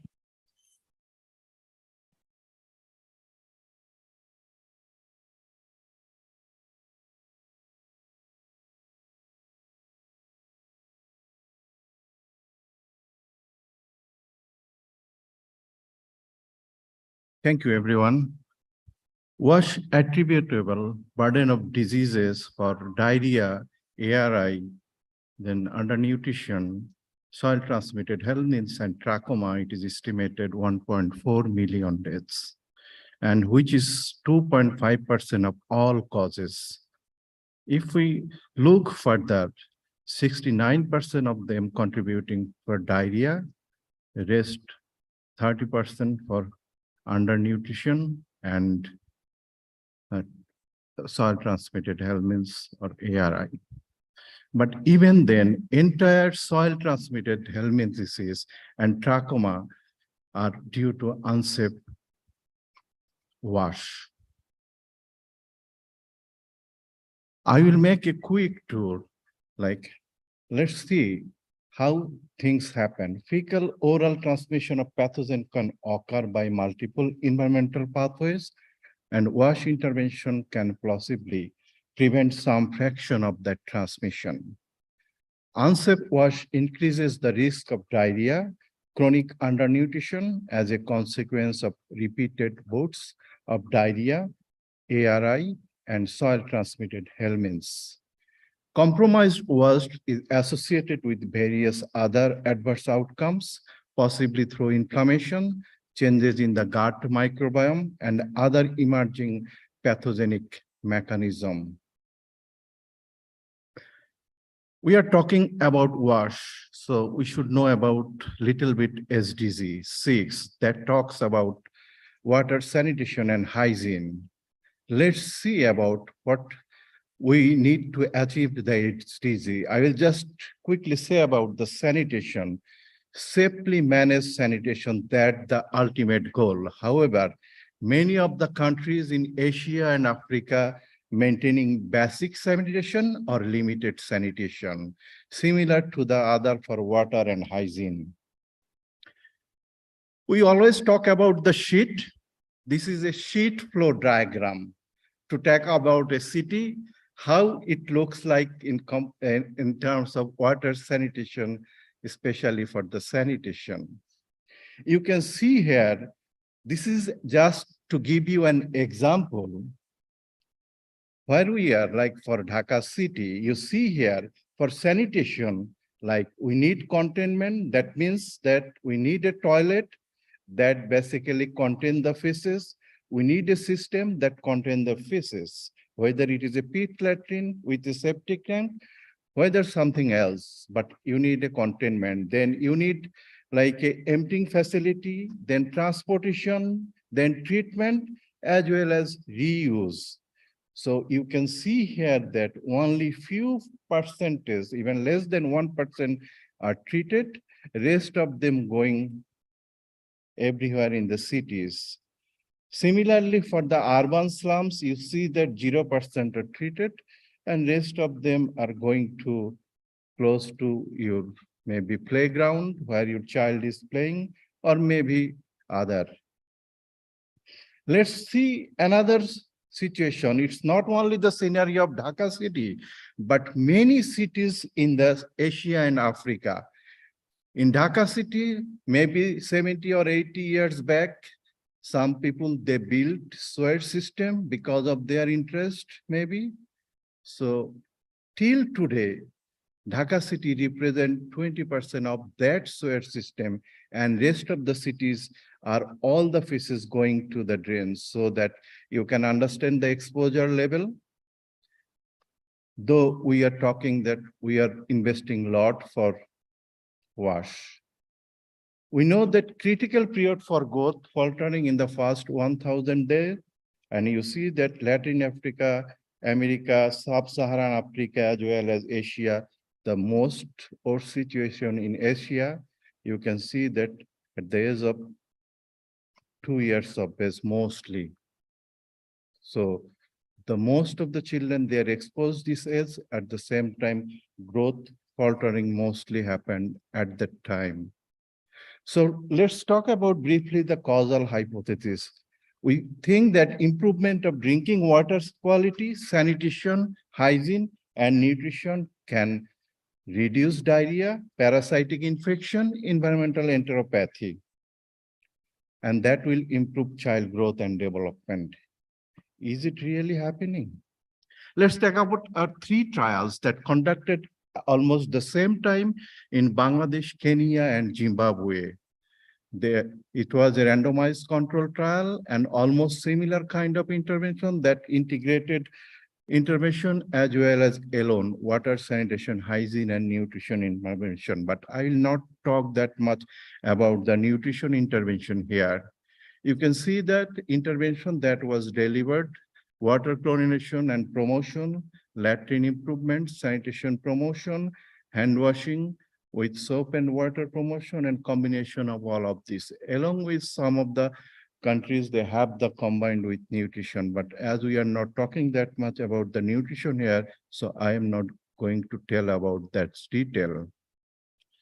So you can see here for diarrhea prevalence, here I'm showing the findings from Bangladesh. You show that here reduction of sanitation, hand washing, and combined washroom, we see that reduction of diarrhea in comparison to the control. But all washroom had no effect on diarrhea in Kenya and Zimbabwe, but they had also similar interventions. Similarly, impact on hookworm, you can see that 31% reduction in water and 29% reduction in wash, rarely detected in Kenya. Intervention impact on trichurias, you can see here 29% reduction in the sanitation arm, but rarely detected in Kenya. For Zimbabwe, they did not analyze or share the findings yet. Intervention impact on Ascaris lumbricoides, you see that no effect on Bangladesh, but 18% reduction in water and 20% reduction in combined wash in Kenya. Intervention impact on Giardia, you see reduction in sanitation, hand washing, and combined wash intervention in Bangladesh. No intervention reduced Giardia in Kenya and Zimbabwe. For environmental enteric dysfunction, I think that Dr. Mahabus talked a lot about this. However, in Bangladesh study, we see that in the first year, there are some changes in biomarkers like the neoprene, but even then no changes in myeloperoxidase as well as alpha-1 antitrypsin. So we are not sure what does it mean, but it undermined the enteric dysfunctions, but even then it needs further exploration why this happened. And for the other trial, wash intervention modestly decreased the prevalence of total parasites, but had no apparent impact on bacterial and viral infections. Along with all these 3 trials, I cannot stop myself to share some other example also. At the last moment, I thought that just share few things. Here is one study conducted in India. So my colleague from Emory University, Thomas Klassen, so he said that our findings show no evidence that the sanitation program in rural Odisha reduced exposure to fecal contamination or prevented diarrhea, soil-transmitted helminth infection, or child malnutrition, because insufficient coverage and use of latrines seem to be the most likely causes for the absence of effect. Another work in Dhaka in 10 neighborhoods where basically we considered low income, high income, and middle income communities. In all the communities, they had like similar findings of contamination. There is no difference here. Similarly, for pathogen flows, how the pathogen flows in the environment, where there is a street with high septic coverage, at the same time low or no septic coverage, but there is no differences in terms of norovirus, Vibrio cholerae, Shigella, Salmonella typhi, Giardia, as well as E. coli. Let me conclude. It's really conflicting findings. Somewhere the intervention showing impact in some parameters, some biomarkers, and somewhere not. We are even puzzled why these findings coming out. Possibly did not meaningfully reduced or stop exposure to fecal oral transmission among children in household environment. Maybe we need transformative wash intervention. What is transformative wash intervention? It's also a challenge to describe the details, but even then, like that, we need the improved technologies.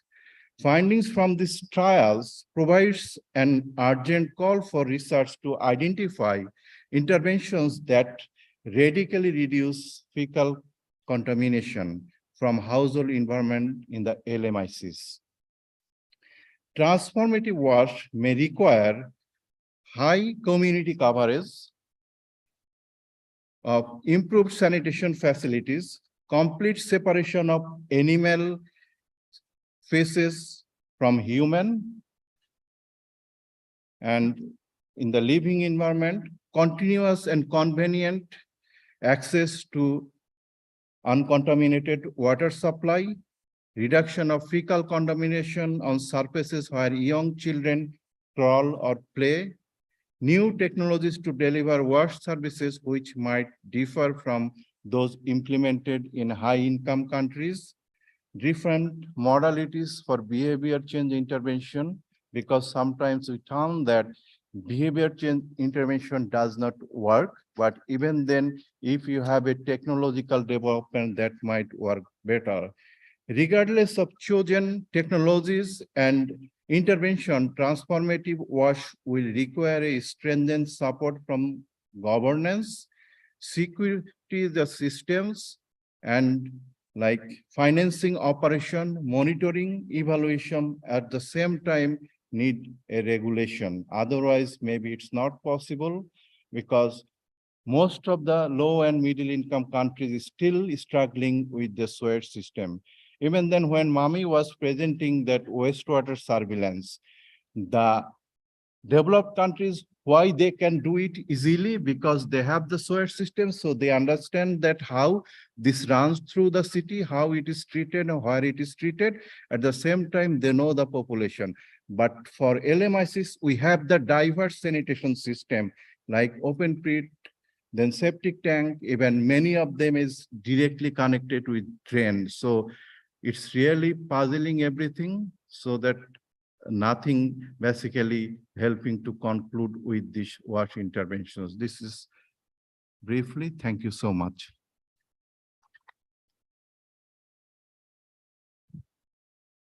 Thank you so much for the informative talk. We'd like to open the floor for questions. Yes, Dr. Mahfouz.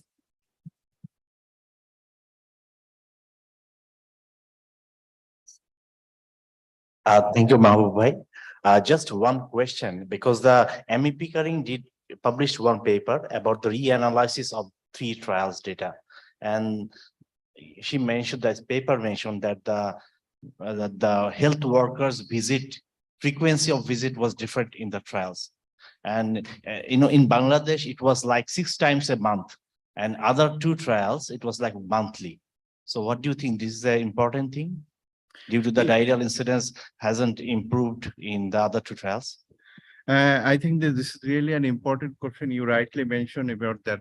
The plan was that all the countries, they will have at least one visit in a month, but at the initially, they will have more visit for the first 6 months. But what happened for Bangladesh, like even we have planned for one visit, but health worker, basically they visited repeatedly to the households because of like, not only that their regular visit, but like whenever they visit, like the mother complain for anything or asking for anything, or like logistic distribution. However, it has impacted in many ways. Even in World Benefit Bangladesh trial, we found that the child development, in some of the parameters, we found that there is significant changes which we didn't find for other countries. So whether we are even like in a situation that how we will explain this finding, whether due to the interaction of the community health worker or due to interventions. So similarly for the diarrheal disease also. But even then you see that in Bangladesh, the prevalence of diarrheal disease in the control arm was lower than the other countries. But even then we have reduced at least a reasonable percentage. So these also contribute that intervention work there in addition to the whatever the number of visits.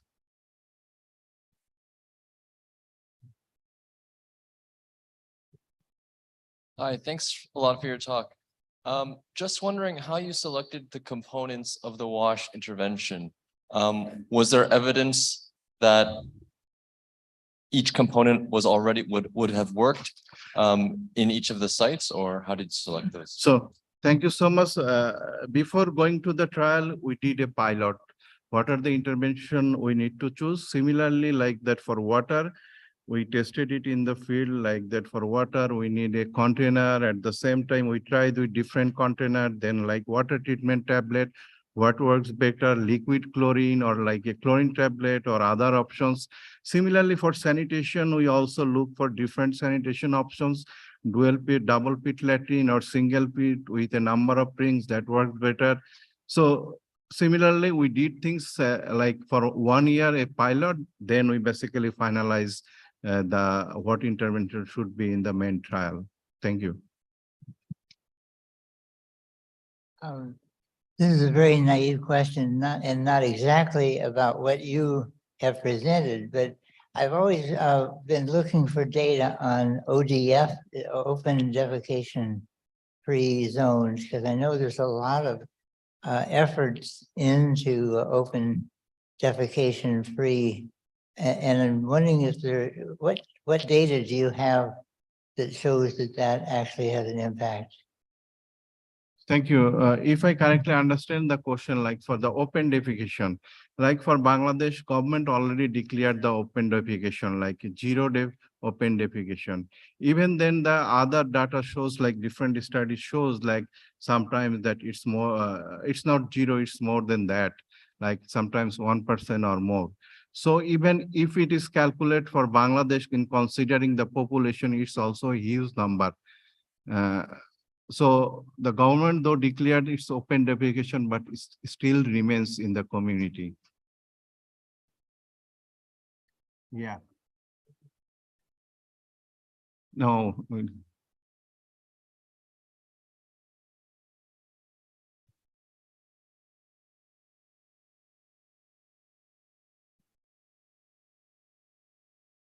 Very nice presentation, Mahbub. Perhaps following up from that earlier question, in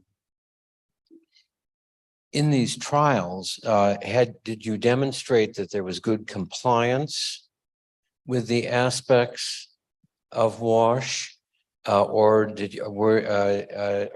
were you simply testing that implementation of WASH, whatever the compliance, e.g., effectiveness, was working? Were these evaluations of efficacy, that is, well implemented, compliant interventions, or were these evaluations of effectiveness, simple, implement the the intervention and see what happens. The reason I ask is we were involved with a trial in Dhaka that asked the question, does improved wash add to the impact of oral color vaccine in Mirpur? You may remember that.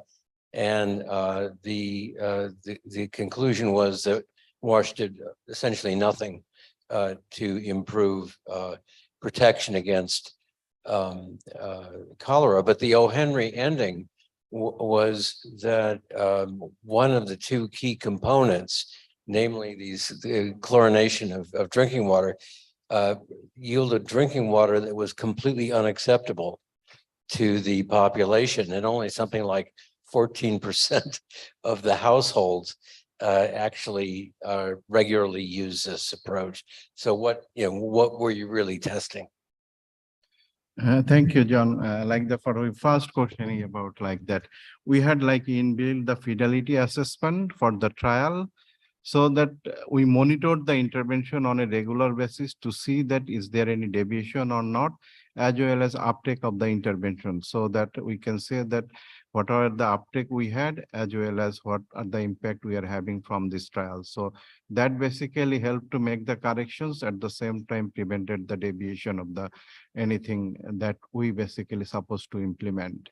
Another thing about like that impact on Dhaka city, like that about the chlorine issues, did always have a controversy, as community has different reaction. When we use the liquid chlorine, the people, they did not like the taste of the liquid chlorine, but at the same time, when you use the tablet, people like it because it does not taste bad like the liquid chlorine.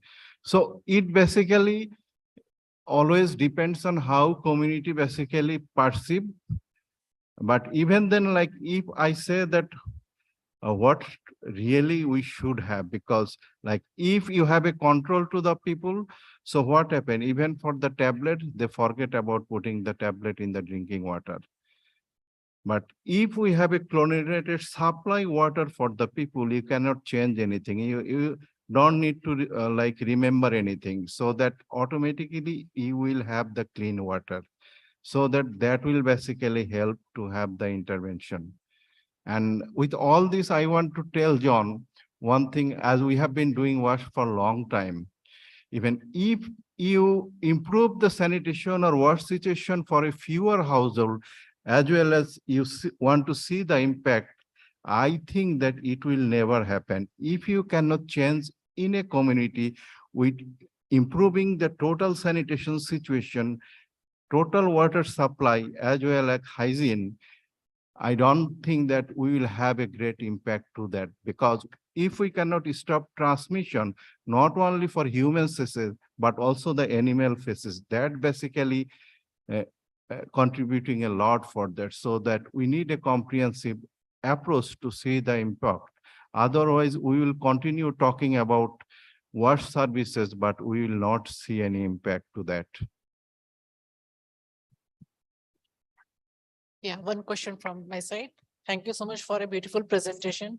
Just like you said right now, key wash, it takes a lot of time. It is a behavioral change, especially in the community, in the family members, everyone. So has it been documented, recorded, the CAP, knowledge, attitude, practice? And other thing is that after the project, as soon as all the staff has been withdrawn from there, the sustainability is a big issue. So does the education level or the acceptance regarding the wash components were much good in the younger generation or the educated population as compared to the older people, something like that? Because it takes a lot of time, a lot of decades to change in the behavioral, the practice. And other thing is that awareness generation and a demand generation, if the two things are taken parallelly care of, then I think it will automatically improve. And yeah, thanks. I think that you are right, that behavior change is important. At the same time, only behavior cannot make the change. And that's correct. And just to tell you that in the New York City, in a developed country, people sitting in their home and having the quality of water, and New York City may have declined that any people in the New York City suffer from diarrhea or any waterborne disease, he will pay or reimburse for that.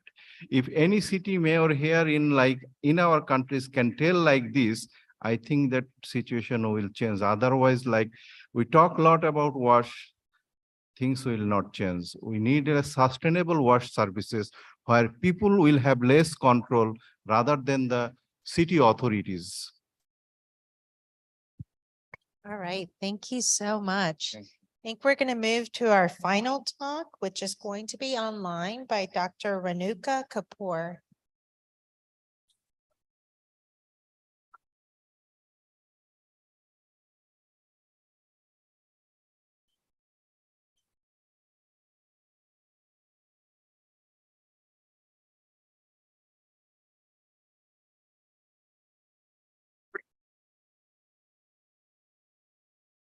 Hello, everyone. Today I'll be talking about Sanipat typhoid, a study of environmental surveillance and fecal exposure assessment of typhoid in Kolkata, India.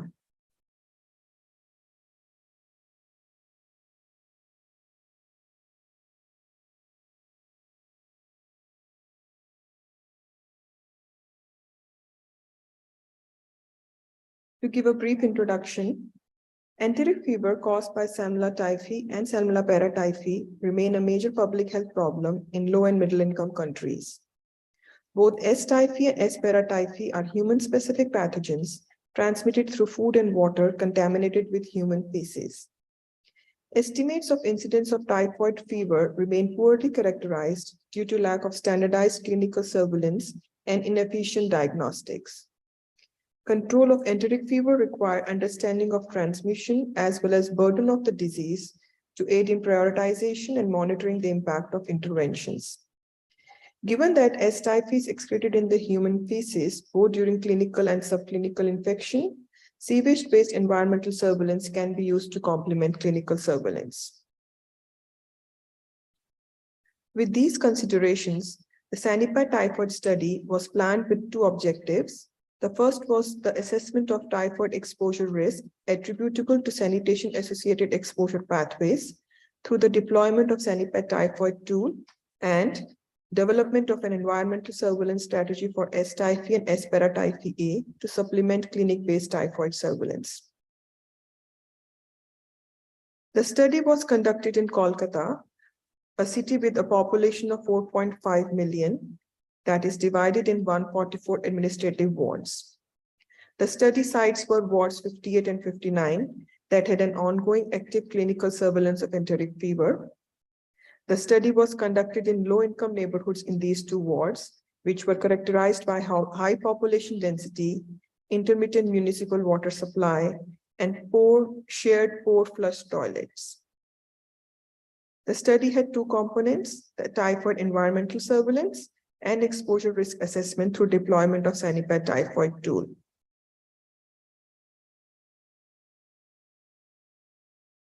For environmental surveillance, two different types of sampling sites were selected.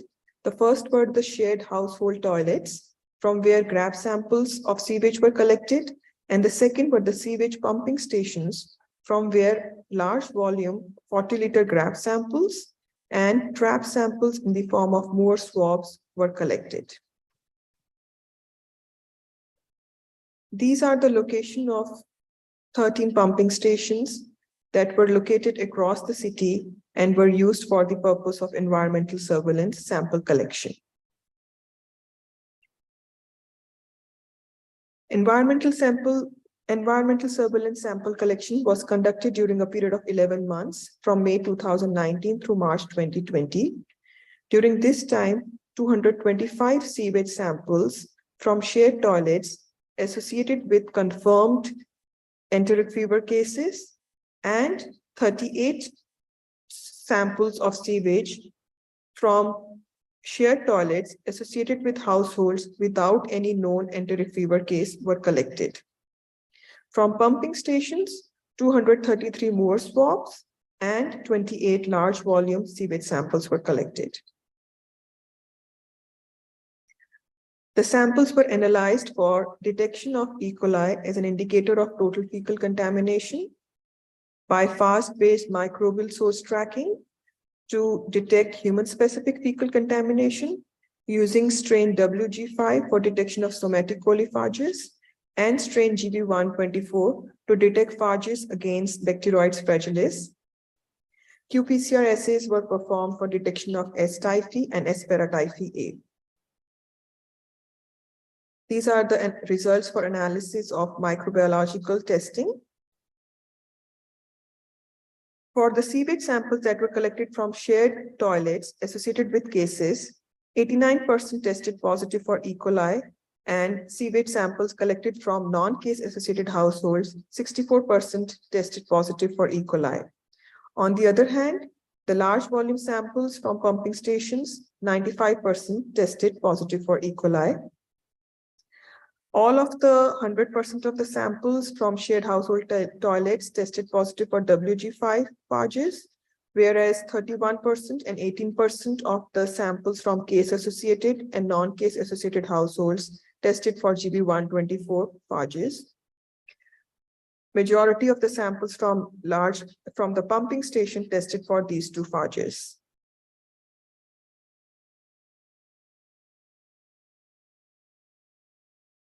For qPCR assays, samples from shared household toilets and more swabs from pumping stations were subjected to enrichment in UP broth before DNA extraction and PCR analysis. On the other hand, large volume sewage samples from pumping stations were processed by ultrafiltration and PEG precipitation. These are the results for qPCR analysis.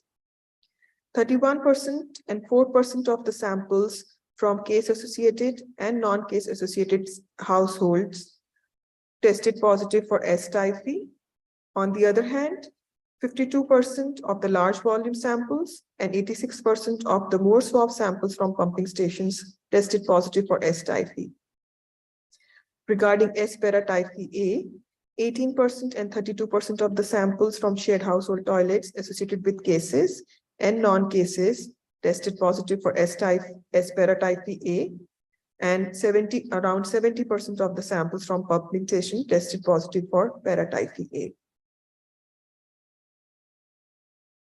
These are the results for temporal and spatial analysis of S. typhi and S. paratyphi A detection in Moore swab, analyzed by week and by pumping station sites. As can be seen, both S. typhi and S. paratyphi A were detected in Moore swab samples from all of the 13 pumping stations across the 43 weeks sampling period from May 2019 through March 2020. Similarly, both of these pathogens were also detected in all of the 31 case-associated household sites from which sewage samples were collected. Majority of the sampling sites showed the detection of both of these pathogens. Some of them showed an intermittent, while others showed continuous detection of the two target pathogens. To summarize the findings from environmental surveillance analysis, the methods used in this study could successfully detect E. coli, somatic coliphages, and GB124 phages in sewage from both pumping stations and shared household toilets. And analysis of the samples indicated a widespread detection of S. typhi and S. paratyphi A across all sampling sites throughout the entire sampling period. Moving on to the fecal exposure assessment that was conducted through behavioral surveys and analysis of environmental samples. The primary goals of exposure assessment were to generate reliable data on exposure to fecal contamination through behavioral surveys and analysis of environmental samples and through structured observations, to compare the risk of exposure to fecal contamination and S. typhi and S. paratyphi A by environmental pathways and by settings, which in this case were the two neighborhoods, 58 and 59, and to identify the dominant pathway that pose greatest risk and inform evidence-based decision-making for WASH-based interventions. For the purpose of behavioral data collection, 3 types of survey approaches were used, where behaviors that could be associated with exposure to fecal contamination and possibly to S. typhi and S. paratyphi A were studied. These were the household surveys, school surveys, and community surveys.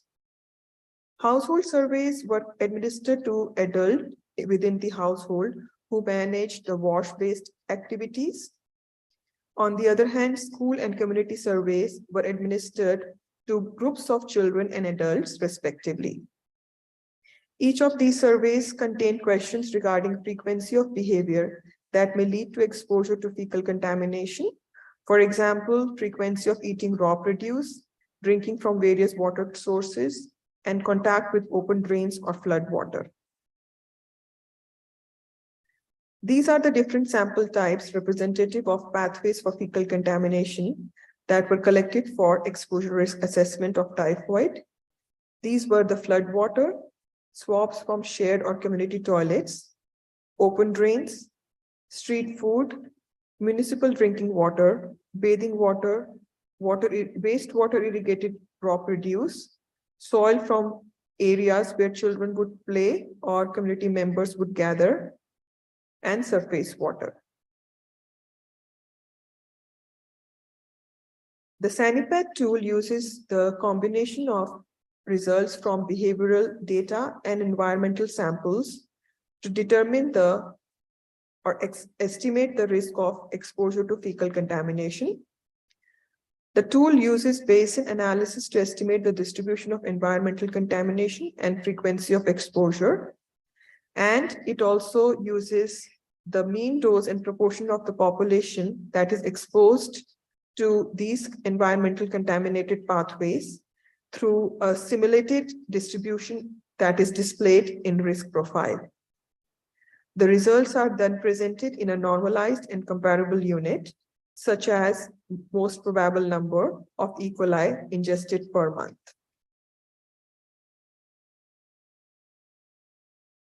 For exposure assessment, total of 247 samples were collected from the 2 study neighborhoods, which included 10 to 20 samples per pathway from each neighborhood. There were some exceptions to this for samples of flood water, open drain, and street food. These are the results for E. coli concentration by sample type and neighborhood. Overall, open drain had the highest level of E. coli concentration, and this pathway was present only in neighborhood 1. Drinking water and bathing water had the lowest level of E. coli contamination. The levels of contamination in surface water as well as flood water were significantly higher in neighborhood 1 compared to neighborhood 2. On the other hand, the levels of E. coli in soil sample and in latrine swabs were higher in neighborhood 2 compared to neighborhood 1. With regards to detection of S. typhi and S. paratyphi A, S. typhi was detected in samples of surface water from neighborhood 1 and from samples of surface water and soil in neighborhood 2. On the other hand, S. paratyphi A was detected in samples of surface water, open drain, street food, and soil in neighborhood 1 and in street food samples from neighborhood 2. For behavioral surveys, a total of 100 household surveys, 4 school surveys, and 4 community surveys were conducted in each of the 2 study neighborhoods. These are the results of combined behavioral frequency of contacting the environment in 2 neighborhoods from the 3 types of surveys. It was found that there was a variation in the frequency of behavior that leads to exposure between the 2 study neighborhoods, neighborhood 1 and neighborhood 2. However, the behavioral frequencies were very similar between adults and children, the results for adults being shown on the upper panel and those from children in the lower panel. In both neighborhoods, drinking municipal water and using public latrines, as well as contact with bathing water and flood water were very common. However, contact with surface water was rare.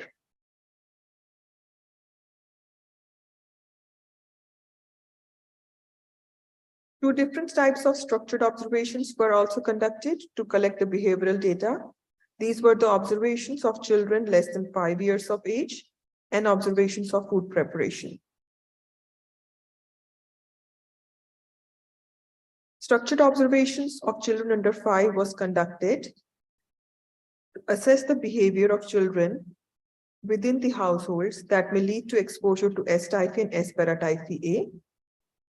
The observations were conducted for a period of up to 6 hours, during which time the sequence of the behavior of the child as well as the compartment or location of that particular behavior were recorded. These are the findings from sequence of behavior. The plot on the left shows the sequence of behavior of 48 children in the 2 study neighborhoods, and the pie chart shows the cumulative time spent for different behavior. It was found that children spend majority of their time in activities like playing and sleeping or sitting. Children showed eating behavior multiple times of the day, and eating behavior was interrupted by playing or sitting. The hand washing behavior, which is shown here in green, was found to be rare.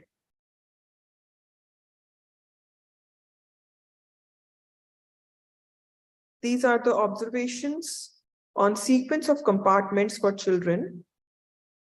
Compartments were categorized as improved floor, dirt floor, off-ground, and drain. Overall, children under 5 spent about 60% of their time in off-ground and improved floor environments.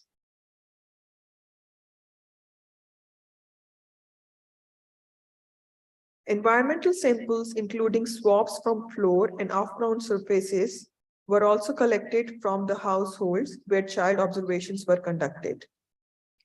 It was found that 92% of the floor swabs and 57% of the off-ground swabs showed fecal contamination, and S. paratyphi A was detected in 64% and 61% of the floor and off-ground swabs, respectively.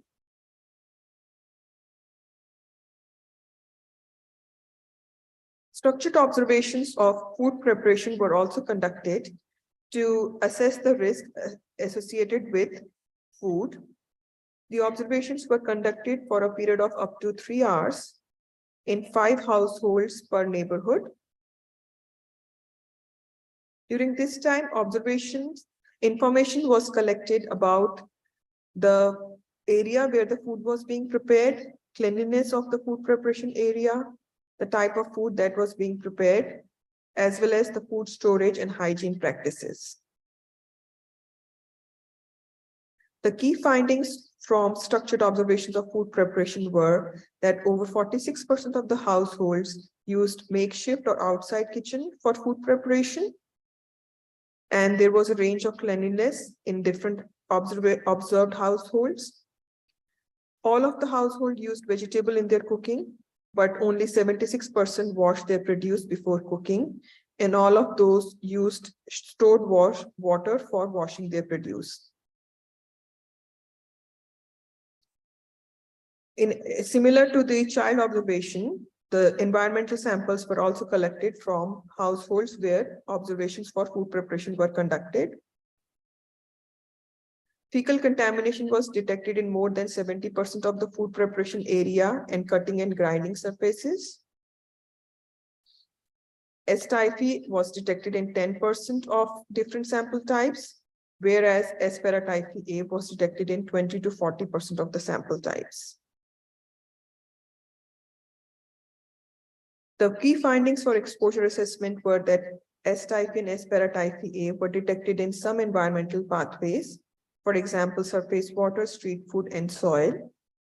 Self-reported exposure behavior showed more than 90% of the adults and children drink municipal water every day, have frequent consumption of street food, and also 90% of the adults and children eat raw produce on a daily basis.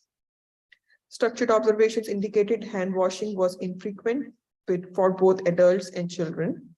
and there was evidence of frequent fecal contamination and detection of S. paratyphi A in food preparation area. To conclude, methods developed in this study can be used for both qualitative, that is presence absence, and quantitative detection of the target pathogens in sewage. S. typhi and S. paratyphi A are prevalent in both public and private settings in urban slums of Kolkata, suggesting the potential for transmission of enteric fever via both short cycle and long cycle. And sewage-based environmental surveillance can be used to complement clinical surveillance of typhoid.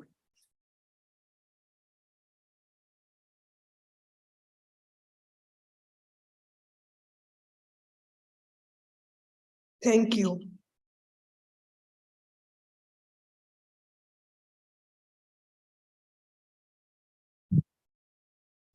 Thank you, everyone. We are almost close to the end. Thank you all for your patience hearing. I now hand over to the organizers for if there is any other event. Thank you for such an informative session. Now I request chairperson of the session to felicitate the speakers, please. Dr. Mustafa Mahfouz and Dr. Deborah Shackleton.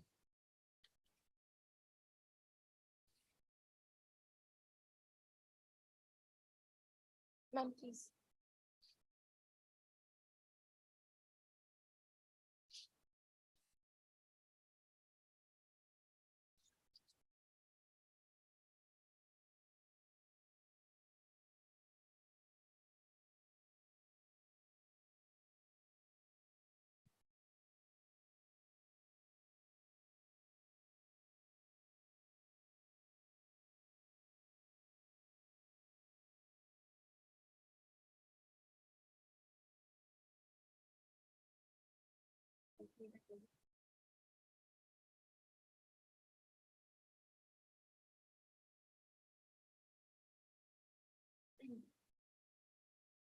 I would like to request Dr. Clemens to felicitate the chairperson of the session.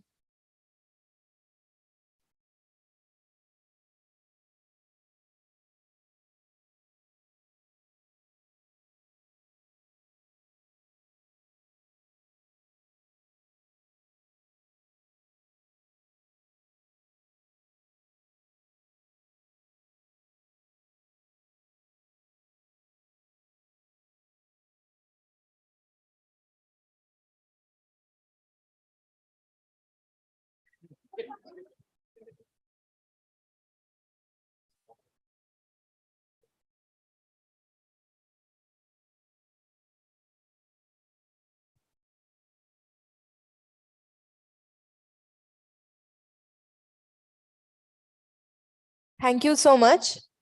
There will be an important announcement in Hall A regarding the next ASCOT meeting. So I request our honorable guests to kindly meet in Hall A. Thank you.